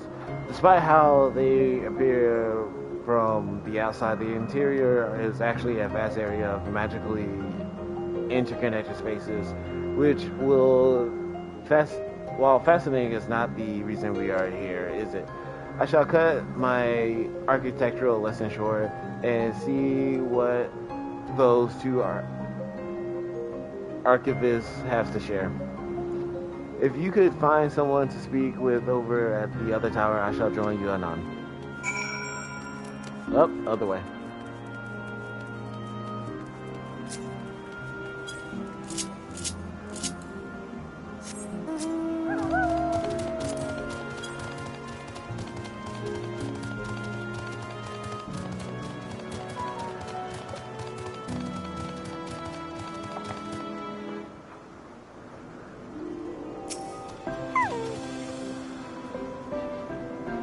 You have questions for me? Certainly. Just a moment while I conclude my current appointment.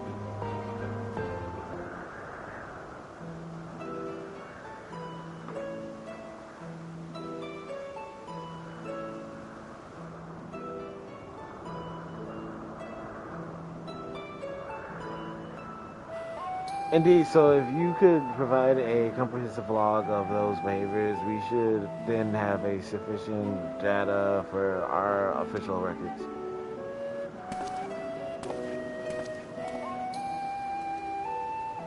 Now, what it was that you wish to speak with me about?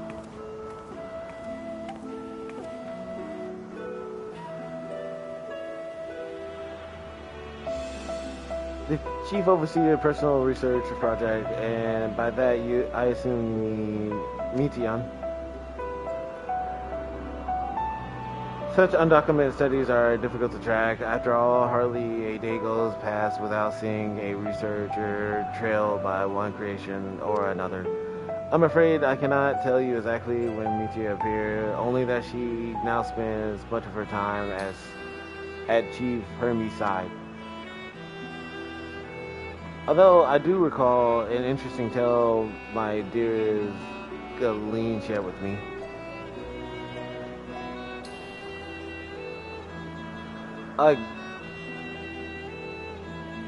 Galeen is my partner and fellow researcher here in Ellipse.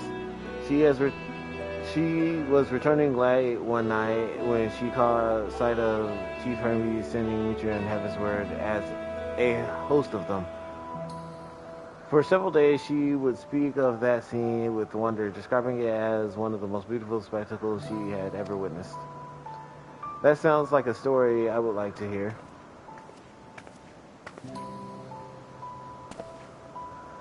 Mrs. Vanat, I thought you had already returned to the surface. Permit me to thank you again for your invaluable contribution to our concept placement proposal. Pray, do not mention it. As you say, my original plan was to leave after that task, but I have since become engrossed with Chief Hermes' research. Would you favor me with a retelling of the sight which so delighted your Galeen? Of course, or you could have it from her lips directly if you prefer. At present, she should be observing a subject in Matbosis Thalsia. She does enjoy her time there, watching the sea creatures hunt and play, gazing upon the salty waters and of the world's ocean, recreated in such sublime details. I imagine you must find similar joy in indulging your boundless curiosity, Mistress Vanat. Even though such pursuits must continually and regretfully delay your return to the star.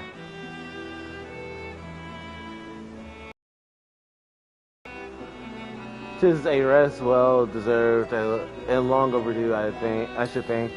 How greatly have we postponed the wisdom of you accumulated during your travels, it seems. And what would Ellipse be without your early academic work? The theories you developed served as the basis of many techniques still in use today. Man is a creature of contemplation, but none embodied that nature with as much enduring passion as you. I do say there's not a soul alive more worthy of a return. I shall rejoice the day you depart on your final journey. I will be honored. Well, shall we take this opportunity to meet with Galeen in person? Then allow me to reconfigure the door to the archives here. It will take you up to the Skyway and spare you the need to avoid hostile concepts on the ground. That would be most helpful, thank you.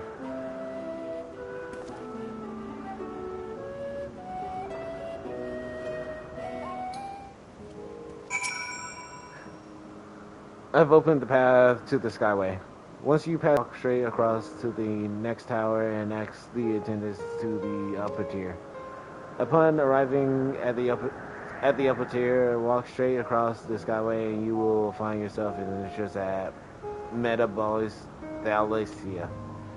Galen will be eager to share her tale with you, I'm sure.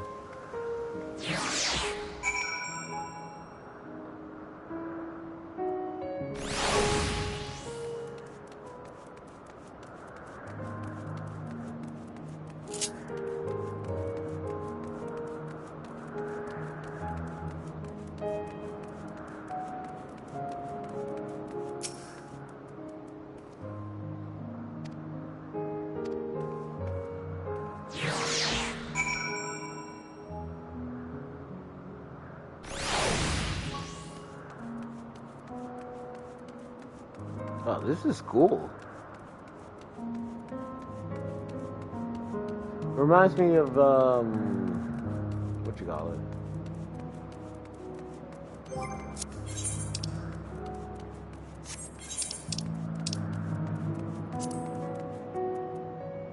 Azizla. That's what it is.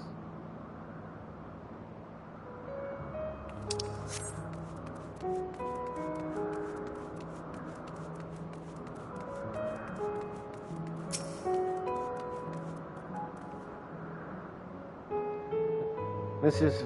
Venet, I was not told to expect. We would have prepared an official welcome. Please, there's no need for fanfare. I only wish to speak with Galen if that might be arranged. Yes, Galen, of course. I'll inform her immediately. But she may be engaged in testing phase. You could be in for something of a way. I should let her know your business is urgent. That won't be necessary. The lovely view will keep us occupied until she is ready to receive us.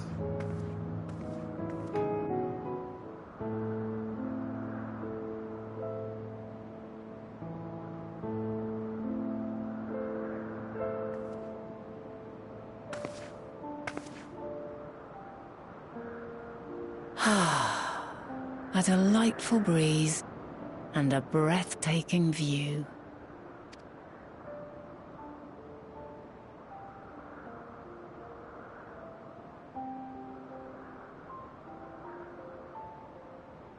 What is it like in the future? Is the world still a beautiful place?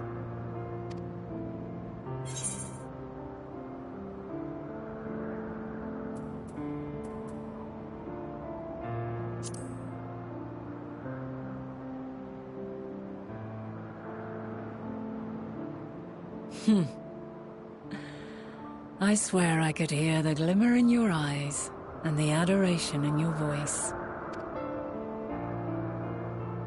While we wait, will you not tell me about your adventures? Well, not the portentous events which led you here, but the simple delights all your own. By learning about the future world, I may gain insight into future me's plans. But more than that, I have an interest simply as a fellow traveler. Short of going somewhere oneself, there's naught more stirring than hearing another's account.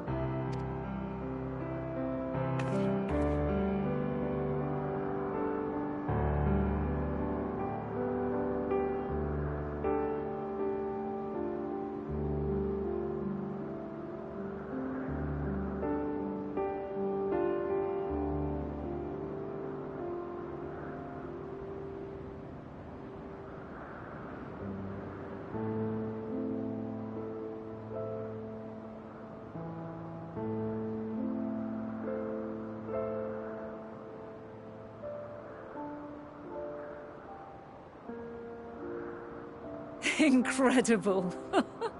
Would that I could have been there to see it.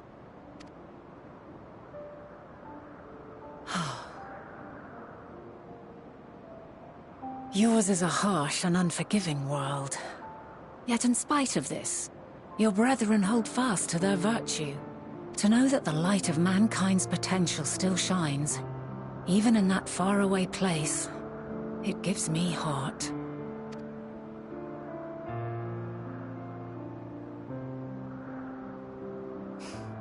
Thank you for regaling me with your tales. I will treasure every word. As you know, I was once a scholar. And among other things, I sought to understand the workings of the world. What exactly is ether? How formed the laws of nature? Whence sprung mankind? Riddles and mysteries beyond counting. Over the years, I have managed to find answers to some few of them. Yet rather than attain a sense of mastery, the more I understood, the more I came to hold the world and its miracles in awe. We too are miracles, each and every one of us, born of the warm breath of life that traverses the heavens, swirling through eternity. When I fully grasped the improbability of our existence, nothing felt impossible anymore. If it could be imagined, it could be done.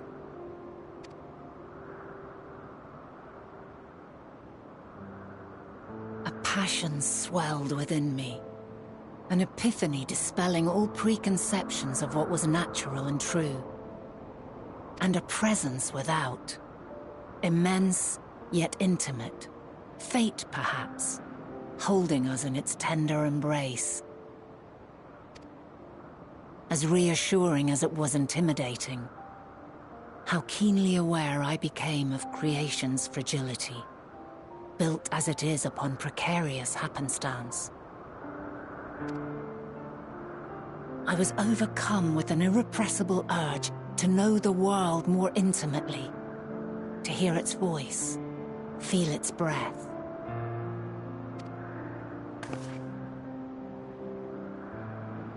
I ventured forth on a journey that very day, so very long ago now.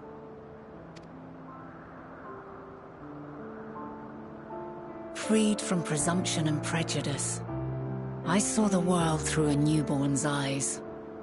Everything fresh and new, and so beautiful.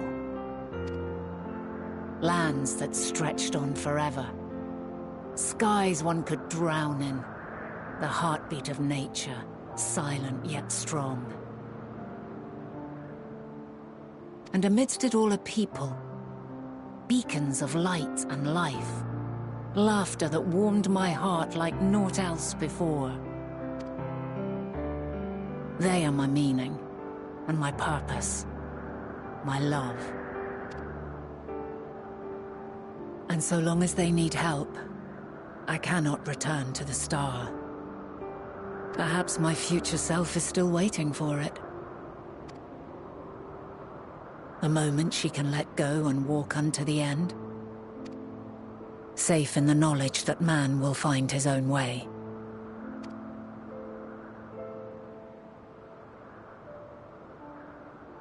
You, who are our future, tell me this, and tell me true. Has your journey been good? Has it been worthwhile?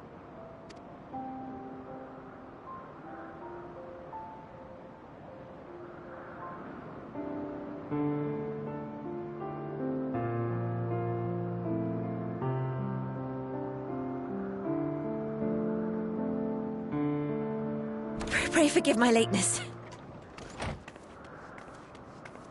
My observation subject was rather irritable, and it took a while to settle it down. No need to apologize. Your work takes precedence. Besides, we had a pleasant conversation in the meantime. You're too kind. Now then, I'm told you wished to ask me some questions. Indeed. I've an interest in one of Hermes' creations, Meteion. You witnessed a host of them take flight, yes?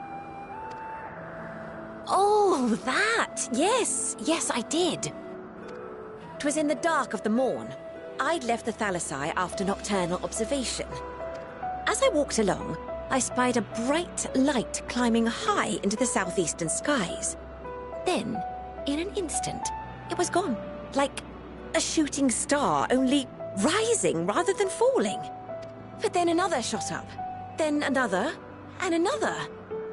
Intrigued, I made my way to the edge to investigate. And who should I spy on an isle to the south but Hermes and Meteion, the Metea, rather. There were lots of them, and I realized they must be the shooting stars that I'd seen. A dazzling spectacle indeed. Have you spoken with Hermes about this? Oh, yes. The sight left such an impression on me that I approached him about his mystery project the very next day. Alas, he said that he couldn't reveal anything just yet, that he needed to conduct further tests. It shouldn't be long now, though. He often returns to that isle, and I have a feeling he's nearing a breakthrough.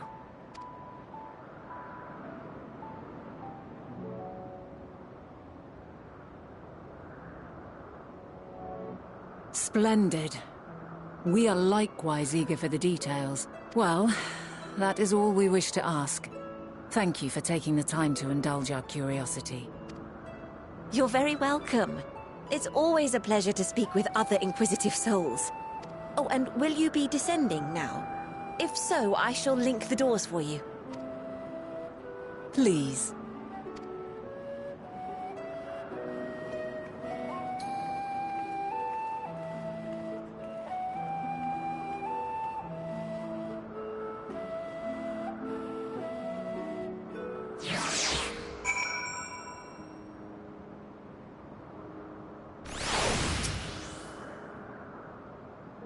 So another piece of the puzzle falls into place. From what we learned thus far, I think we can safely conclude that Hermes has been revealing the details of his research to others, which suggests that either someone will appropriate his discoveries and make use of them, or that Hermes himself will have a hand in causing the final days. Since we have no reason yet to suspect the former, we should consider the latter the more likely possibility. Proceeding under that assumption, our next step should be to divine why, or even if he might desire such a terrible fate of our star. I should like to visit the site from which Hermes sent forth the Metea.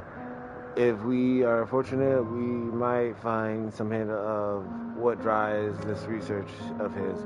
Glean said she spotted them in the southeast, rising from an isle she could see from the edge.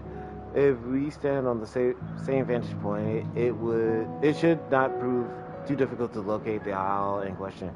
Let's take a look, shall we?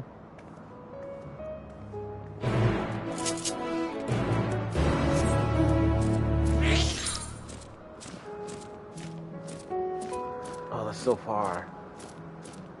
I'm guessing that's the aisle right there.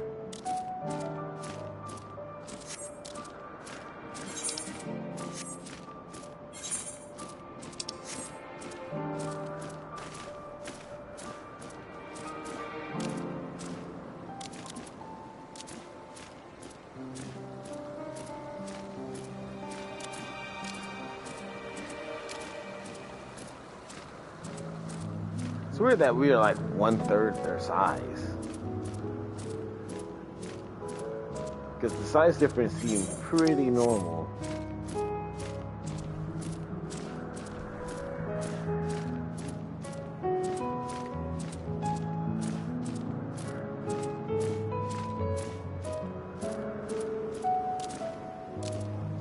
Oh, everything would be huge. Like, that's mountainous. Those would be mountains in that case.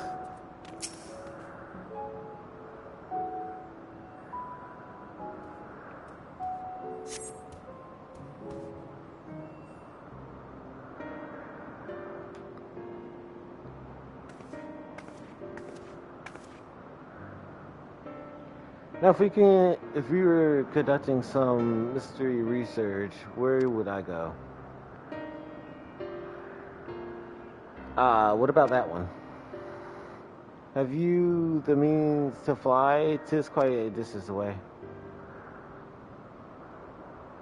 Inconvenient, but hardly an insurmountable problem.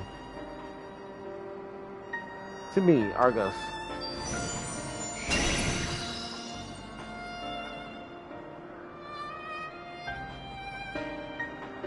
My friend, would you mind creating a double to carry her over to that island?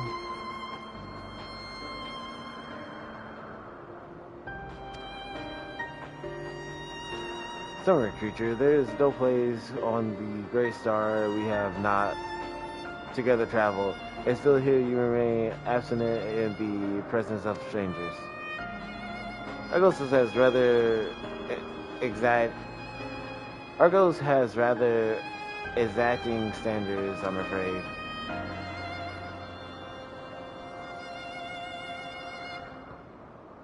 What, you ridden him before? Ah, you're before, meaning my after, not at all confusing that. Interesting, 'tis certainly not unthinkable. But speaking of the here and now, the quick solution is for us to face off in a sparring match. Demonstrate to him that you are capable of holding your own against me in battle. You should convince Argos that you are worthy of his back. And besides, I might even teach you a thing or two into the bargaining.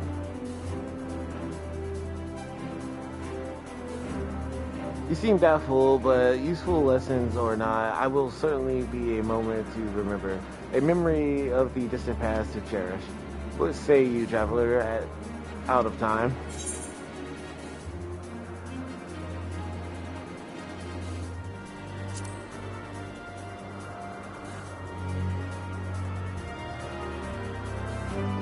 I admire your confidence. Clear on mind and prepare your weapon. Clear your mind, prepare your weapon, and I will await you at the clearing over yonder.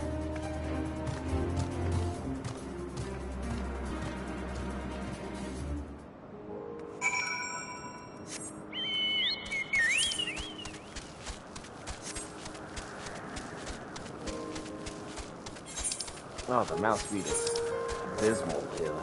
It's terrible. I'm just gonna walk right past you. The worst you could do is struck you with lightning.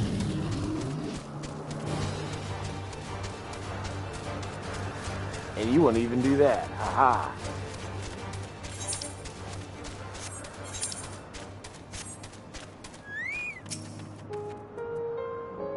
Shall we begin? Be warned, I will not go easy on you. Not even a tiny bit, just a little bit. Not asking much.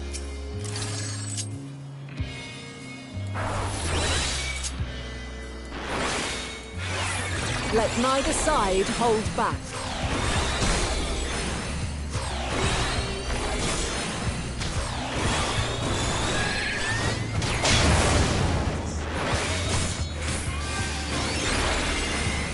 Well, that happened. My blade sings!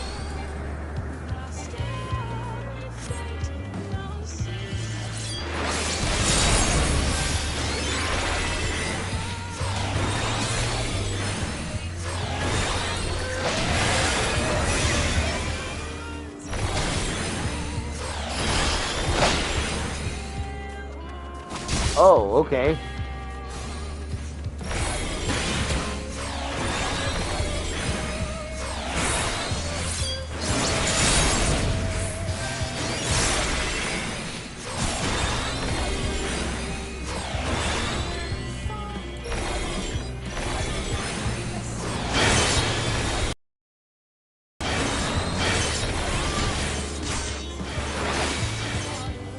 My blade sings!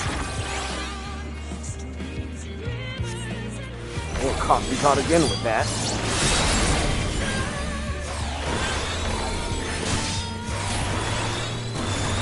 Impressive.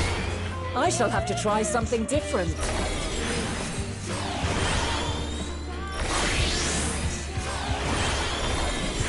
Oh, Dancer?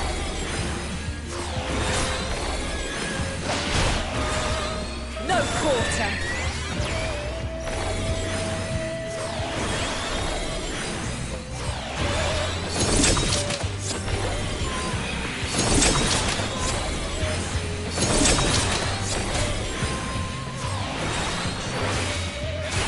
Have a taste!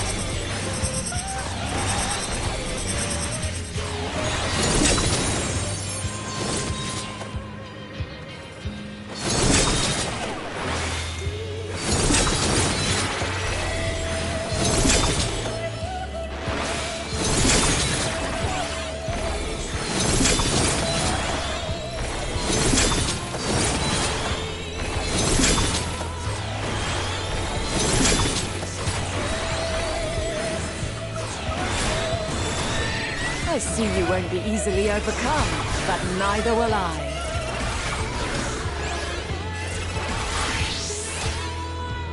Black magic? Oh, nope. White magic.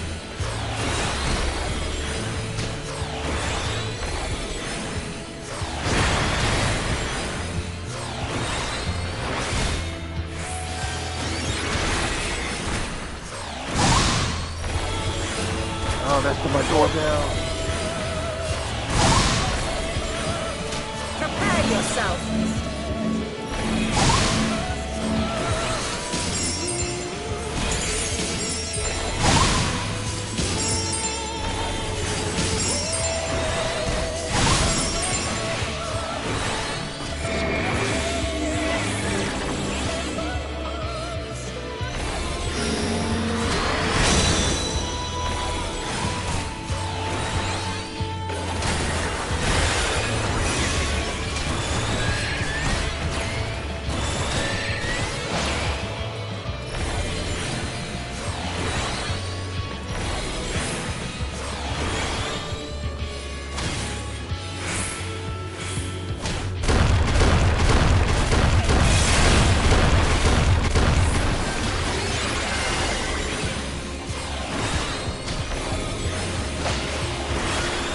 Very well. Let us move to the final trial.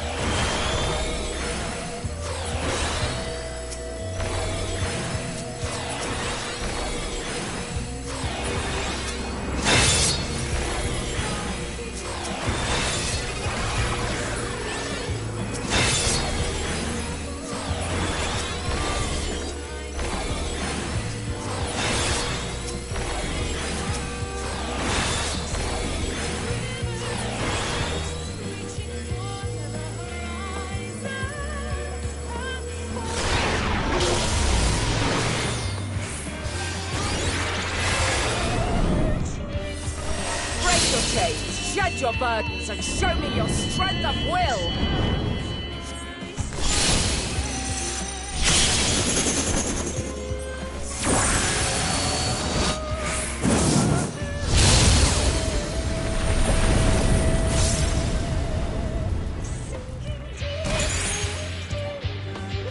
You still stand. The people of your time are more resilient than I had dared hope. I have seen enough.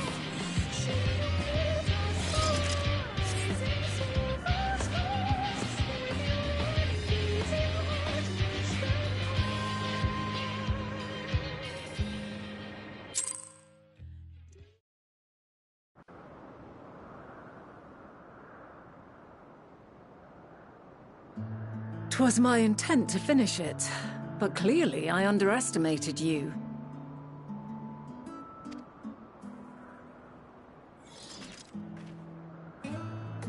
One would think I never learn. I made the same mistake with Azem when we first sparred. Despite being less than half my age, her strength was astounding. As is yours. 'Tis plain you have weathered considerable hardship. Far more even than your tales would suggest. It seems we have both learned much on our journeys.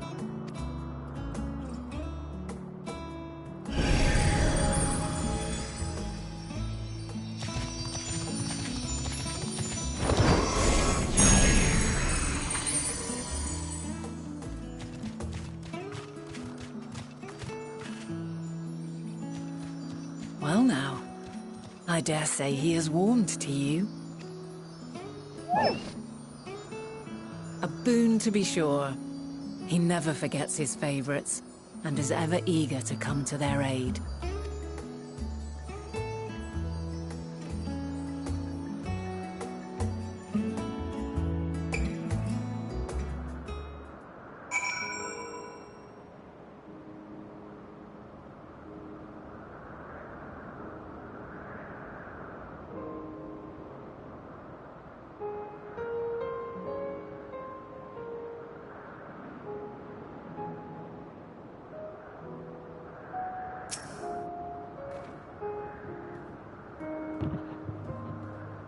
Argos will soon have have us standing on the very spot where the Meteor made their departure into the night sky. With luck, we will learn something of Hermes' intentions. My hope is that we find no connection, no festering wish for oblivion. Then we might have Hermes and his considerable expertise working for us rather than against us.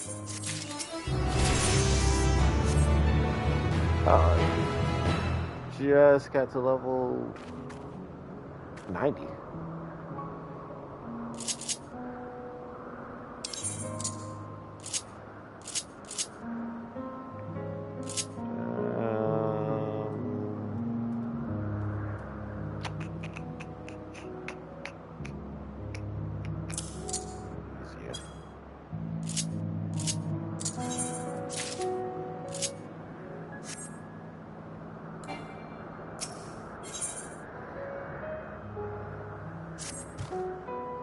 Let us move over to the edge before mounting, shall we? That will allow us to catch the current rising up from below and give us a smooth ride over to the owl.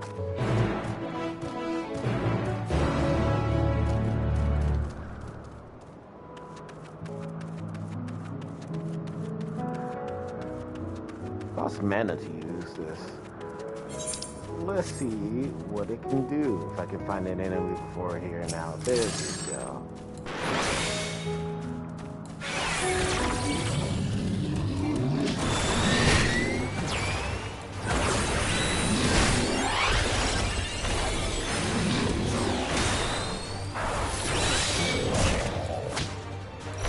Oh, and it has the cast timer.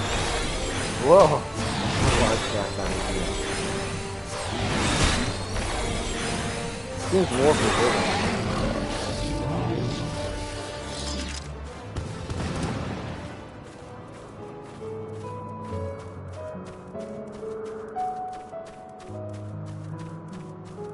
So it's like an AoE healing and damaging in a straight line. Oh, wind current.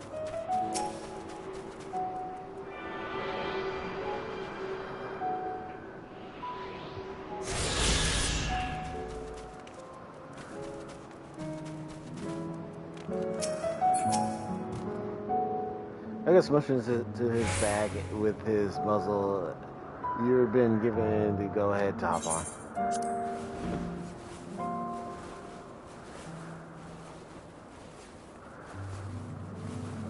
Isn't this pleasant? Argos certainly seems to like so. Think so.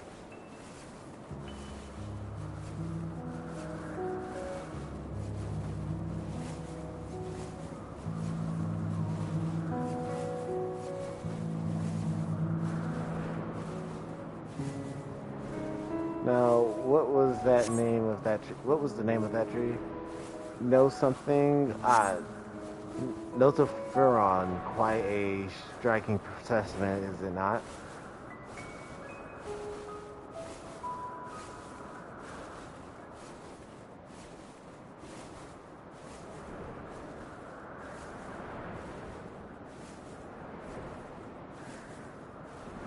Brace yourself for the landing. I wouldn't want you tumbling off at the last moment.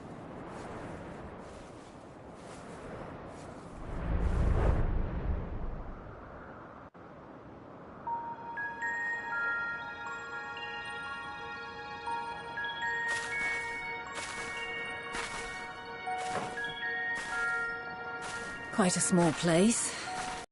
Even the most basic equipment.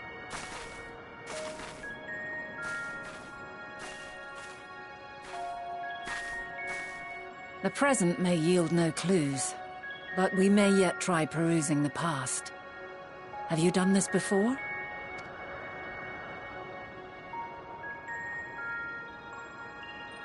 So you cannot control the power freely. Worry not. I shall assist you. Come and stand before me.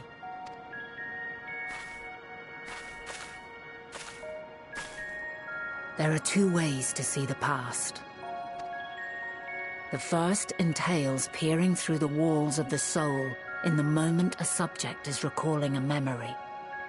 The second requires no subject, and is instead a process of piecing together an event from ripples left in the ambient ether.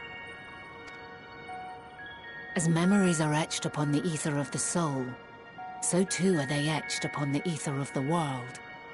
In this way can history be preserved. Such memories are given to fading, however, and can prove challenging to visit. But come, let us try. Close your eyes.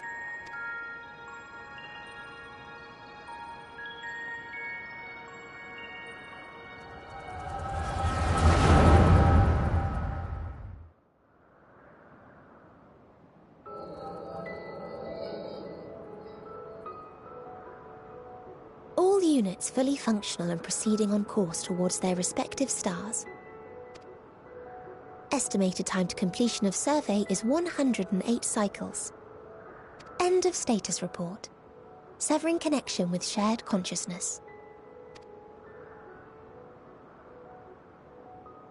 Did you hear that, Hermes? All is well.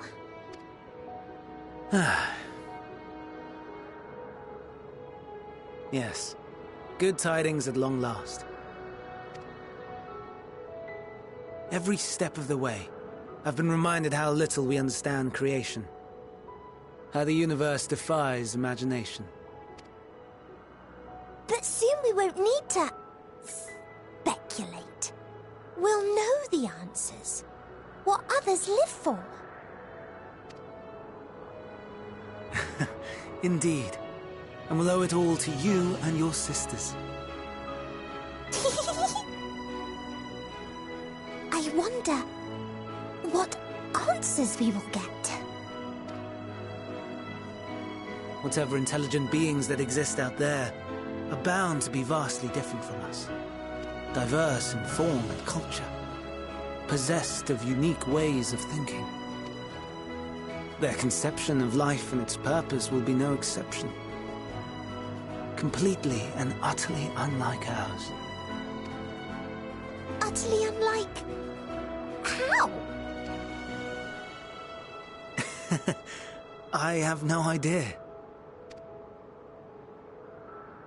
Yet whatever answers we receive, I will not dismiss them out of hand. No.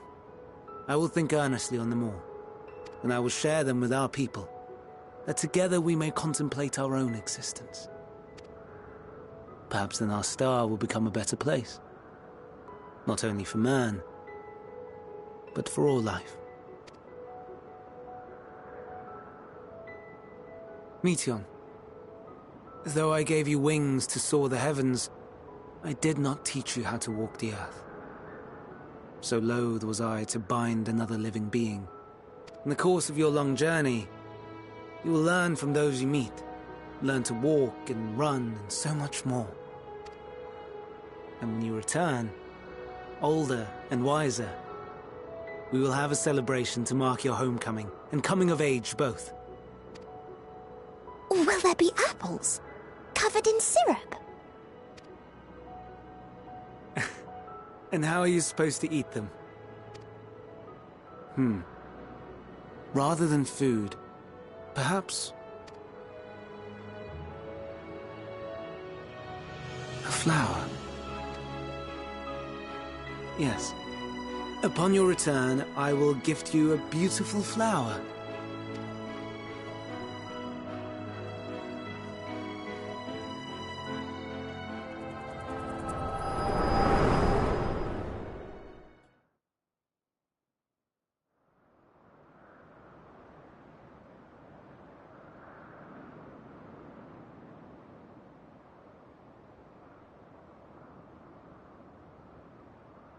So, what is your opinion?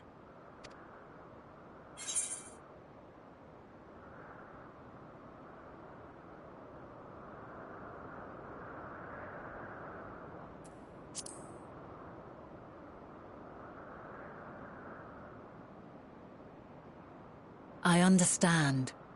He is a gentle soul, and well-intentioned. Yet it does not take ill intent to beget ill. We must consider the possibility that something may have gone awry. Perhaps it was oversight, or simply an accident.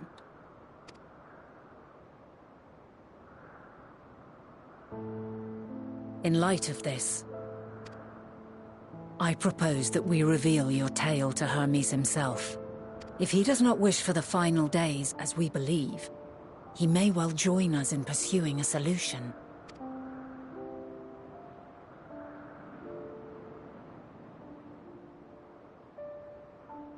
Then it is settled. Let us seek out our friend with all swiftness. 'Twould not do to let such a pure soul be blackened by tragedy.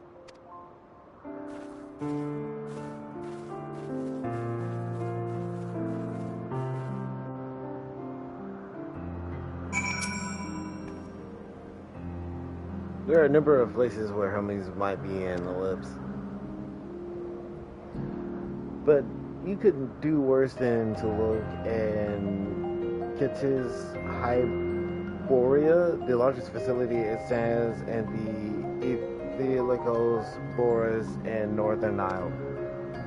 I wonder if an institute which claims to studiously research every species destined for release into the world, do you not question how they find room for them all on so few islands?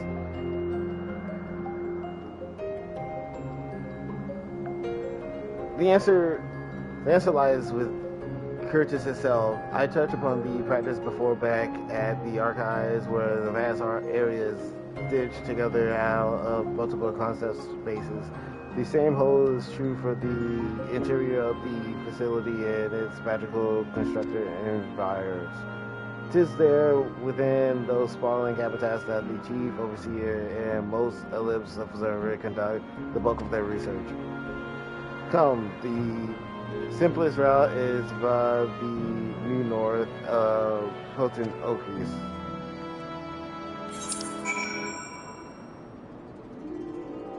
I'm teleporting. That walk is still abysmal.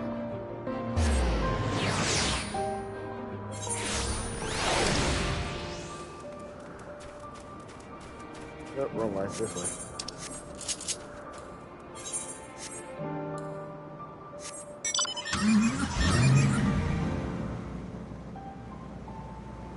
Oh, if I remember what they were.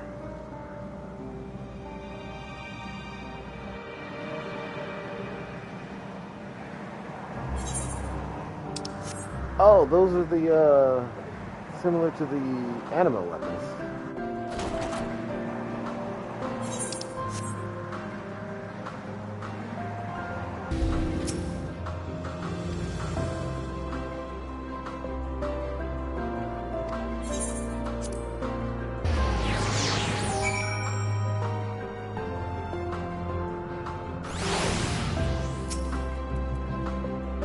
Good that Nessus acknowledged you as my guest.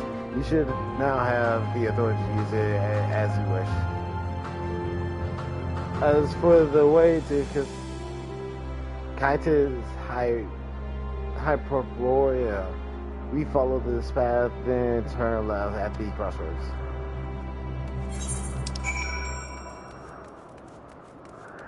This is gonna take me all over this place, isn't it?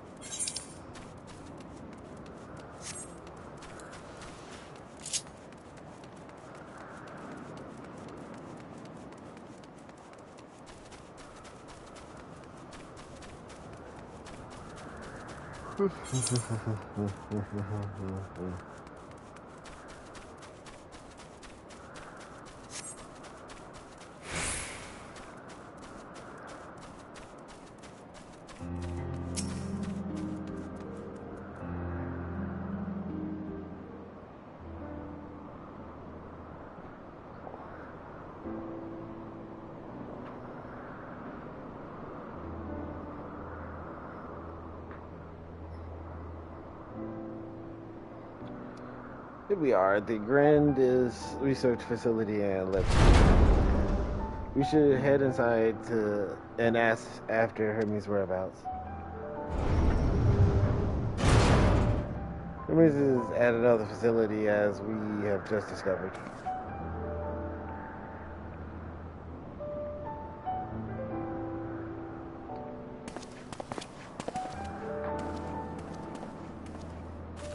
Furthermore, we have confirmed that his studies into Dynamis, as well as his creation of Metron, were entirely private pursuits. No one else we spoke with appeared to possess the chief's depth of knowledge on the subject, and neither did we hear any tales of stolen research. Which means that if Hermes himself harbors no desire to bring down an apocalypse, then he might be returned to help prevent one. Or so saith the illustrious itself.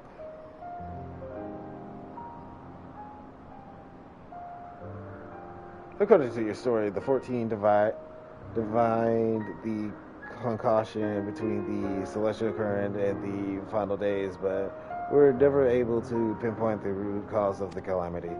With our people's greatest minds, not to mention Theo's sharp eye, committed to the purpose of a solution, such an outcome seems inconceivable.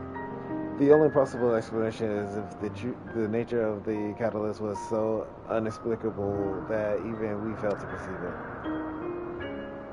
And what better fits the description than the invisible, intangible Dynamis? Which in turn led us to our next question. How did Hermes and his role as Fandaniel not recognize the subject of his own research? We must assume that he either knew or was unable to help, or that he was otherwise prevented from identifying the cause in the first place. At this juncture, all we can do is speculate. To be clear, the convulsion does not tolerate acts of deception or malice. We are practice at perceiving truth, and we have had Fandale lie to us. Hermes has no consequence wish for the world to end, or of that I am certain. It seems there is more to the tale than after all.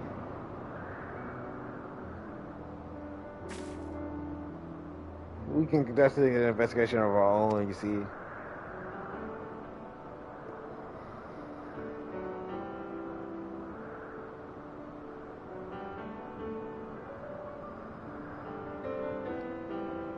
Uncomforting, we seem to have reached the exact same conclusion.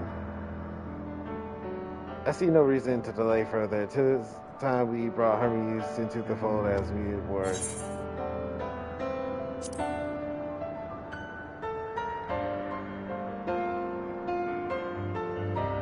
Save your things. I did not say I believed your ridiculous story.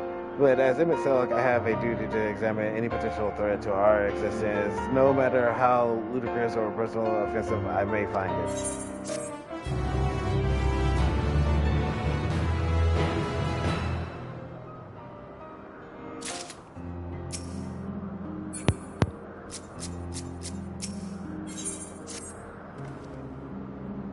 think the time for leisurely exposure is past. If I might have a moment to adjust my vision. There he is, on the next aisle over, and Metron is with him. Hermes appears to be in the midst of an observational study, but I suggest we hurry over before they venture elsewhere. Head straight down the path and you can teleport to mispose arrows from the device at the bottom of the slope.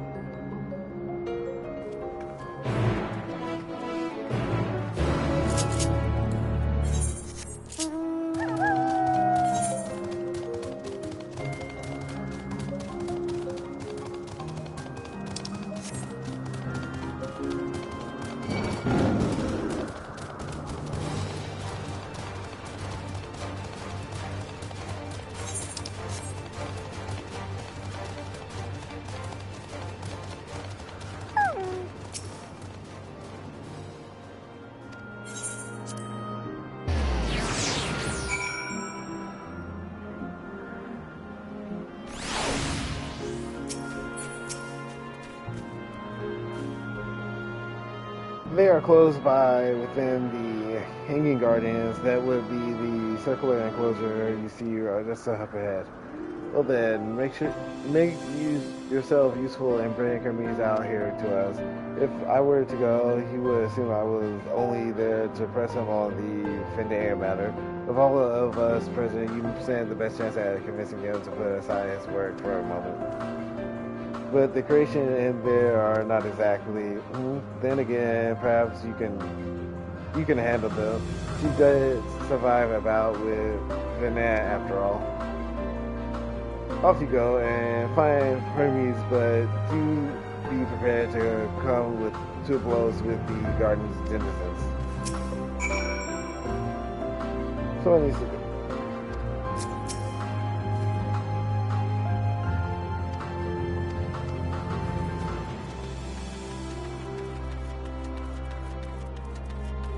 See what he knows about that fight.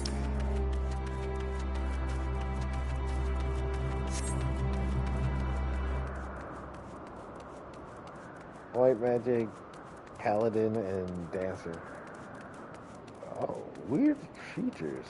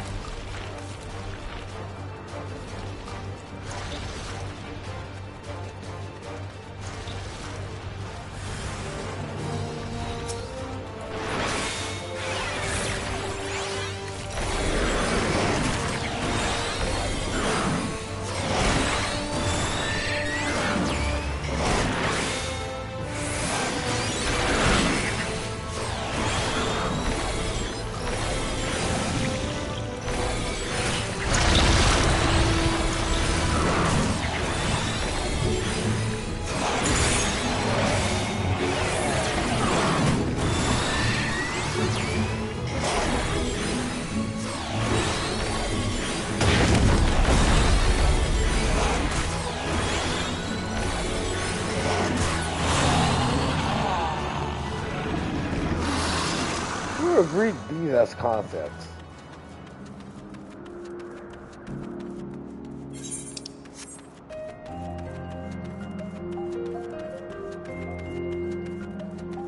plant life itself is pretty weird too.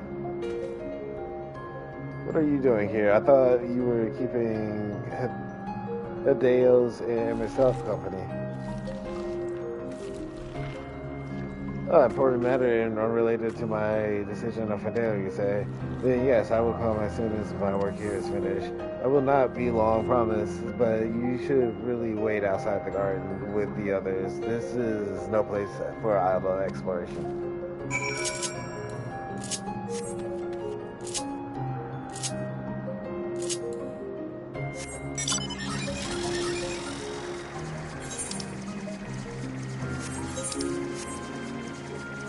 Really weird concept. Are these even poisonous? They very much should be poisonous by the way they look.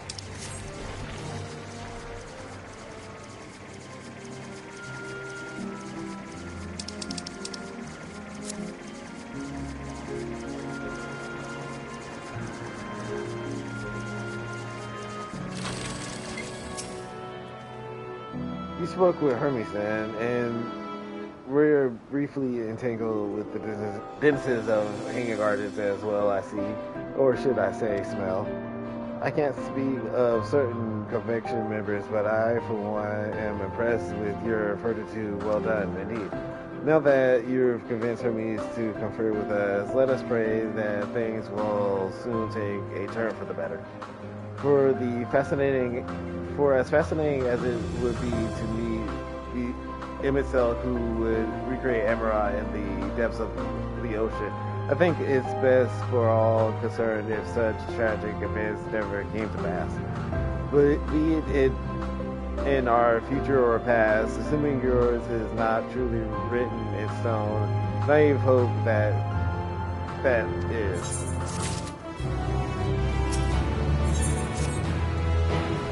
Hermes said he would not be long, guest, then we shall wait here until he emerges.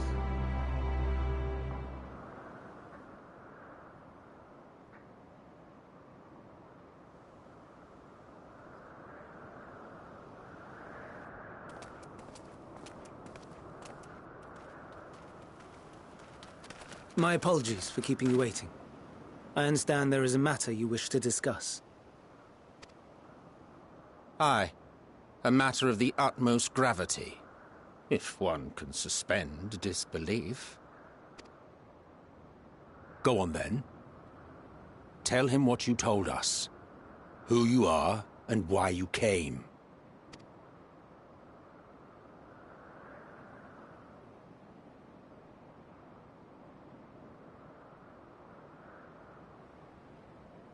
The final days.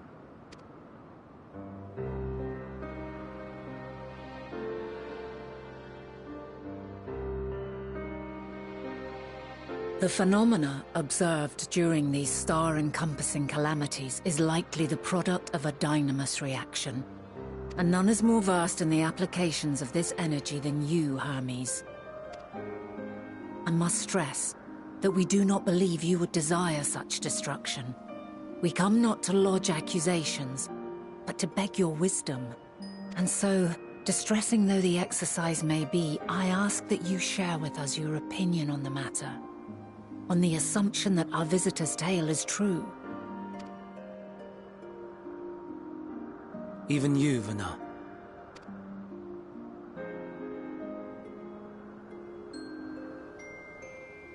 As you say, the phenomena observed in the two calamities may both be attributed to Dynamis. Of note is the difference in its effect. In the first final days, it warped creation magics. In the second, it warped the people themselves.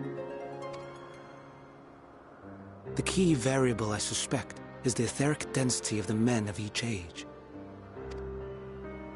As you know, ether, in essence, negates Dynamis.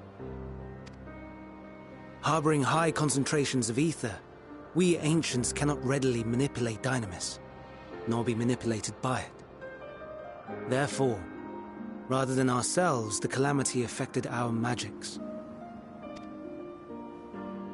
In contrast, having been sundered, The people of the future are composed of but a fraction of our ether. Thus are they susceptible to the influence of Dynamis and its transformative potential. But that would explain only the mechanism, not the cause. Though perhaps...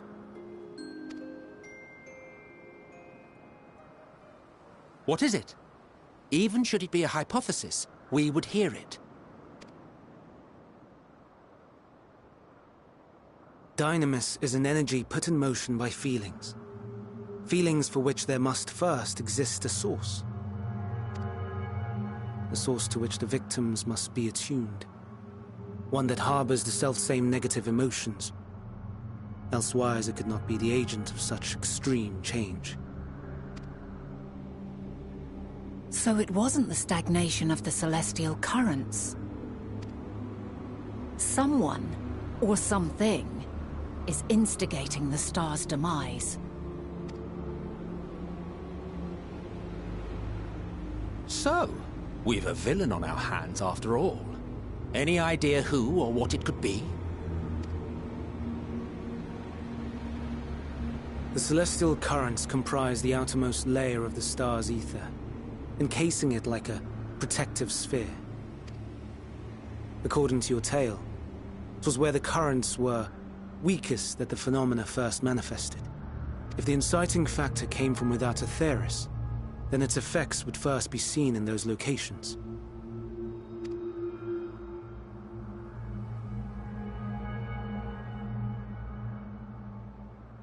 Greetings. Can you hear me?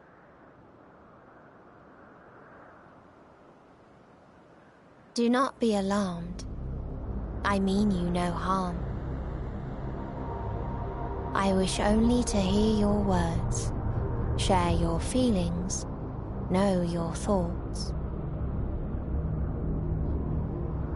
May we please be friends? Meteion. What is it? Executing scheduled task, suspending individual self and connecting to shared consciousness.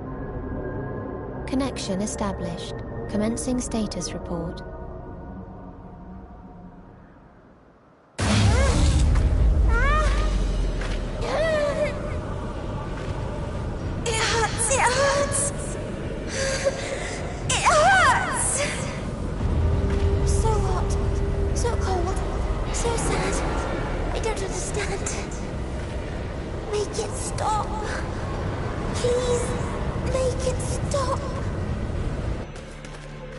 Steady, Meteion.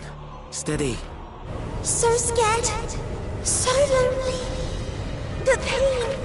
It's too much. Why? Why do we... They hurt. Hate.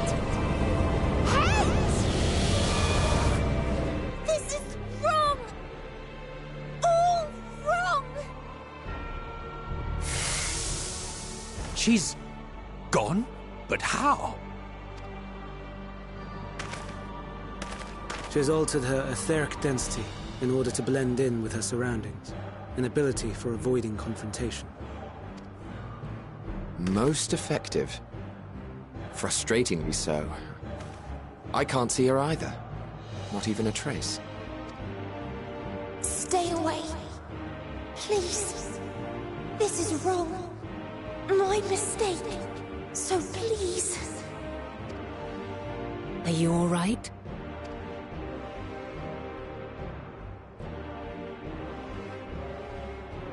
In your mind? No. We only heard her speak the instant before she vanished. Of course.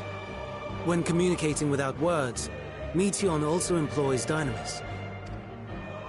That will explain why you were able to hear her, when we could not. Then you are our best chance of finding her. Follow her voice and try to track her down. Hindered though we may be, let us split up and search as well.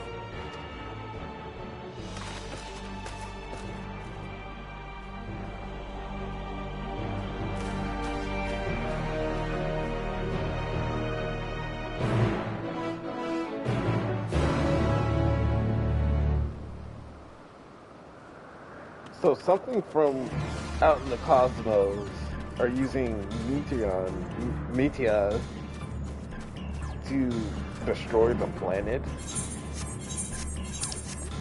by enforcing Danimus or Akasha. I'm gonna call it Akasha because Akasha is easier to pronounce.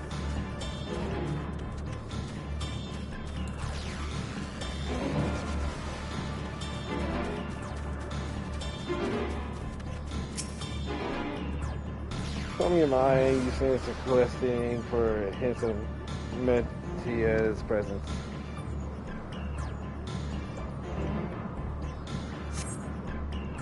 But you failed to hear her voice. She must be elsewhere.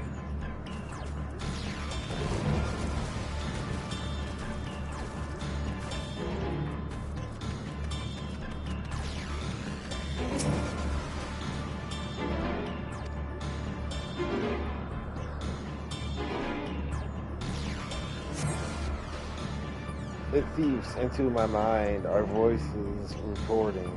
No, Hermes mustn't hear them. I have to run to hide.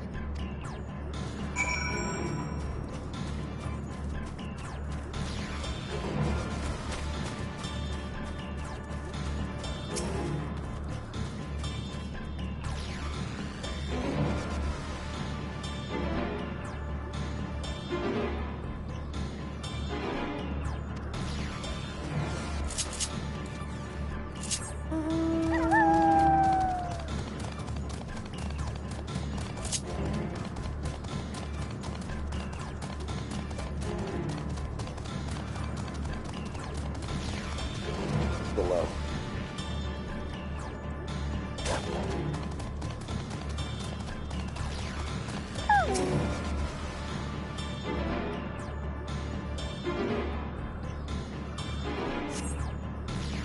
You can't catch even a famous whisper, but I failed to hear Mitchell's voice.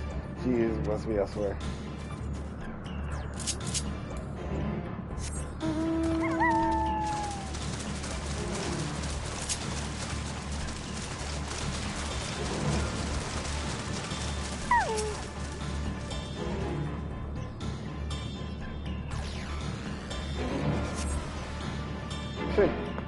Sure, Meteor's voice, she must be elsewhere.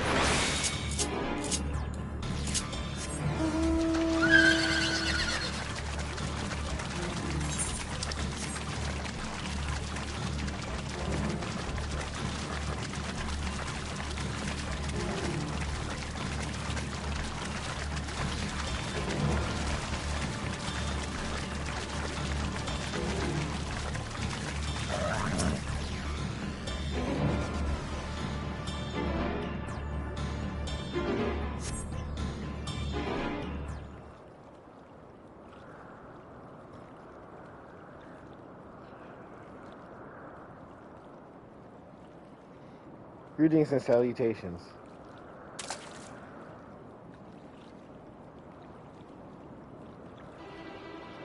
Commencing report. Oh no, we can't tell them that we must run far away.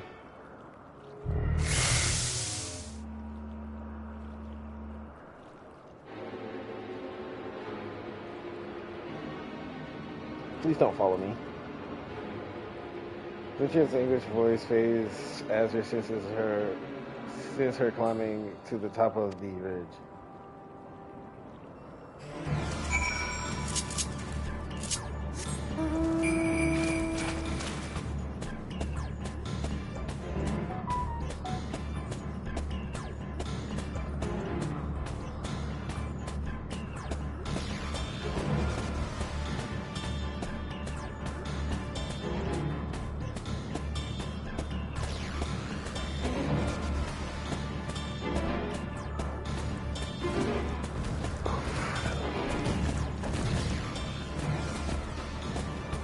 Don't get attacked by the creepy plant dragon.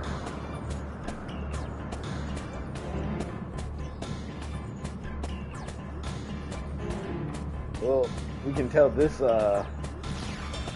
floating piece of rock is meant for desert creatures.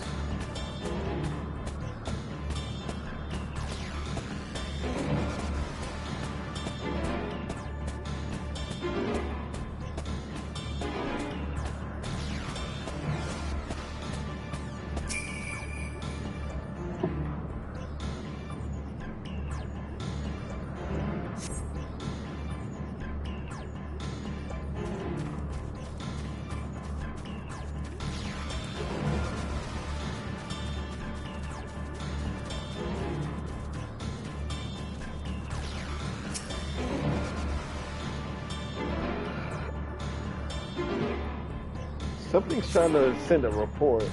How did it come to this? Is this the reason we traveled to the stars? Why we saw out of the life forms? Is this it? Is this the answer? No, it can't be. It can't be.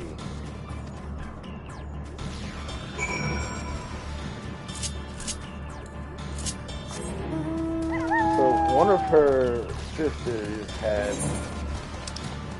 found something?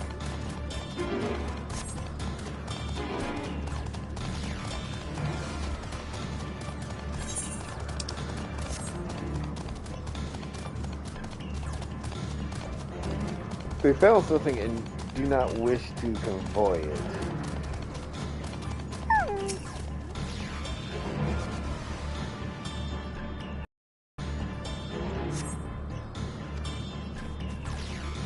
Let's see where you go.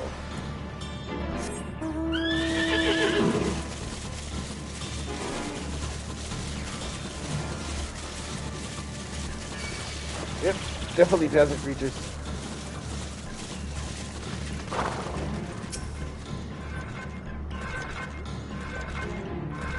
Better not.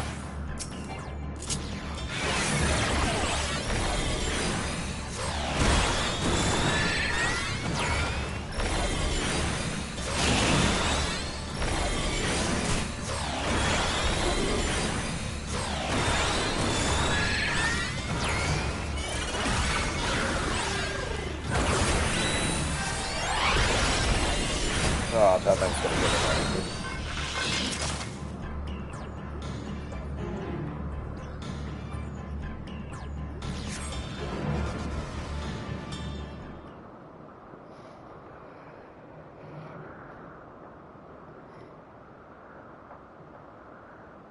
Compiling a report for dissemination to Hermes and all people of Etheres.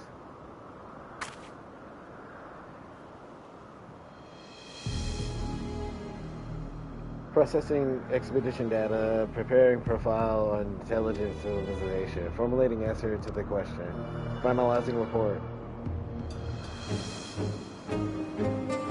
No, you mustn't listen.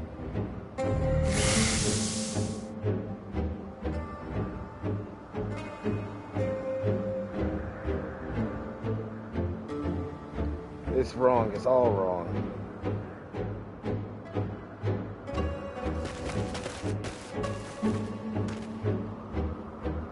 Any signs of Mictron? Panic and confused, which will make it all the more difficult to predict her movements. Hermes, what do you make of the situation? The Metia are linked to a single mind, a shared consciousness which connects them across any distance. I suspect something has happened which disrupted its usual harmony. How might we access this shared consciousness of theirs? Much as you would approach any sentient being directly. In the Metia's case, that means speaking to any incarnation within physical reach. So unless we track down the Meteon we just lost, we have no means to communicate with them. No way of knowing what befall her sisters, no way of providing directions or guidance. Then we had best set our musing aside and concentrate on how we might find her.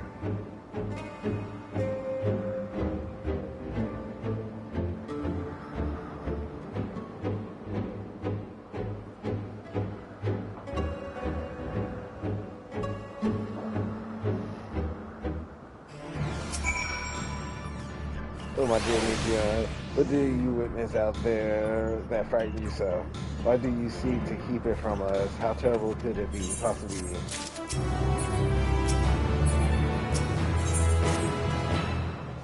Correct me if I'm wrong, but Meteor renders herself invisible by matching her etheric density to that of her surroundings, does she not?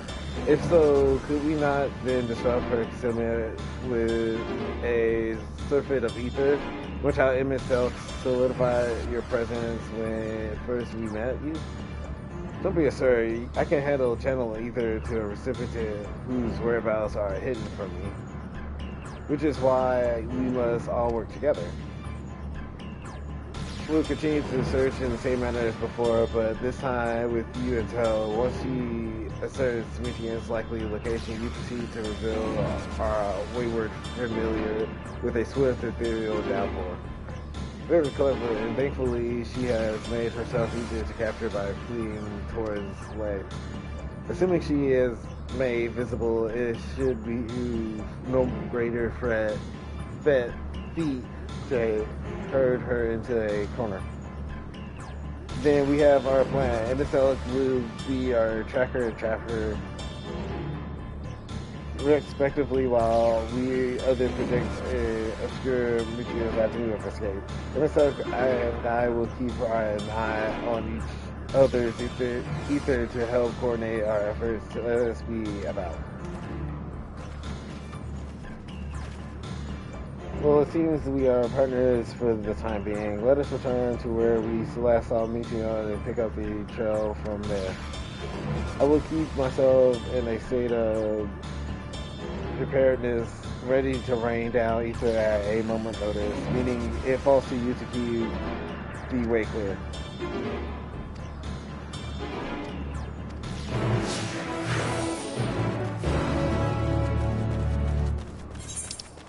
Last time you just staying your distance away from us, just traveling in the shadows. Now you're following me in tow.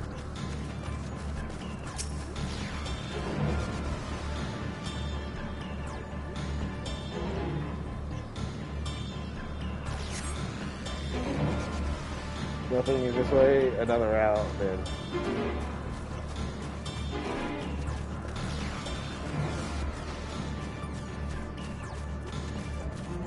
Another out where?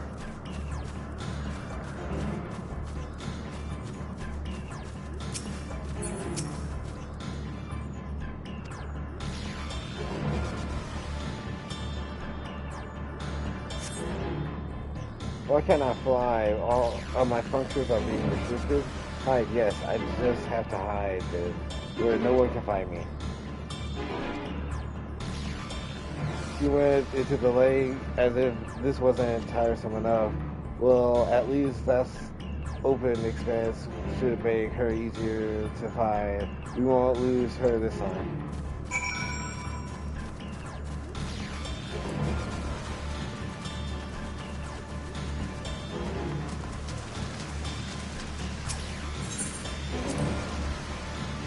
We should be able to reach the bottom of this drop by climbing down the rocks at the water edge.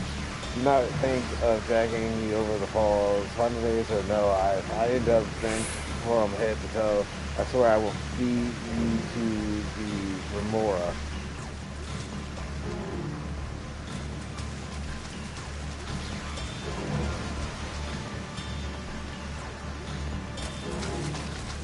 So picky.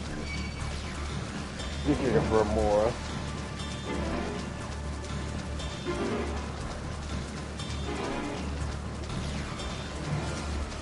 Is that the only place?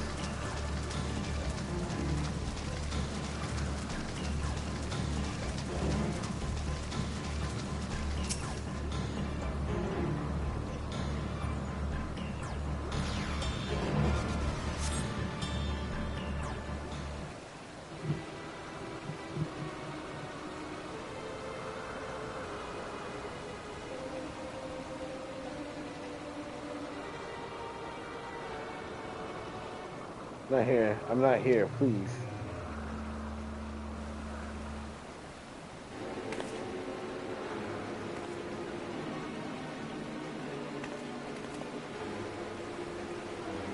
But that rock is she very well.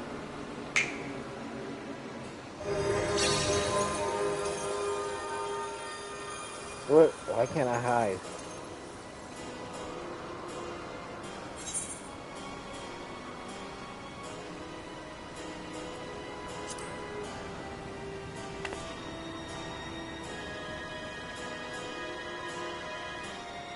What are you saying? Everything is so faint.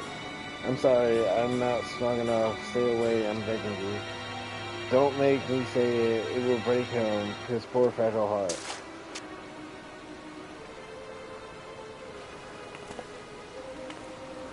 Now we have a chance. Once the others are in position, the two of us can herd her into their midst.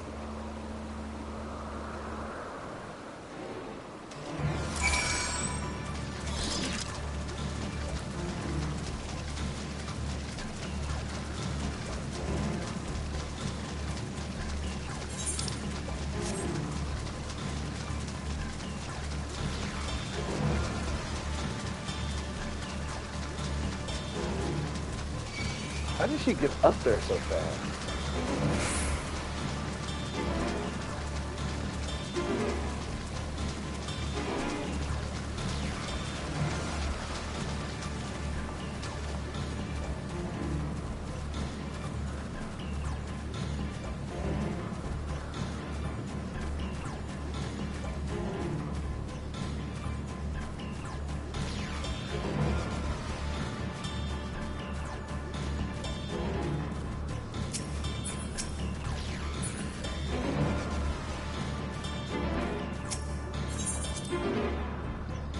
Is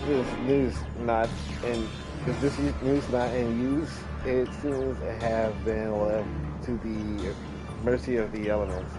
Either way, it bears no trace of Mitch's essence. We move on.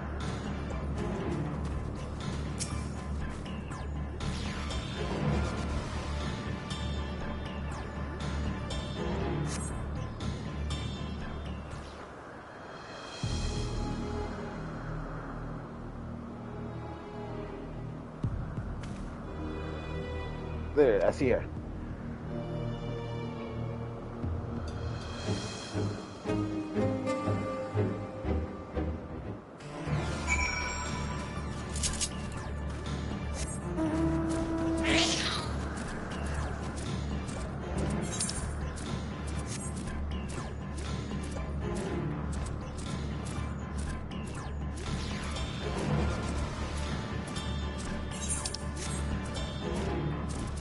Oh, flip. I forgot about the no mounting or you lose the...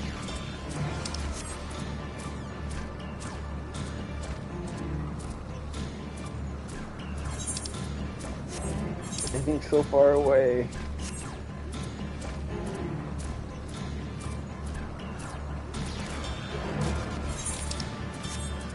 We literally had to walk around the entire lake.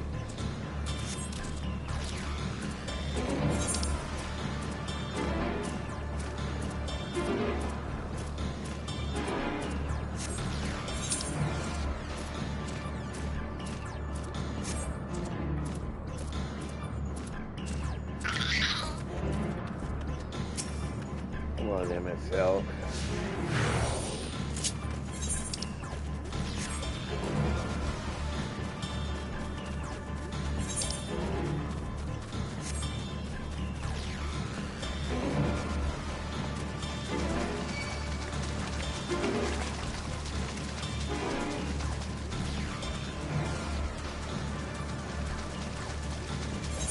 Could be fucked.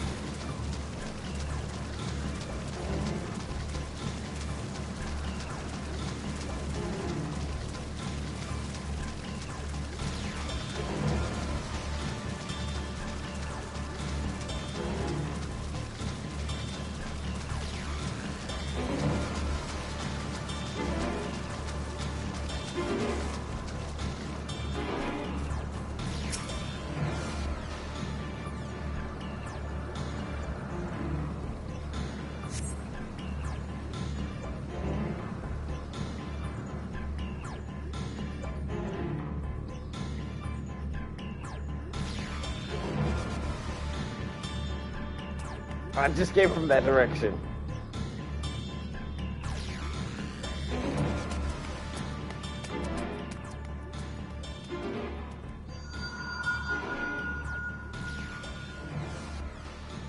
Aha! Give chase. We shall herd her into the shelter.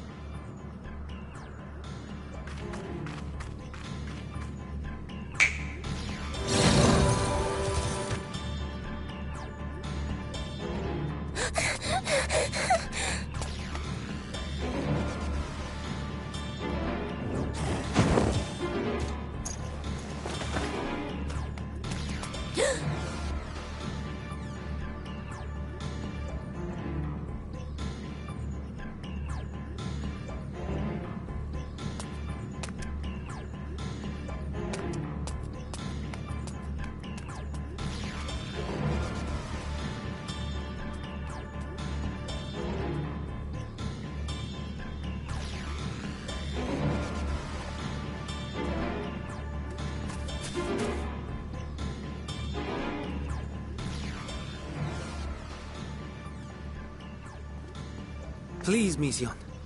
We must speak.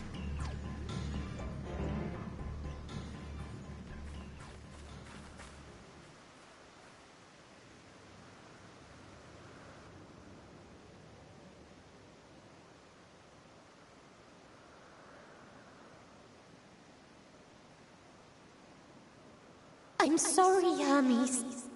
I'm so sorry. If someone can hear these words, then please... please protect them. Protect them all.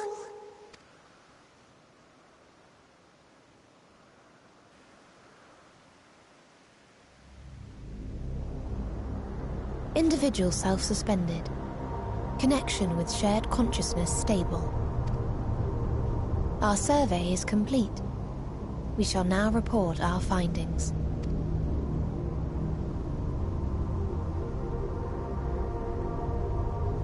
All units safely arrived at their respective destinations.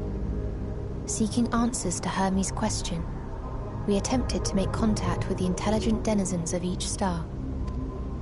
Results are as follows, in order of numerical code. Enna. Traces of civilization found. Structures believed to have served as domiciles.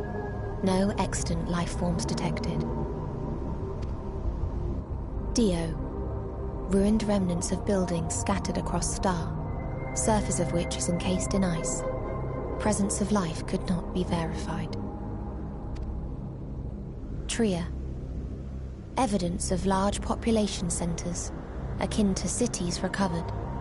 No extant life forms found, only their lingering essence. Tessera. Edifices surmised to be abandoned residences found. No extant life forms detected. Deadly plague or extreme environmental degradation likely to have led to mass extinction. They are all... dead. Octo. Star found in state of violent conflict. Contact successfully made with inhabitants, but deployment of weapons of mass destruction resulted in total annihilation of local population shortly thereafter. Inea. Star is a barren desert. No identifiable flora found. Bones of living beings resembling men discovered beneath sands, but determination regarding their intelligence inconclusive. Remind me, Hermes, what exactly was the question you entrusted to Meteion? I tasked her with asking what others live for. What gives their lives meaning. Did you consider what may happen if the premise of the question is flawed? To be able to answer it, one must be living and desire to continue doing so. But if Meteion finds no living beings in the course of her journey, or none who desire to live, what then? What answers would she derive from their silence?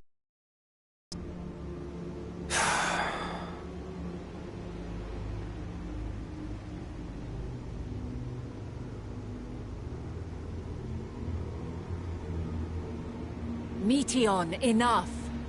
Suspend your mission and return hither at once. Decapente.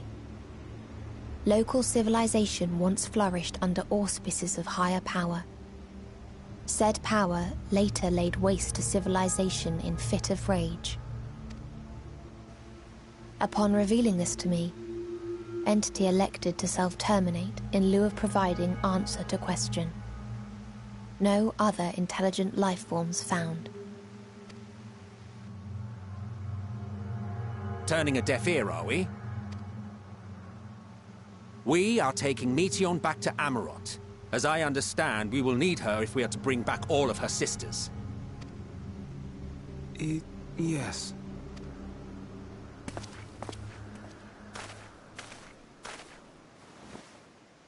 Meteion.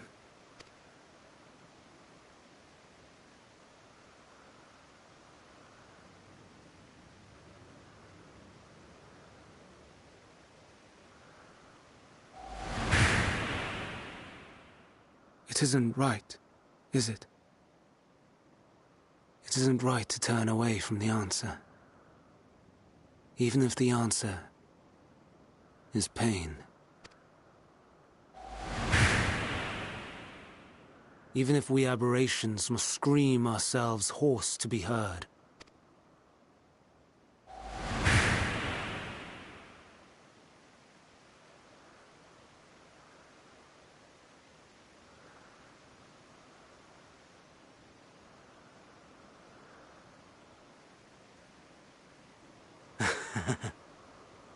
Aye. Whatever answers we find, I will not dismiss them out of hand. These words I said to you, and I will hold myself to them.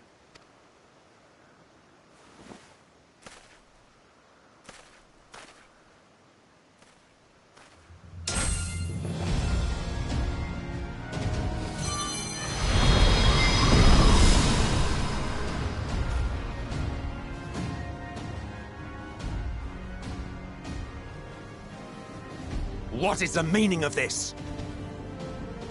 You cannot take Meteion, not until she has finished her report. All else must wait.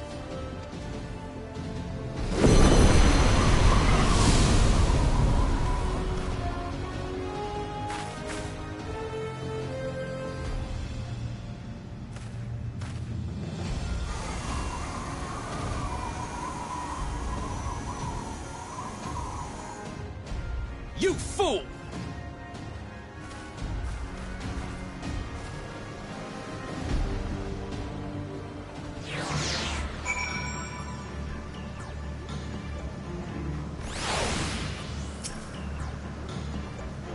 Why, Hermes, why could you not leave well enough alone? Will these answers assuage the pain you feel when a creation is returned to ether? Had you never cast your accursed question to the distant stars, you may have one day learned to be at peace upon this one.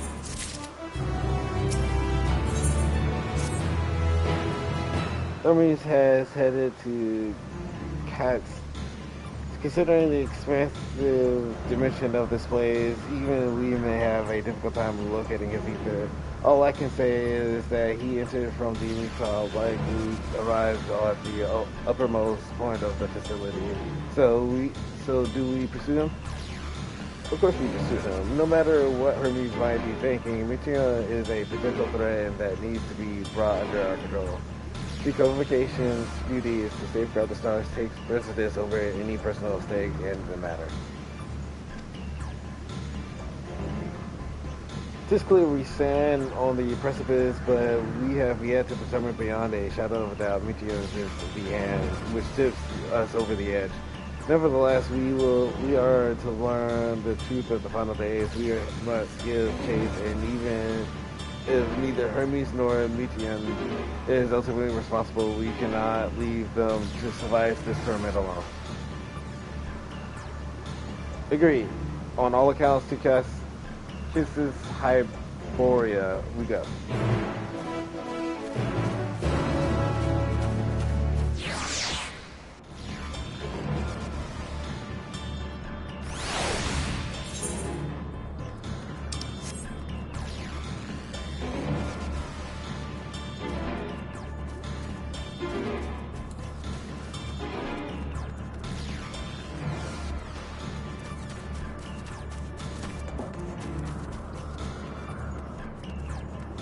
Spend a good amount of time on this.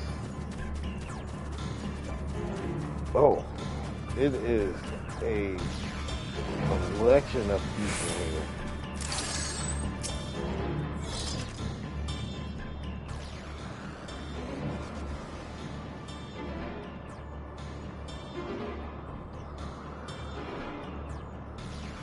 What have we here?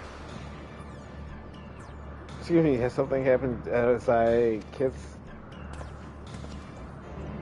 Mistress, I'm glad you're here. No one knew what prompted it, but the alarm was sounded and Kiss was put into a state of alert. Procedure detected that we evacuated immediately, and we have yet to investigate further. This is Hermes doing, obviously. What does the state of alert tells us that? A field of dampening magic is draped over the entire facility, usually in response to escaped entities and the like. Guest scholars and observers are unaffected by everything and everyone else is weakened to a fraction of their usual capabilities. The however, have urgent business with Chief Hermes, must enter the premises regardless.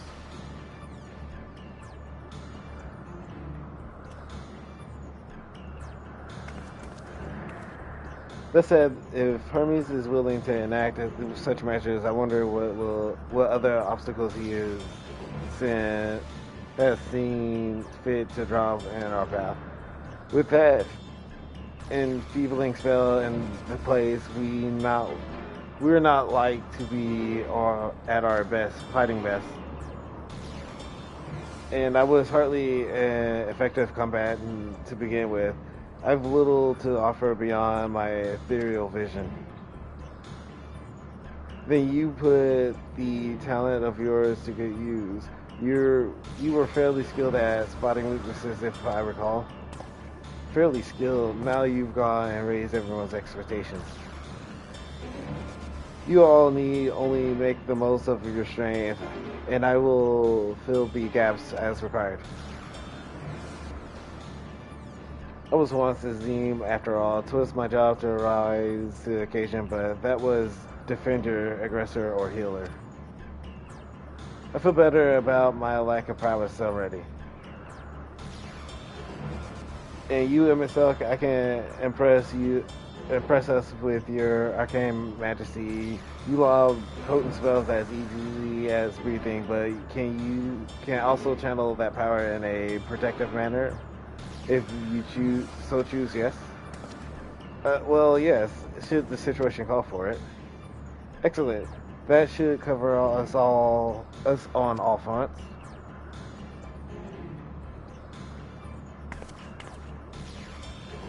Your toe lead us here, so 'tis only right that you lead us now. No matter what lies ahead, we will win through to Hermes and Metron. Then we will face the future together.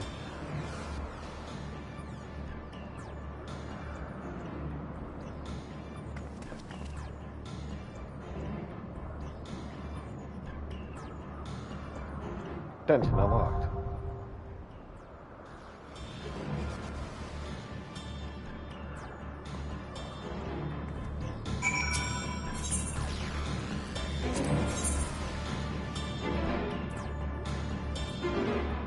Third seat.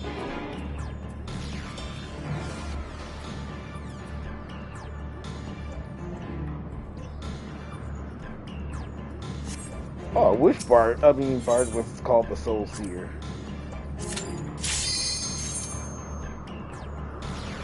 That sounds so cool. Archer turned to the Soul Seer.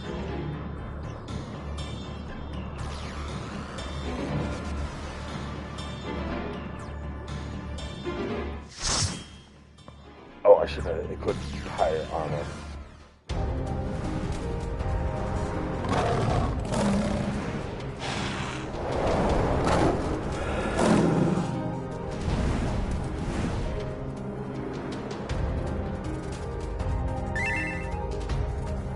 Is it a chosen path?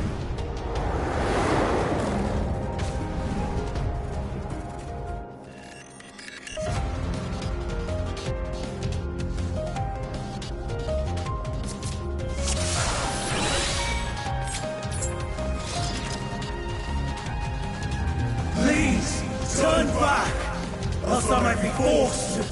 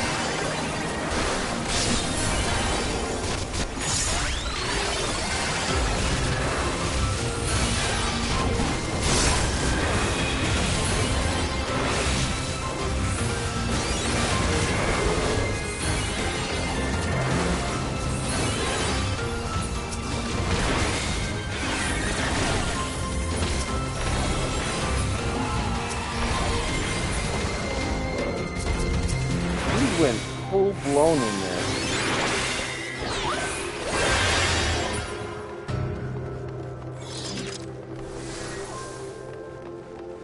It's weird that everyone's wearing black.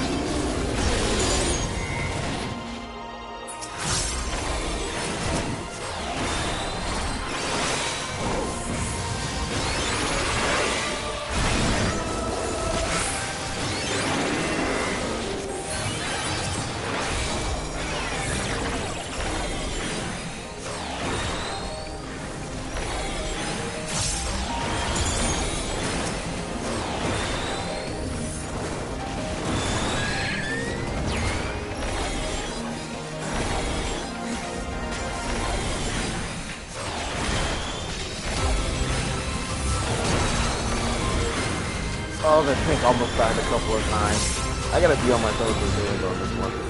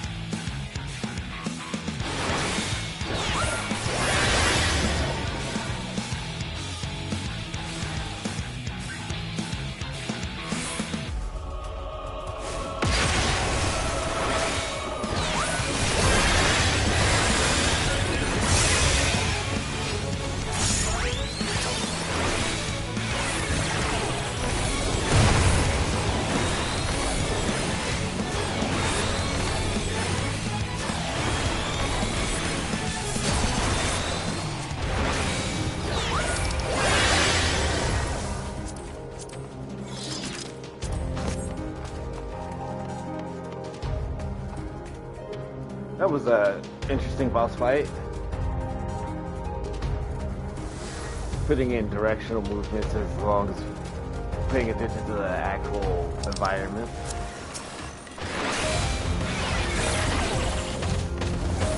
I warn you. Stay away!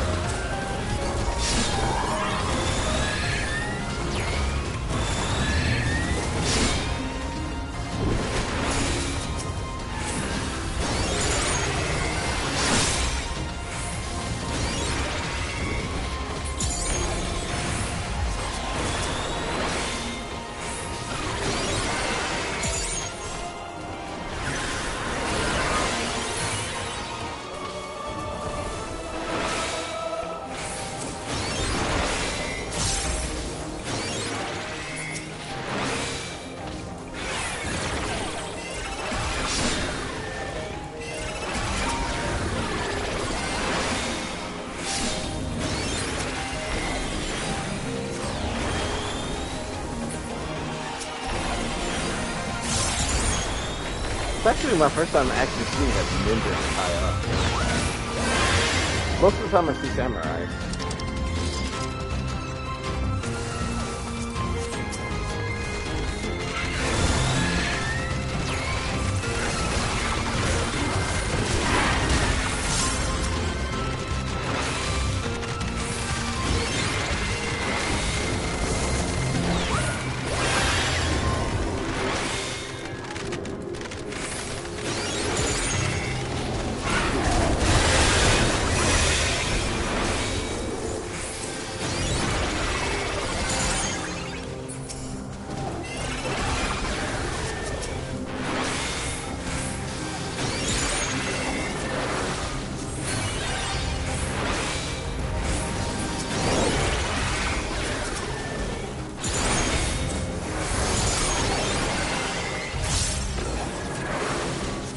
Oh, I got nothing to save you.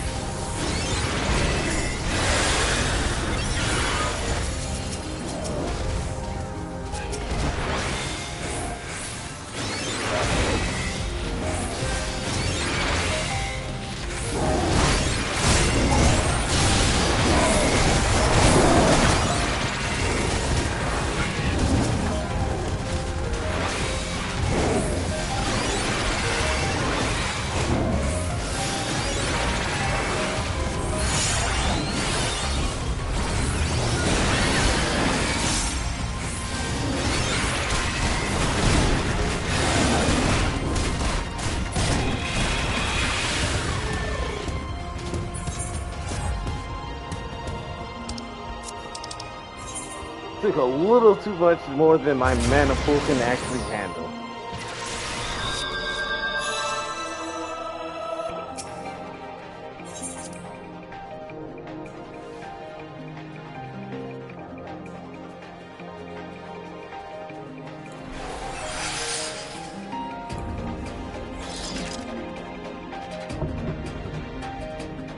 Eyesight probably should have LB.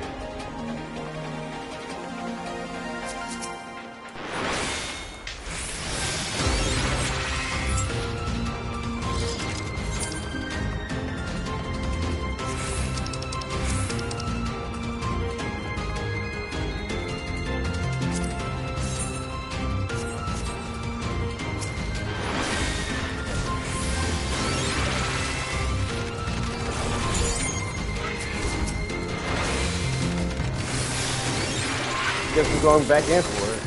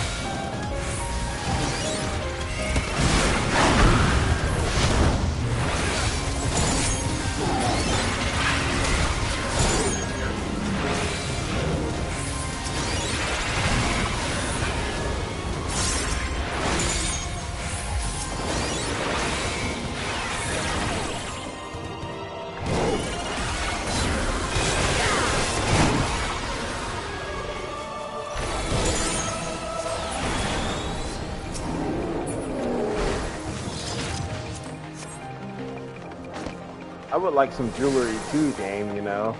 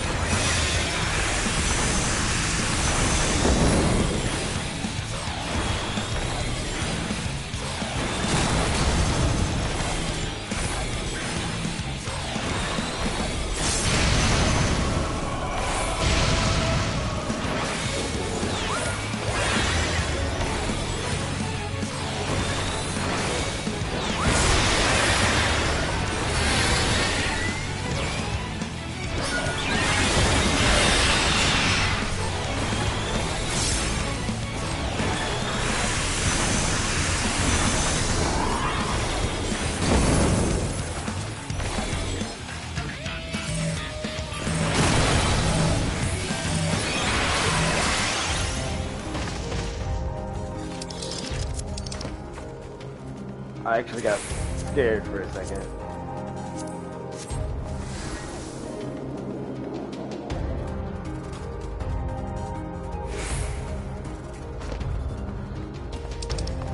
I cannot let you take me, Sion. Not yet.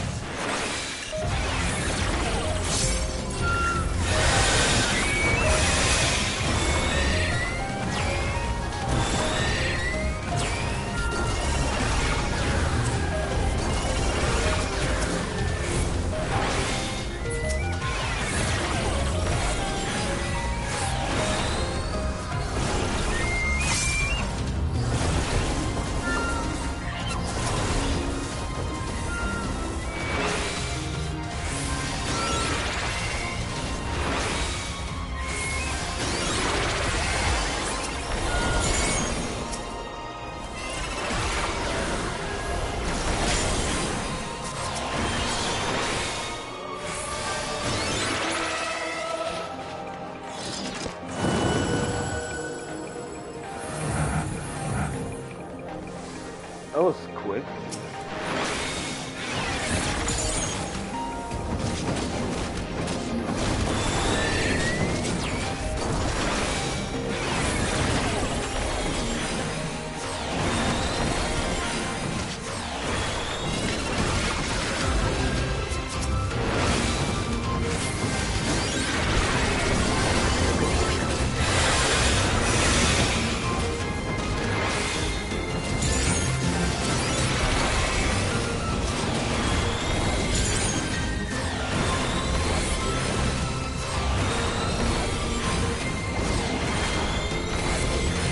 like this Black Mage out.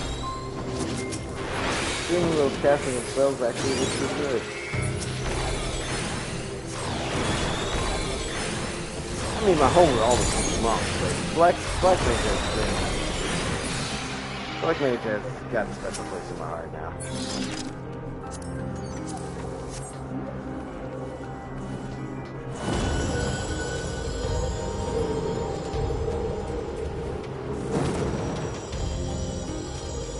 I must hear their answers before they're expunged from existence.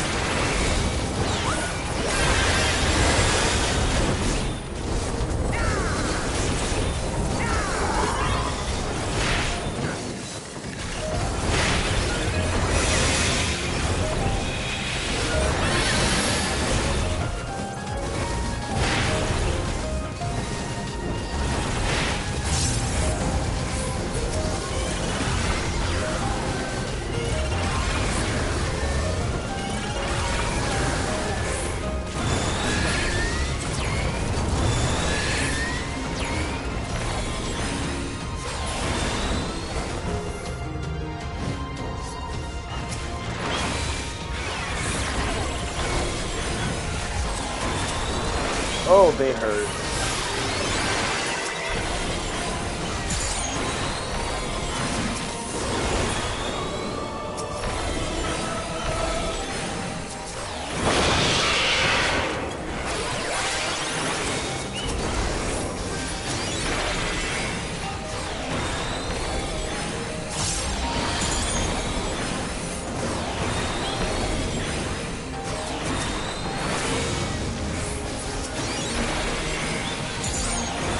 I know you have more than one damage reduction.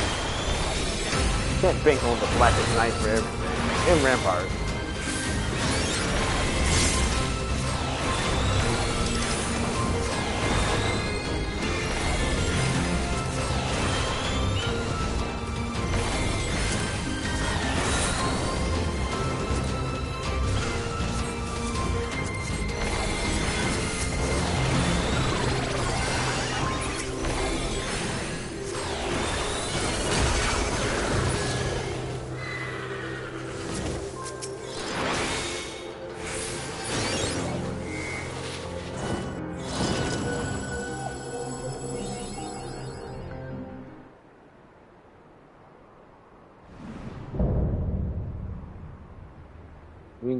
Winged Defiance, Hermes. So, it comes to this. I have no wish to fight, but this time, I cannot yield. Though the world may think me a mad, desperate fool, I will hold fast to my conviction.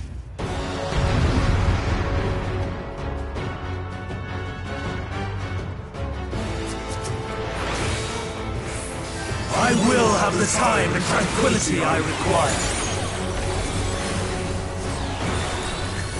Lust and pain gather to me.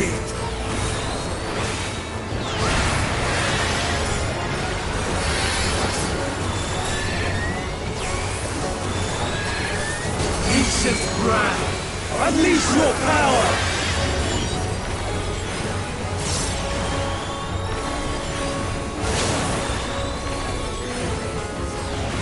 Dancing winds, pierce my foe!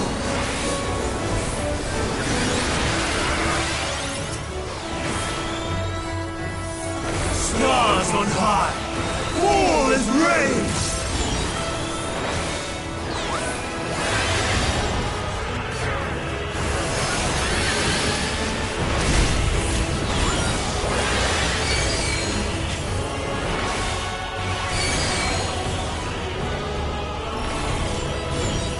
Oh, I probably should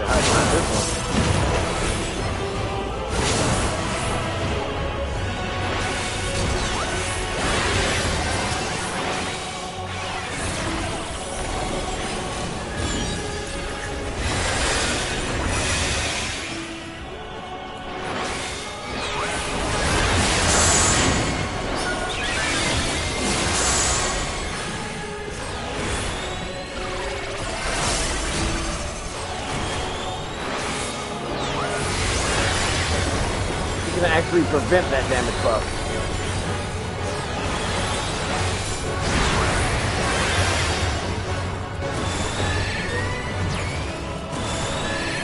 Streams of ether! Surge is one!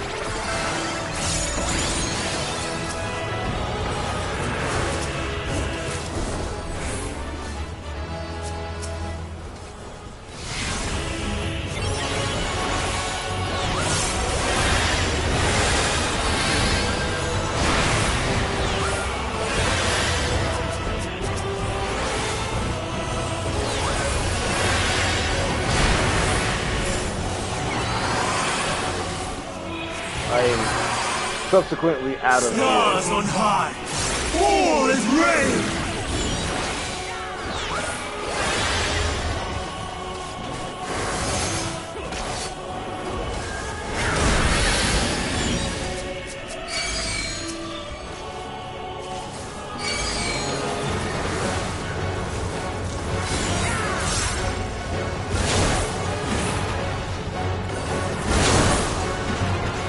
Oh, that's so fast like that.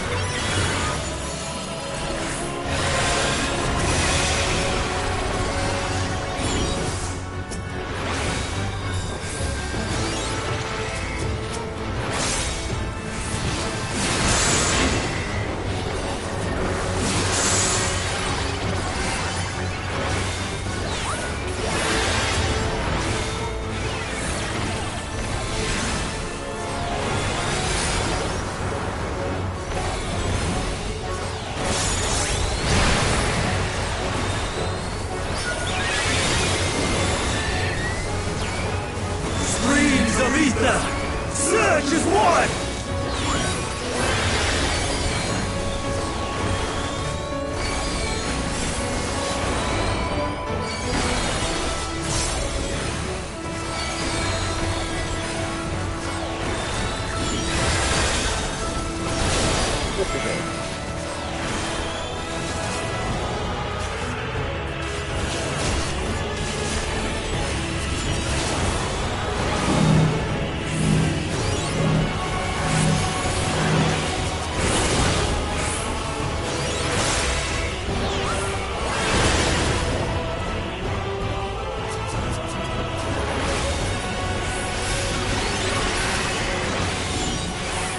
Dancing winds!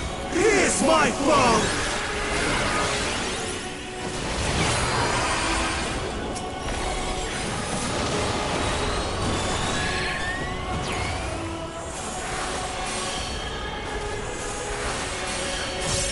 Yep. The new spamming is too. Even when transformed, I am not finished yet.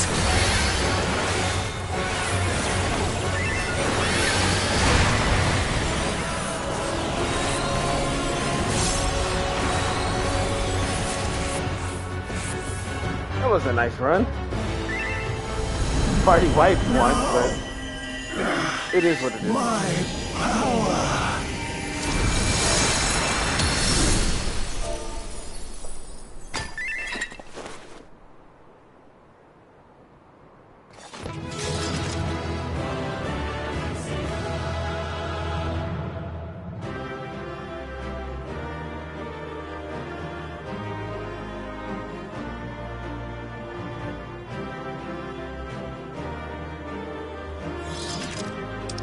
That was nicely done.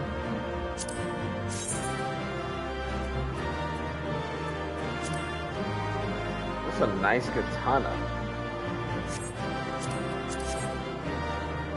Pretty sure he wanted it.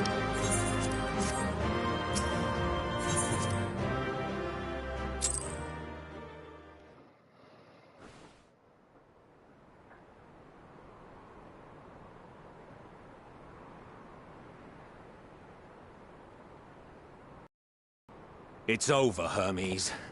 In the name of the Convocation, I hereby take Meteion into custody. And setting aside the matter of your nomination, you will come with us too. We require your knowledge to assess and resolve the situation.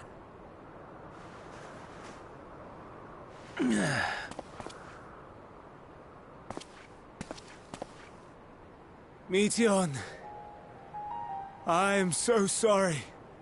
Would that I could have listened to your report in full.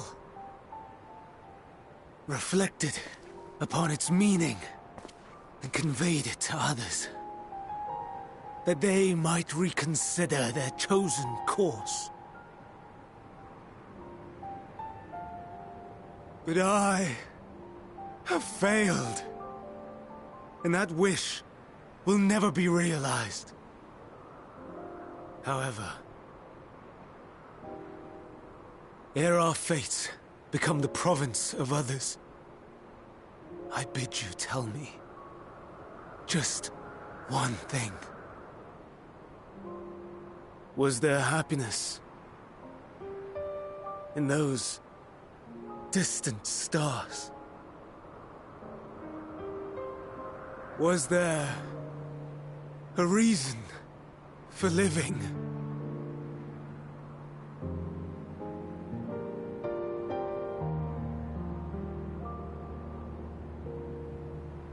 We conducted our search as per your instructions.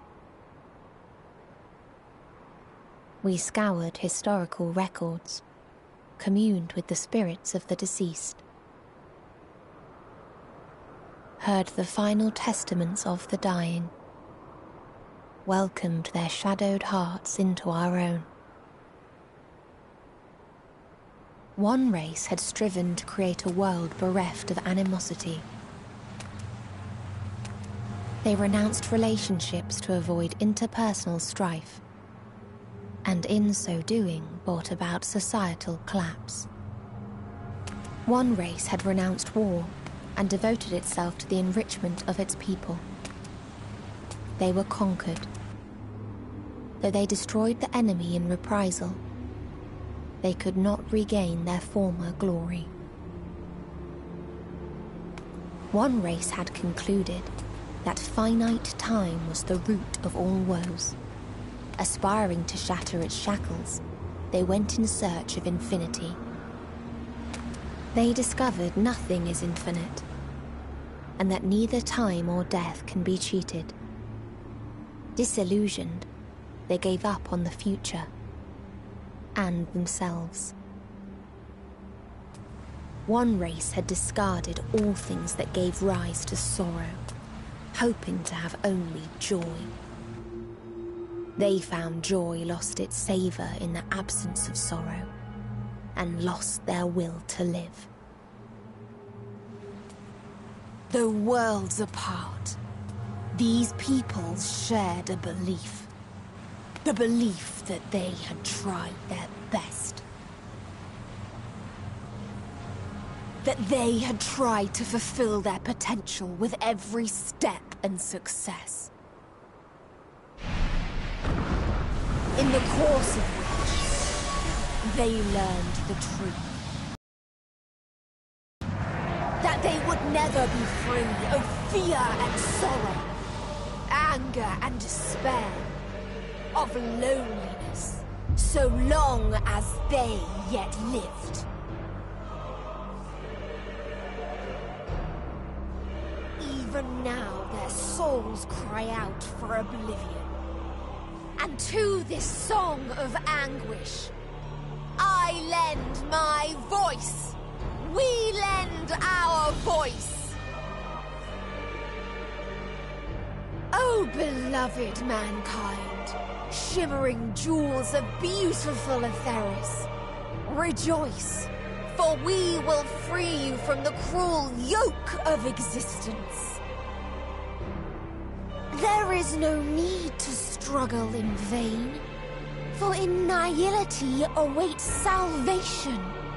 You will know peace and serenity, and it will be beautiful. We will make our nest at the edge of the universe, and there in the dark of dead worlds hoard sorrow and suffering. There we will sing, our chorus ever louder and ever clearer, that our song may reach even this ether-shrouded star. Such is the answer we have found in the stars. Such is the gift we now offer to Etheris.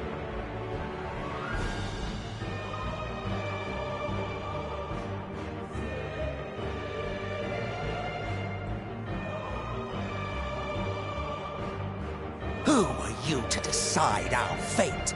To decree we live or die?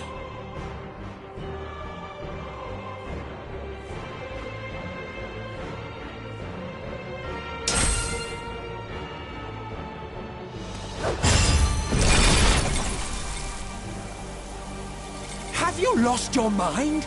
You heard what she said. She means to destroy us all, yet you'd still take her side? In the name of the star, we have discarded those creations that we deemed flawed.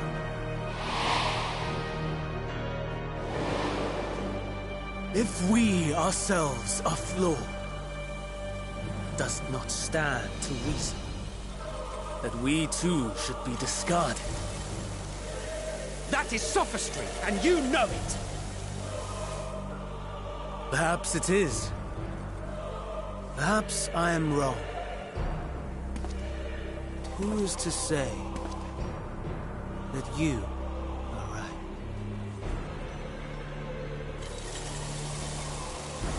Let us settle this with a determination. In my authority as Chief Overseer of Elpis, I will make a judgment on man's fitness to exist. If he can learn to value all life and retain his will to live, even should his end be justified, he will surely find a way to avert his demise. If not, he will perish in star. As with all determinations, provisions must be made to ensure fairness. Kairos! Awaken!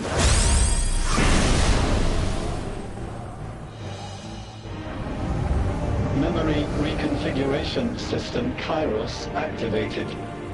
Awaiting instruction. Command. Universal memory alteration. Target area. Ktisis Hyperborea. Starting point. Arrival of Emmet Selk, of the Convocation at Propylion. Endpoint. The present. Erase the memories of all events, and replace with a vague recollection of the following. I was here, preparing to demonstrate the functionality of Kairos to Emmet Selk and Hythlodaeus. Meteion's shared consciousness became unstable. She and her sisters could not sustain their existence, and all dissipated with a burst. The resultant shockwave accidentally triggered Kairos, which erased several days of memories from all present. Execute. Command acknowledged. Initializing. 3 processes remaining to execution. Bravo. I dare say one would be hard-pressed to make it fairer. Everything that you told us, everything that has happened, the fact we've even met, it will all be gone.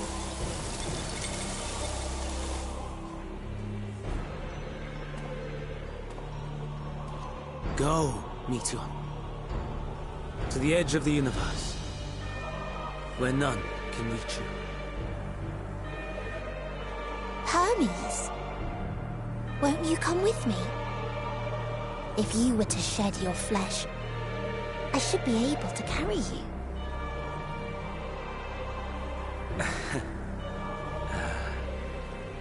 I will remain. As a man, I will oppose the oblivion you bring. Silly fool. Had you said yes, I would have granted you the gentlest end.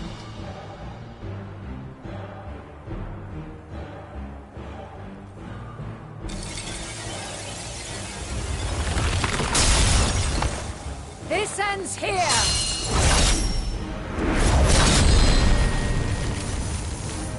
Lie, Meteion!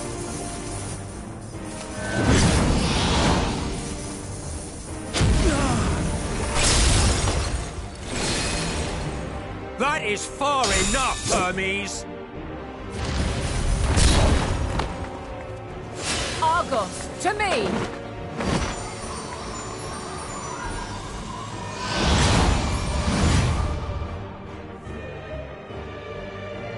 First process complete.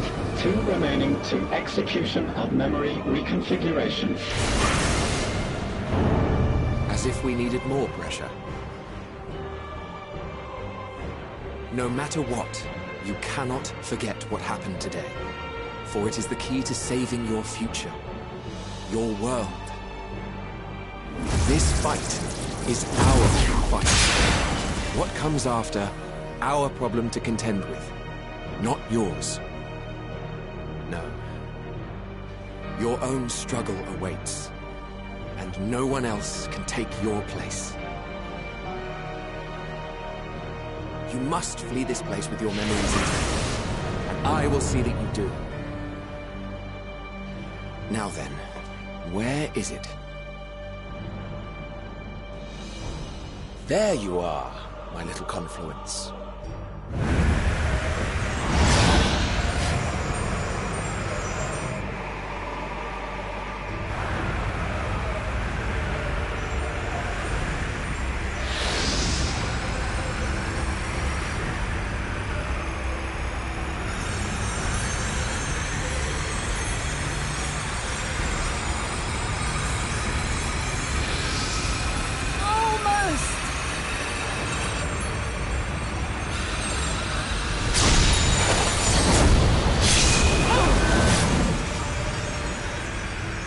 Very well, then.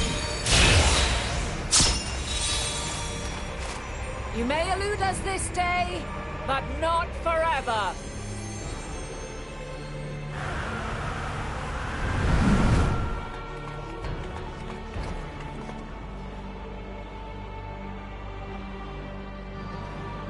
Meteion's gotten away.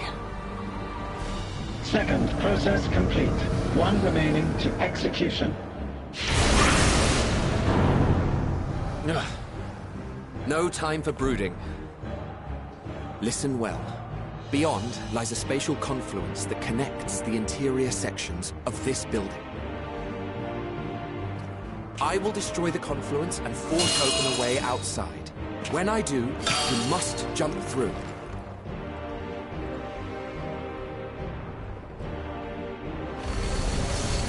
I cannot tell you how sorry I am. But neither can I let you escape!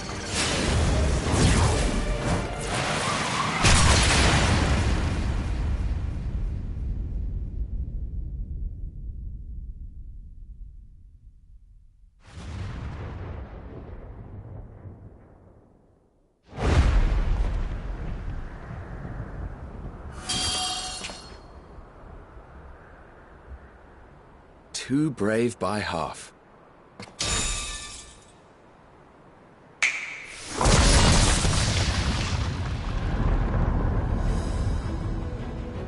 Exemplary work, as always, Emmett Selk.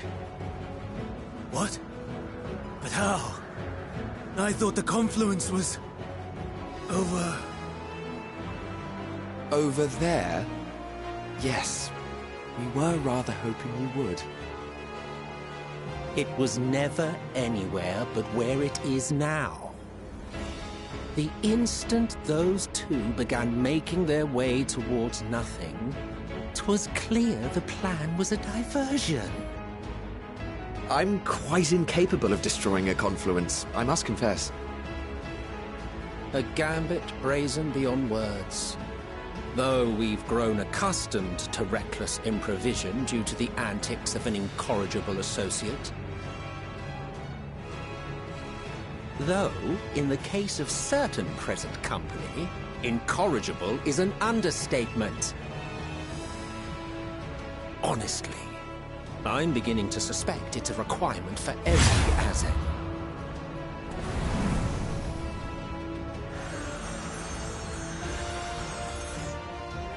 There's no time! Quickly! Even now, I do not believe your tale. I would not suffer us to walk such a wretched path. Still, if it must be said, do not squander it. The legacy I leave you.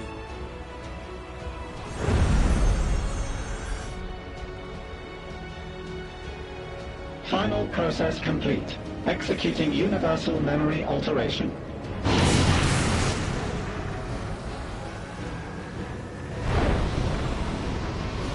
Go, Argos!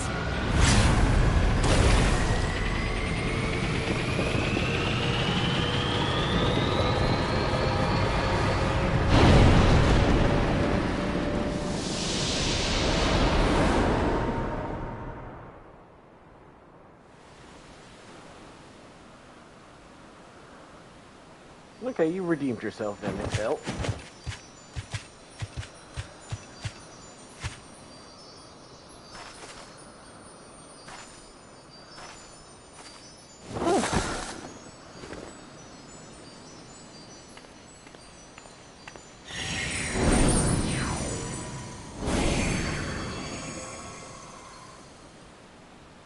I'm fine. Just a little tired.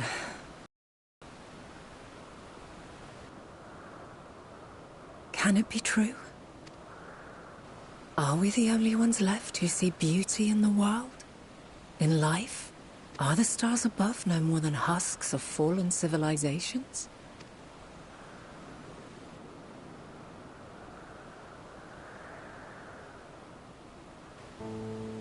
And yet, I feel her.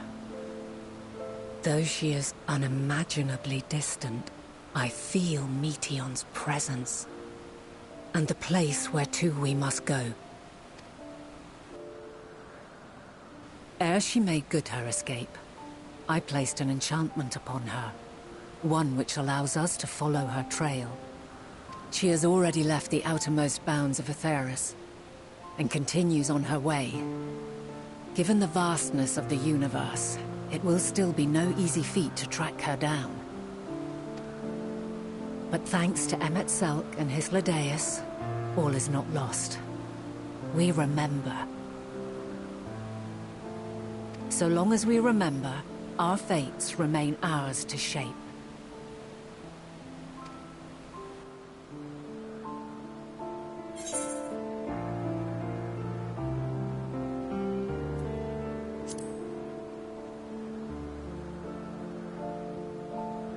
What indeed? Let us begin by ascertaining the situation at Catesis Hyperborea, where the others should still be.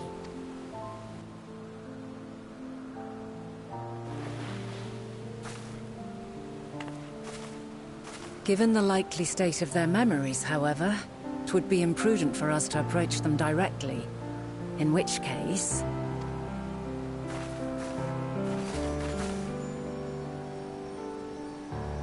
I am sorry, my friend. I've asked much of you this day. But may I trouble you one last time?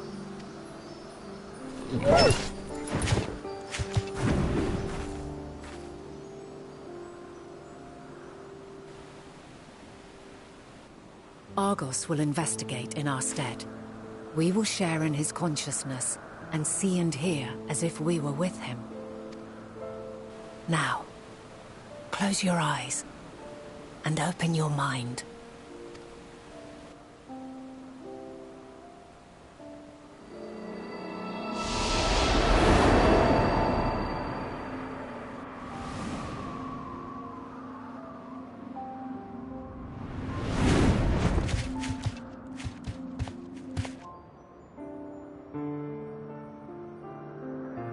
Thank goodness you are unharmed.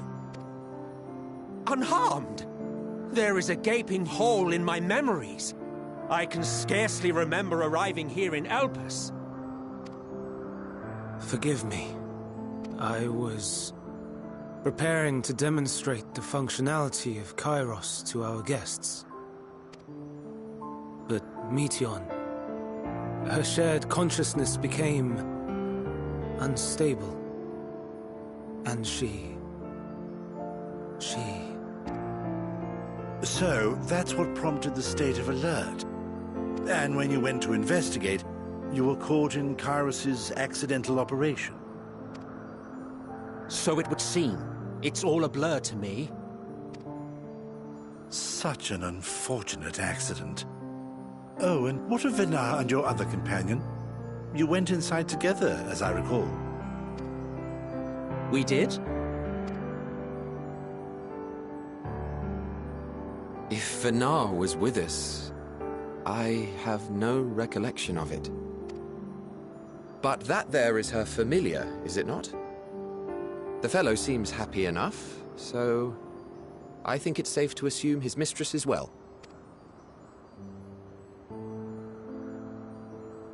I haven't the slightest notion who this other companion might be, however. Ah, well, that individual struck me as a bit different, for want of a better word. Perhaps it wasn't actually a person, but some manner of creation. Curious. I must ask Venar about it when next we meet. Yes, you do that. Now, if we may tend to Hermes, whatever this Meteion did, it seems he bore the brunt of it. Once you are fit to travel, you will return with us to Amarot. We need to make certain there are no other ill effects. Also, I am here on business of the 14. We've already had the conversation, like as not, but since your toy wiped my memory, we'll have to have it again. Yes, of course. As you see fit. This Kairos, it manipulates memories through the emission of etheric waves, correct? There is a theory which holds that memories scoured by blasts of ether are restored when the soul is cleansed in the underworld. If true, then perhaps when our time comes to return to the star, we shall remember these few days we have lost. I doubt aught of interest occurred. Look forward to the revelation if you like, but I should prefer to reminisce on more meaningful moments.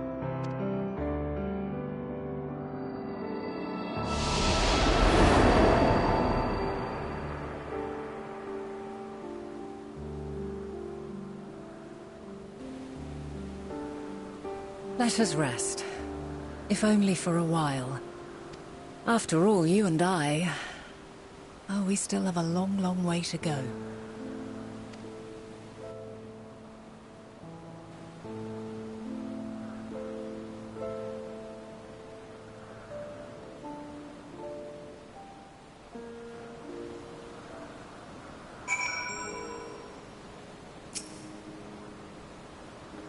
We are feeling at all recovered. Are you feeling at all recovered? I understand that your exertion were more than pure physical, but resting one's body is one for a moment is never without merit. As for Hermes, I think it's unlikely he will create more Entelechies. He poured much of himself into Meteon, and now that she and her sisters are gone, disputed in his mind, the grief must be unbearable. He will blame himself. He will believe that had he never acknowledged his dissatisfaction with the world, that the media would have never been born to suffer and die. The offer to join the 14 will be a welcome distraction, and one day hence he will face the advent of the final days and the role of Fandango.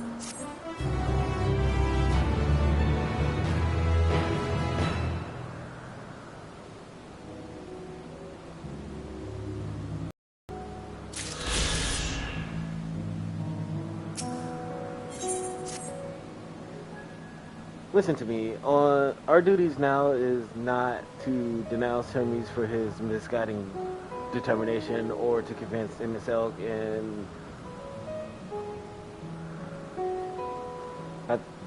and I've been saying this right all day. If those are Hippodos, that they have been deceived. No, we must instead ensure that the experience Hermes sought to expunge our preserve. What remains in our memories only will be our weapon against the final days. You must fight this battle in your age, and I will in mine. Come, let us walk together once more. I will see you to the door of Porpelon.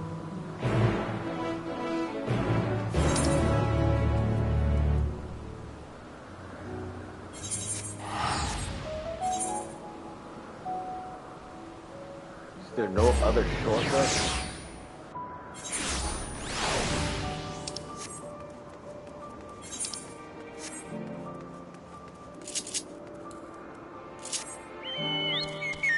And I was quite fond of Meteon.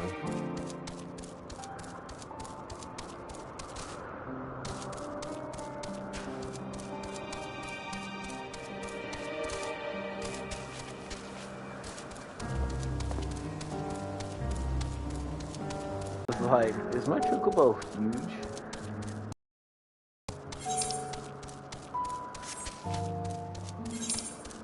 That I haven't visited, which is odd.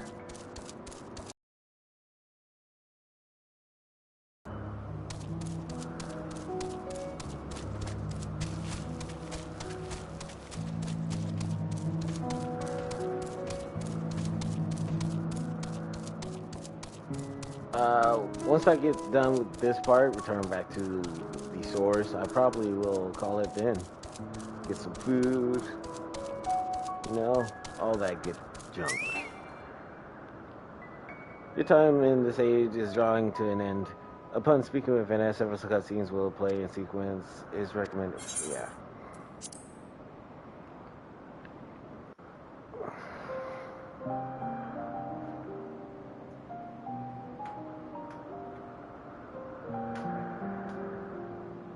So, it is within. The portal that brought you hither, and will take you home.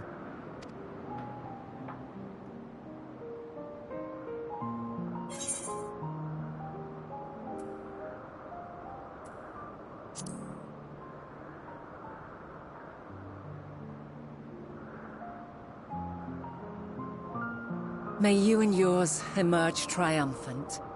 Make use of the knowledge you have gained, that your days in Elpis and our friend's sacrifice be not in vain. With Meteon free to pursue her designs, 'tis only a matter of time until the final days are upon us. We must be ready. From fortifying our defenses to securing our escape, there is much to be done. In spite of this, we cannot allow the report that set this calamity in motion to become common knowledge. Were the masses to learn the fates of the other stars, I fear the situation would spiral out of our control. I must carefully consider who can be trusted and bring them into the fold. Ordinarily, I wouldn't hesitate to call upon the 14. However, it was the desire for a fair determination that drove Hermes to attempt to erase our memories. Were he made aware of his actions, there is no telling whether he would remain a friend or become a foe. Alternately, we might try to alienate him from the Convocation. Yet in doing so, we would deprive ourselves of a brilliant mind who would be invaluable in the crises to come. Quite the dilemma. Which is why I must work independently of the Convocation. Regardless of how we proceed, if we are to permanently avert the final days, we must be equal to Hermes' challenge. We must prove that mankind is worthy to exist. And this hinges, I think, on how we confront the all-consuming despair that accompanies a senseless and seemingly inevitable end. Bewildered and divided, we would perish like the peoples of those celestial ruins. We could not hope to survive the final days, much less take the battle to Meteion at her nest. We must find a way to defeat despair, to unite and prepare as many as possible for the struggle ahead.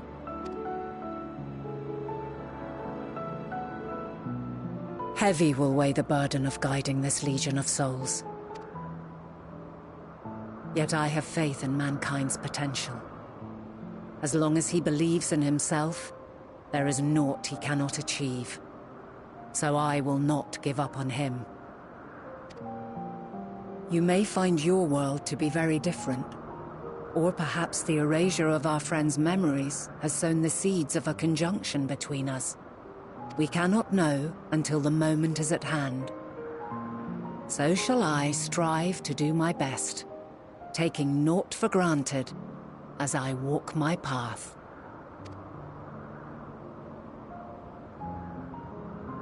And I pray you walk with me to the end. As you move forward, so too will I, as will all, resolved to fight for the morrow. And when mankind has found the strength to stand against despair, we shall silence the song of oblivion. She who sings it will learn our journey is far from over. This I promise.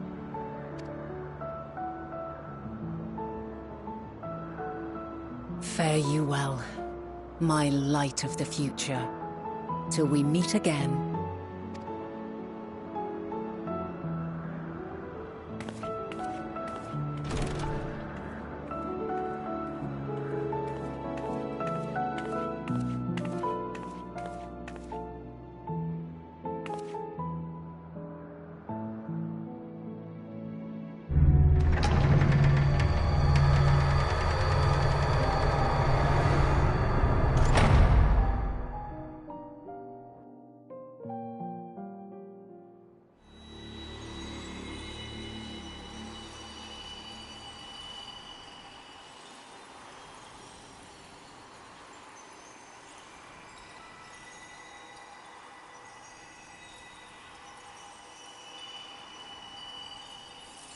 From this day forth, I shall strive to bring honor to the seat of Fandania.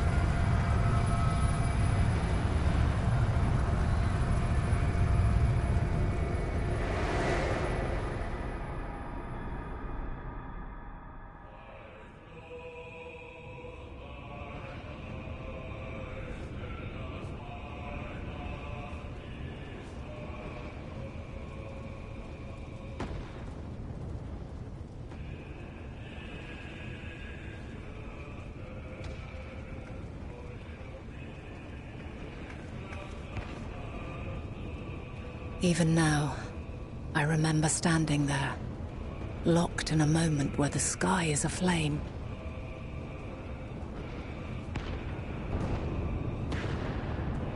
where stars fall as tears and screams darken the seas. Where resignation rots the trees.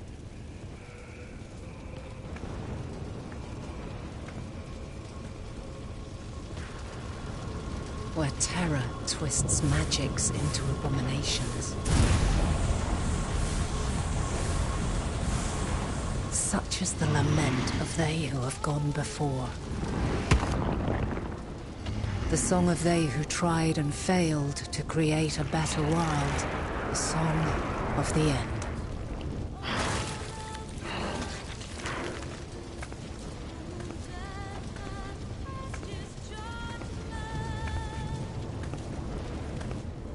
That which hides at the edge of the universe is no longer Hope's creation.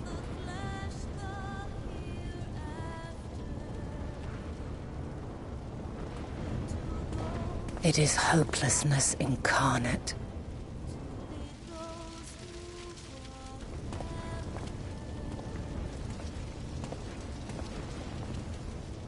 That day, mankind saw half of its number sacrificed to bring forth Zodiark.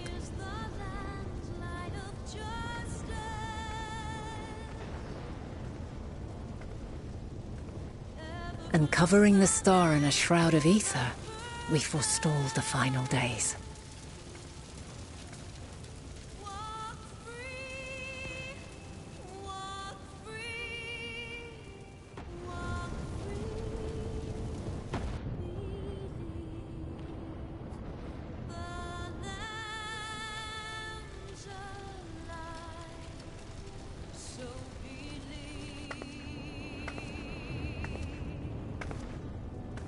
Yet the cries echoed still. We wept for innocence lost, wailed for death inevitable.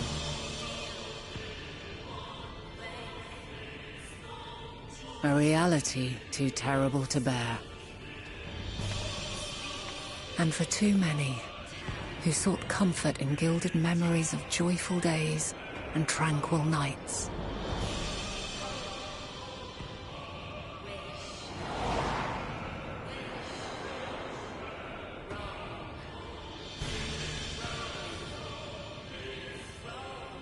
This is all wrong! Why must we suffer so? It needn't be like this. No. There must be a way to restore things to the way they were. To reclaim the perfect paradise we once had. No, my friends. Suffering exists, and we cannot pretend otherwise. No civilization, however great, could eliminate it. If we would live, we must accept it as our constant companion. Let us not seek to forget this tragedy. Let us carry it in our hearts, that we may grow stronger and know true happiness. We can't accept it! We won't accept it! It will be ours again! A world free of sorrow! No, it will not. For there has ever been sorrow. Mankind was but spared its biting sting for a time. So please, open your eyes. To try and reclaim those lives we lost by sacrificing yet more isn't wisdom. It is weakness. No paradise is without its shadows. If we cannot accept this truth and learn from our pain, then our plight shall be repeated.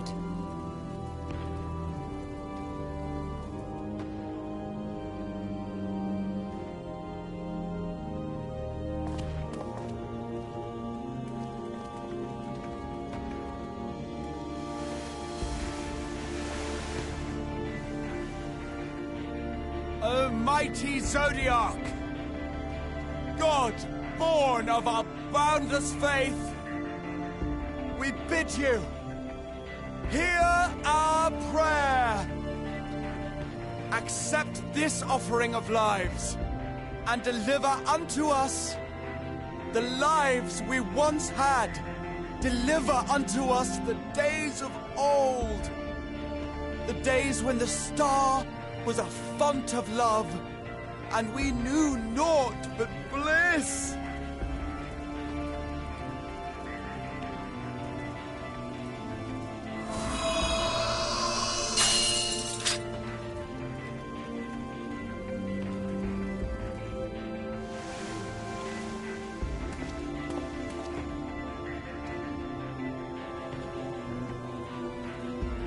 You would destroy it?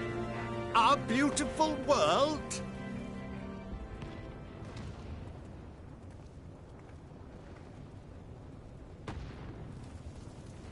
Lands that stretched on forever. Skies one could drown in.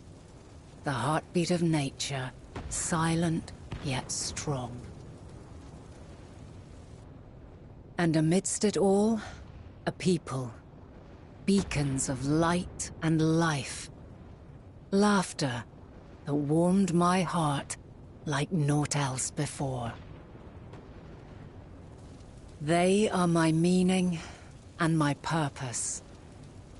My love. In spite of, or perhaps because of this, I choose to believe in mankind's potential. In his ability to find a way forward. So let there be no way back. From that temptation, I sunder us. No more shall man have wings to bear him to paradise. Henceforth, he shall walk.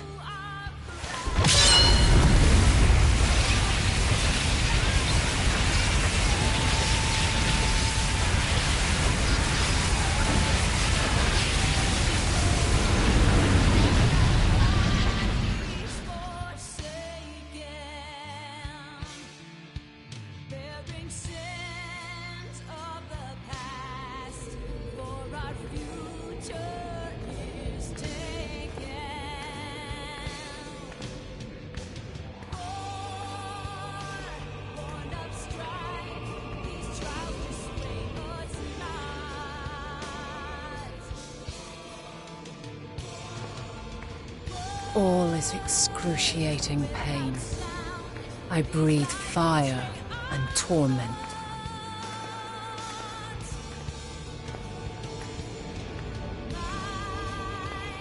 I birth a world of suffering to mire and plague.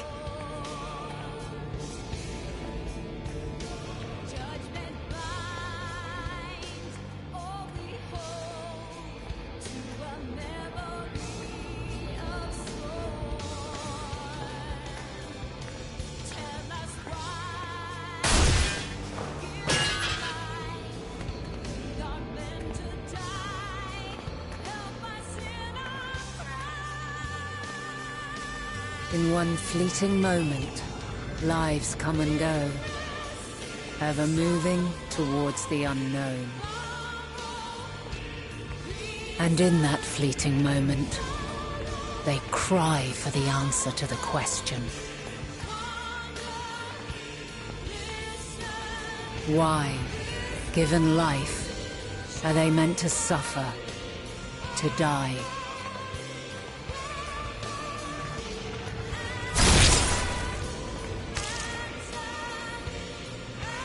As fragmented, imperfect beings, yours is a never-ending quest.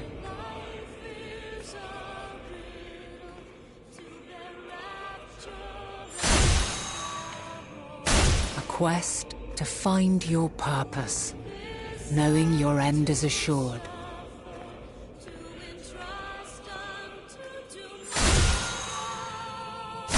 To find the strength to continue when all strength has left you.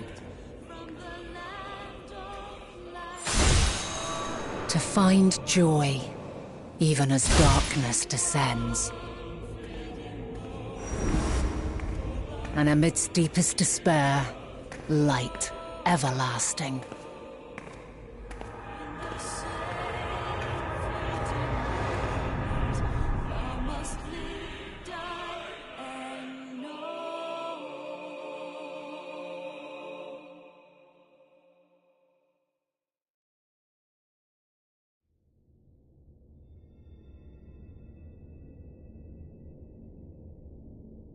A conjunction has begun to form, an intertwining of your time and mine.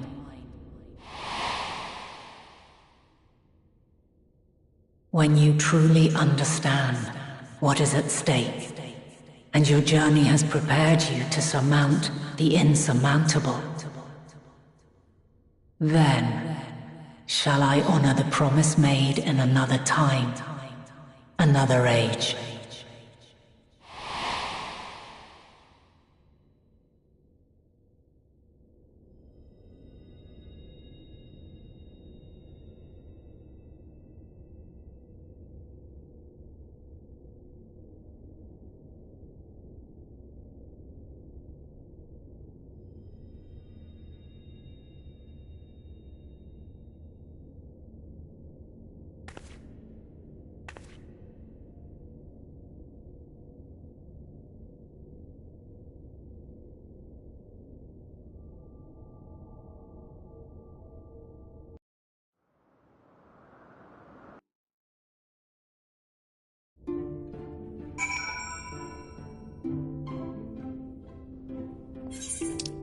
They have outdone themselves with that cutscene. I must admit, that was an extraordinarily good cutscene.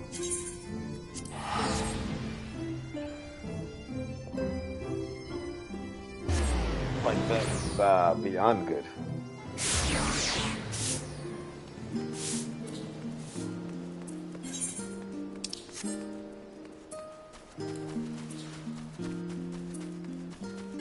Gives you thought back into, like, Hydaelyn herself.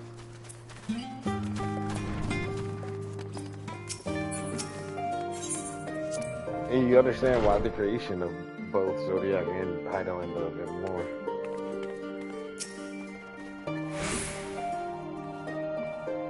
Impeccable timing as always. I heard you were off in the first as part of our efforts to investigate the final days. Well, as so often seems to be the case, while you were away, we've had a few developments, which we can discuss in just a moment. For now, however, I cannot tell you how wonderful it is to have you back.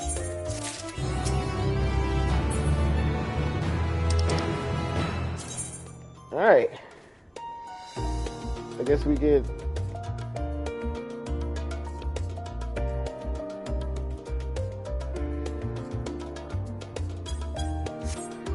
We get the rest of the story next Thursday. Let's see what the email I was using. Lollyho? Alright, next time.